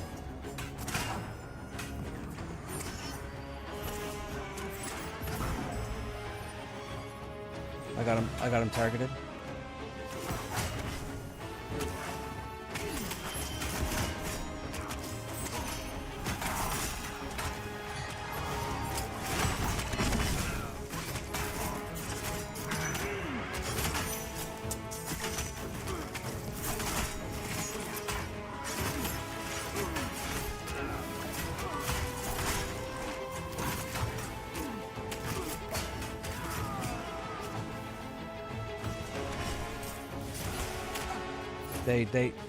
They got rid of that a couple months ago.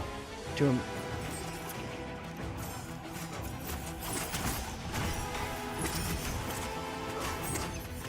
many people complained. Too many people wouldn't take the time to work out different rotations to get specific debuffs on specific mobs. It was too complicated, gave them headaches. So VR said, okay, fine, we'll go ahead and just remove the whole thing, and now the same person can open and close and Bob your uncle.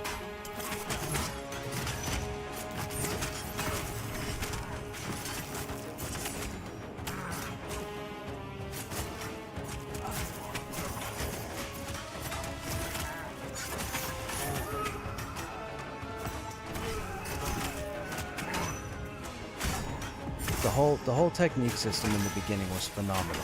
You go up against a caster and you're like, okay, well, let's drop their magic resist, or let's increase our magic resist. Go up against the tank and let's decrease their AC, and let's decrease their chance to hit. And, like, we actually worked it out. Like, when I say we, the people that I would normally group with, we figured that stuff out.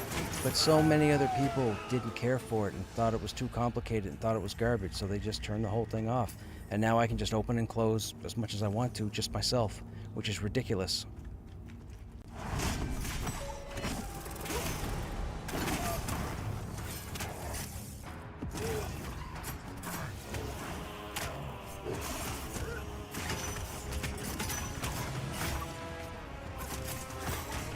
Sorry, chat, we're talking about the technique system in this game.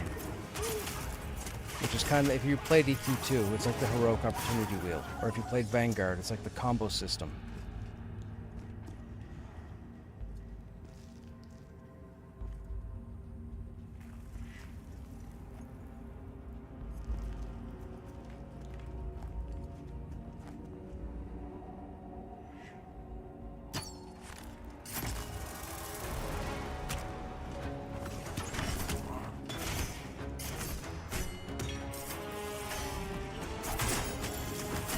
There was staggered, disoriented, off balance, weakened, and something else. Off balance was great when you had a monk in your group, because the monk got a knockdown.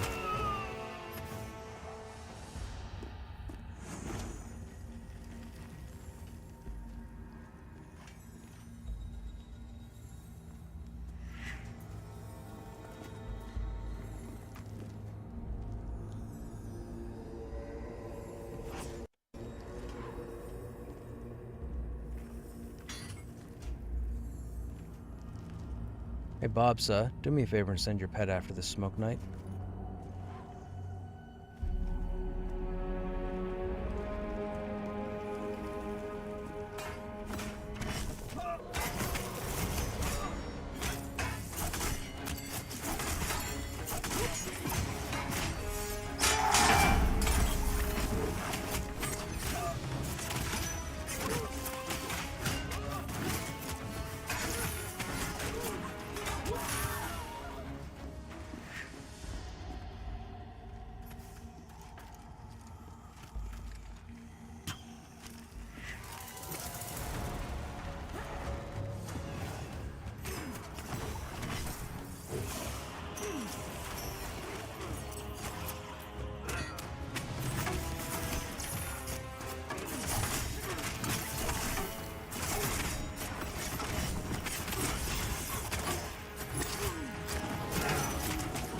Here's my answer for charm.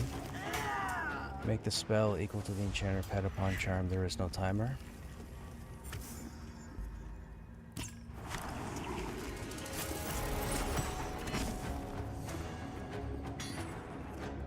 It looks very dangerous for them having a yoink. Yes, especially when you get pulled into a room where there's 3 of them, and the first guy yoinks you, and then as you try to get back out to the group, the second guy yoinks you further in, and you aggro everything around him, and then a third one aggroes, and then he yoinks you, and you end up a mile away from your group, and 12 mobs between you and them.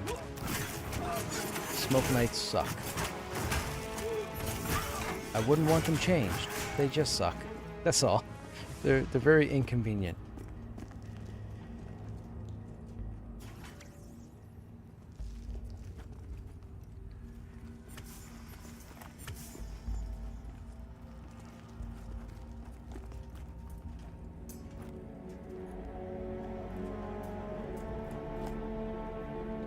Yep, same thing.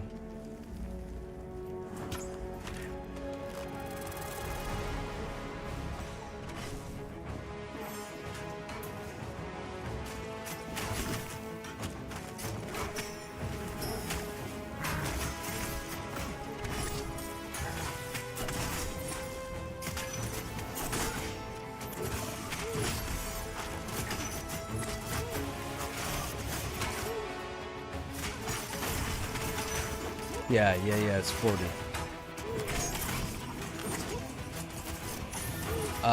Highest one sticks. So for example, if you put yours in and it does 30, I have to hit the mob 4 times to get it to 40, 10% each time. So if I've hit it twice for 20 and you use your 30 automatically sticks and I can't go over it. So it's whoever gets to the highest value first.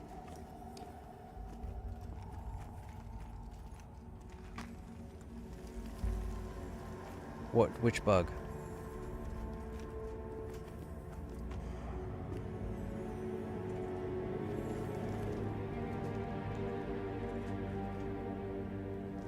Oh my god, I've never tried that.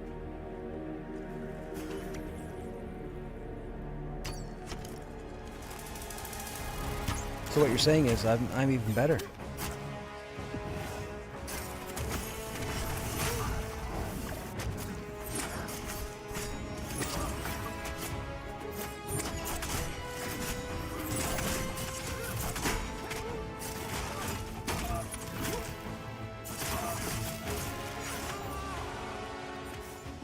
Yeah.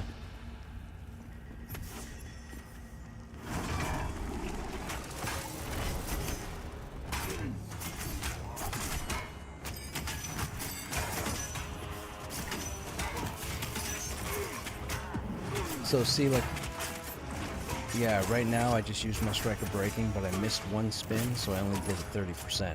But I use it almost every time. It's like a warrior's main ability.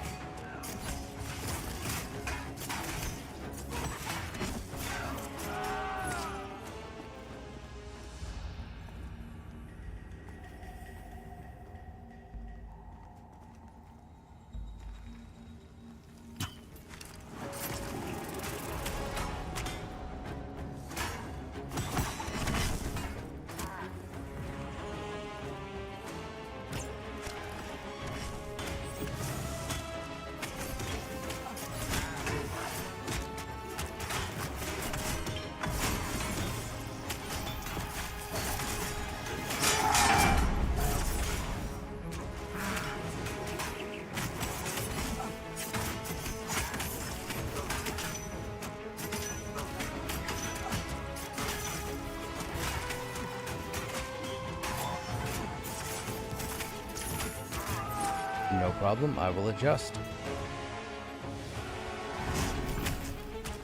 It's not often I get to group with the rogue at the high end here, so, you know.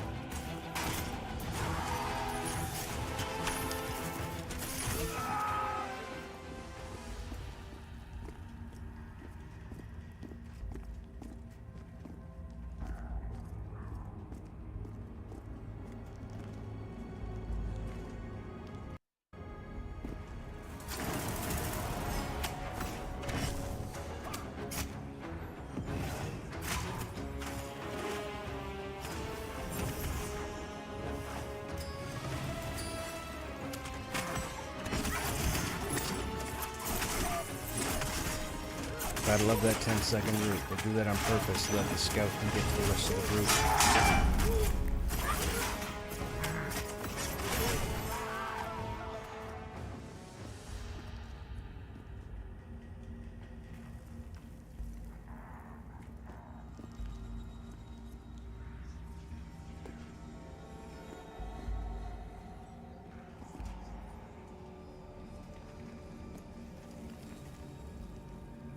Come on, walk towards me.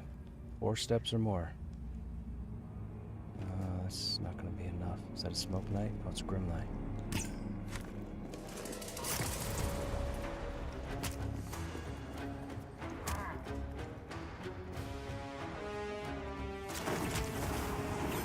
Oh, that was horse shit. Oh, that was banana. Okay.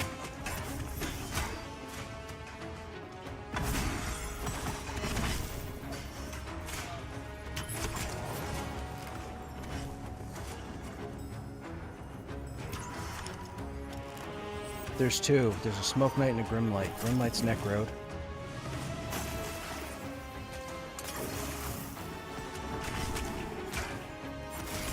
I'm on the smoke night Iron Road. That was a buggy thing there. The Charblade charged me, but then got stuck in the rock, and I think it ended up warping back and forward, and that pulled the rest of the room.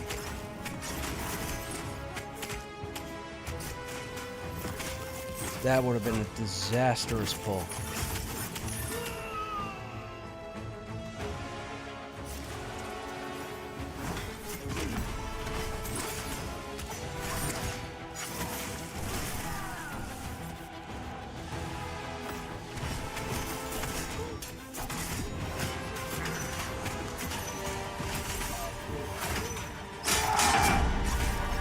Oh, man.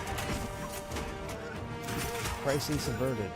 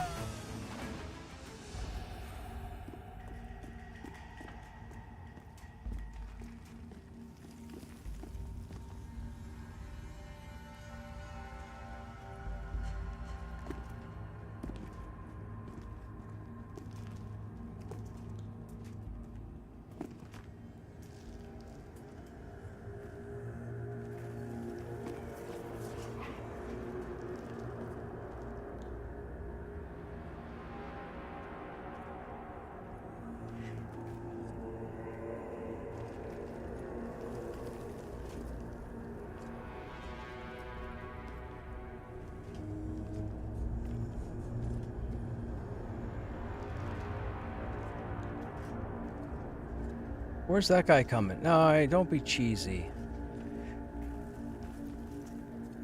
That Charblade is bogus. That Charblade doesn't even take that path normally, and it specifically walked over here when I pulled the knight.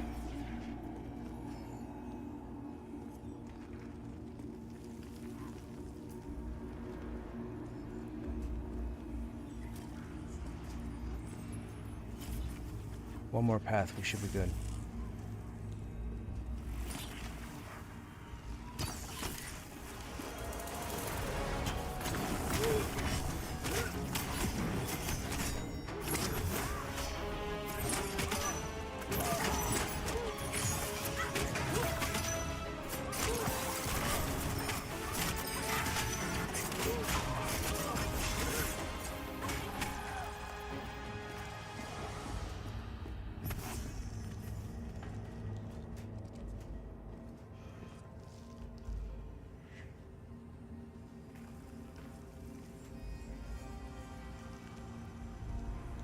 Okay, send your pet on that smoke night, would you? We might get 3 here. Nope.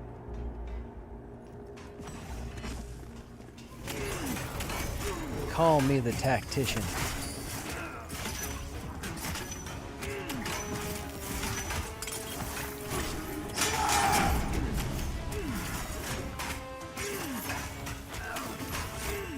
Ain't nobody in this game doing it better, chat.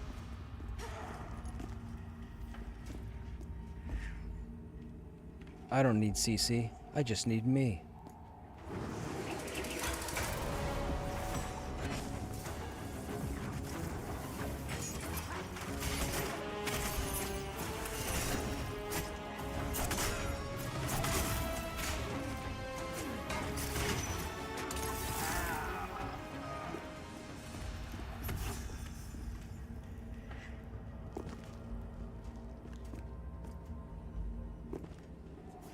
We have a vial on the table over here, I believe.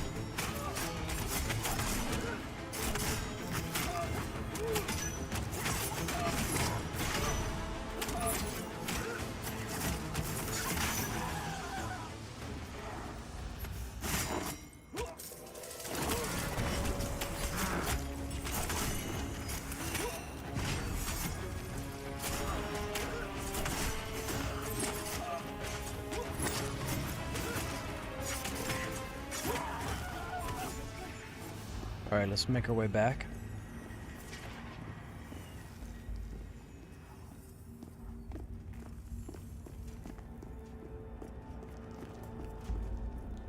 We want to beat as many spawns as possible.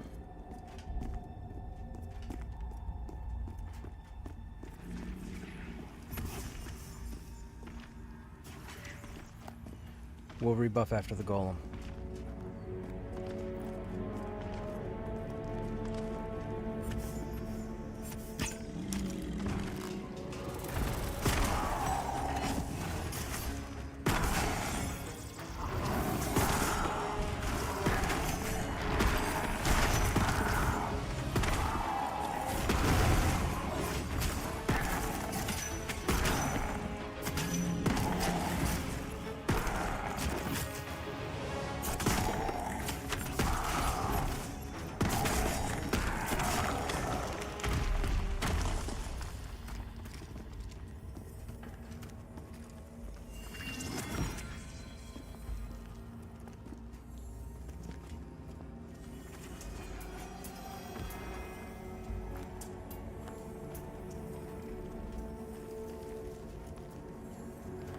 I'm not seeing any iron willed if this pull goes bad.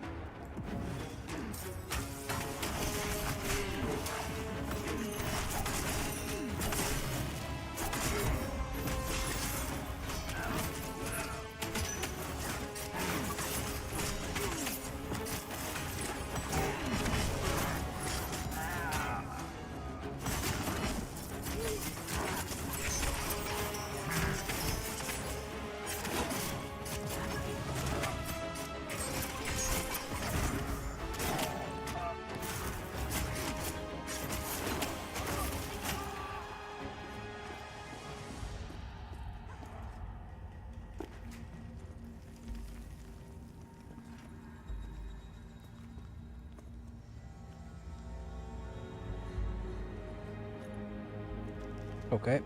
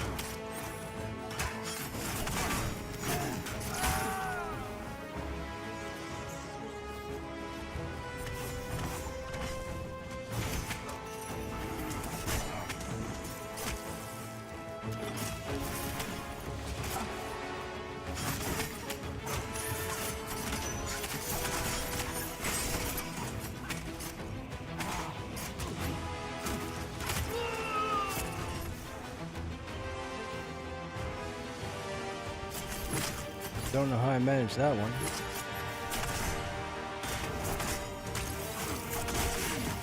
I mean, yes I do. Perfectly planned.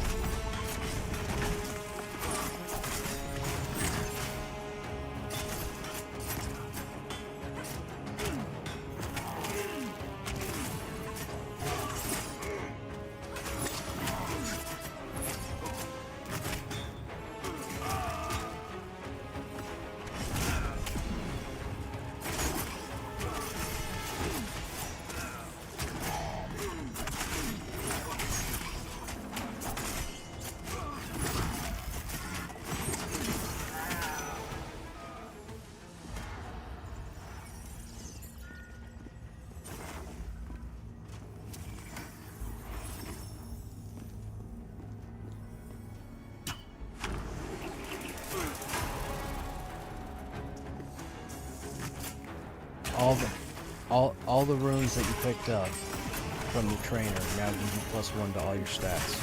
So everybody should be up 7 points.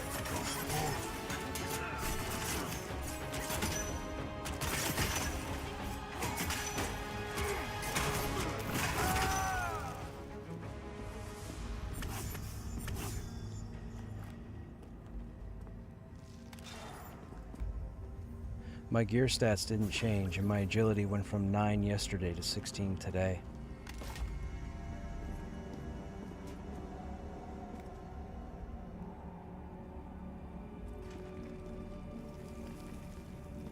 That'll be with buffs though, right?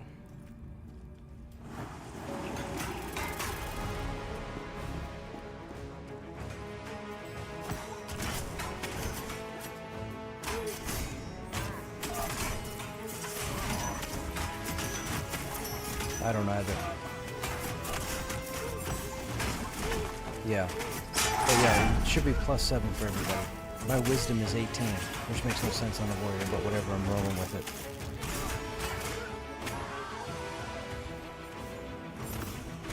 Apparently. Nope, that's dexterity. Yep. Nothing, nope, not treated. It's dexterity. All weapon procs are based off of dexterity. No.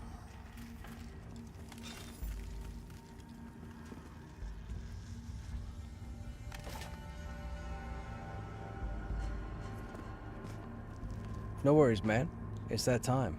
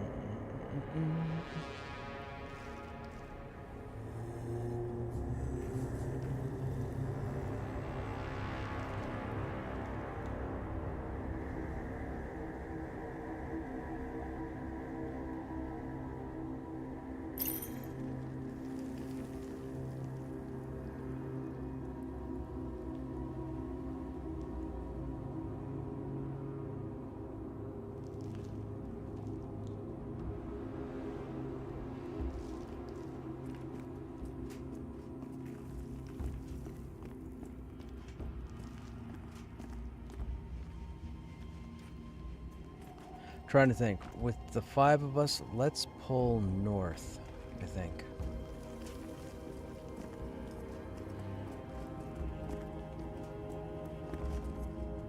Do me a favor, Pokey, and put a trap down here.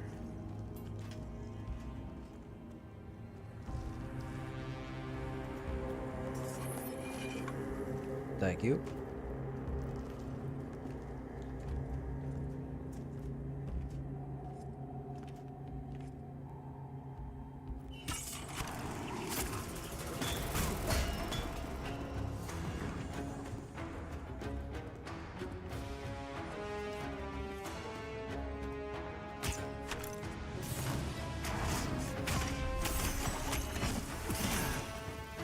Well, that was pretty awesome.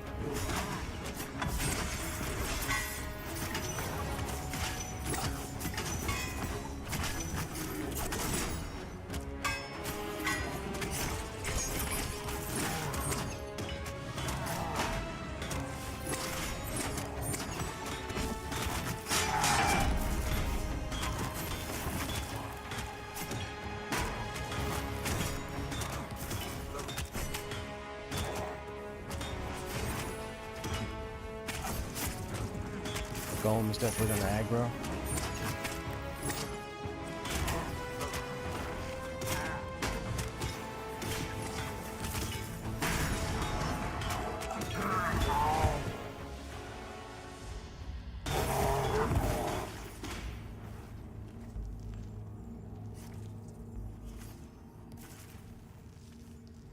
Ah, that was buggered. That golem spawned. This could be bad for the group.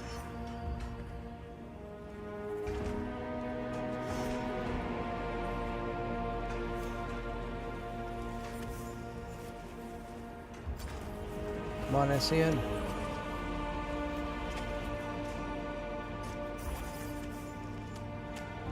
Oh no, Landrin.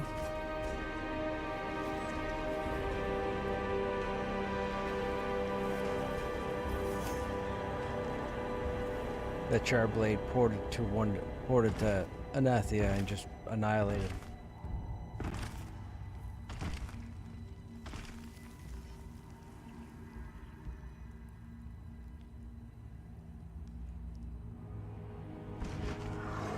Yeah, that golem didn't help. That golem wasn't in the hallway when we were setting up the trap to pull, so I didn't realize it was up.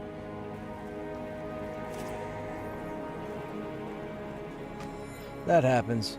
I didn't realize the golem was up. I know when the golem's up, he walks all the way down, but I didn't see the golem when I was setting up that pull. That kind of stuff happens. Gotta pay closer attention, chat.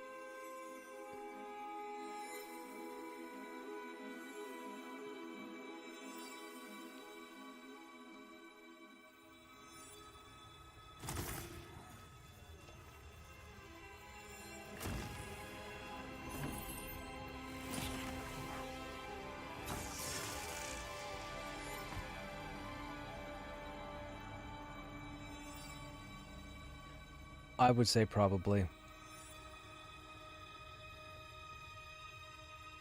I mean, not that I had this planned. No, I'm kidding. I'm kidding. Obviously, this wasn't planned. I should have waited. I'll remember to wait next time. If it wasn't for that golem, we'd have been fine, because the CC broke on the one human, but I could have just taunted it off until it could get CC'd again. But adding the golem to the fight and then the golem pulling the other mob behind it, that was just lose-lose.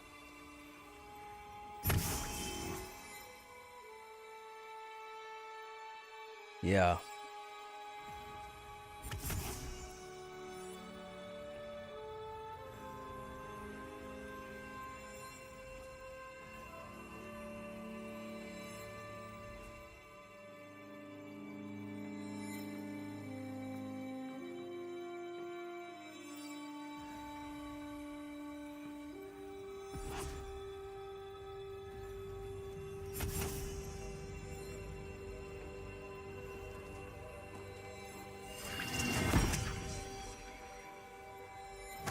I have to assume there's a whole set that mirrors this graphic, right? It has to. The shoulders have the gash on it. The chest has the gash on it. Or gashes. There's got to be leggings that have it. There's got to be a helmet. There's got to be gloves, the gauntlets that match of some sort. There has to be. There can't just be two pieces looking like this, because I look so not coordinated.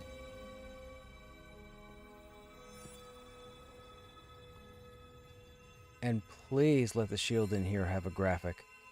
If it's a wooden round shield.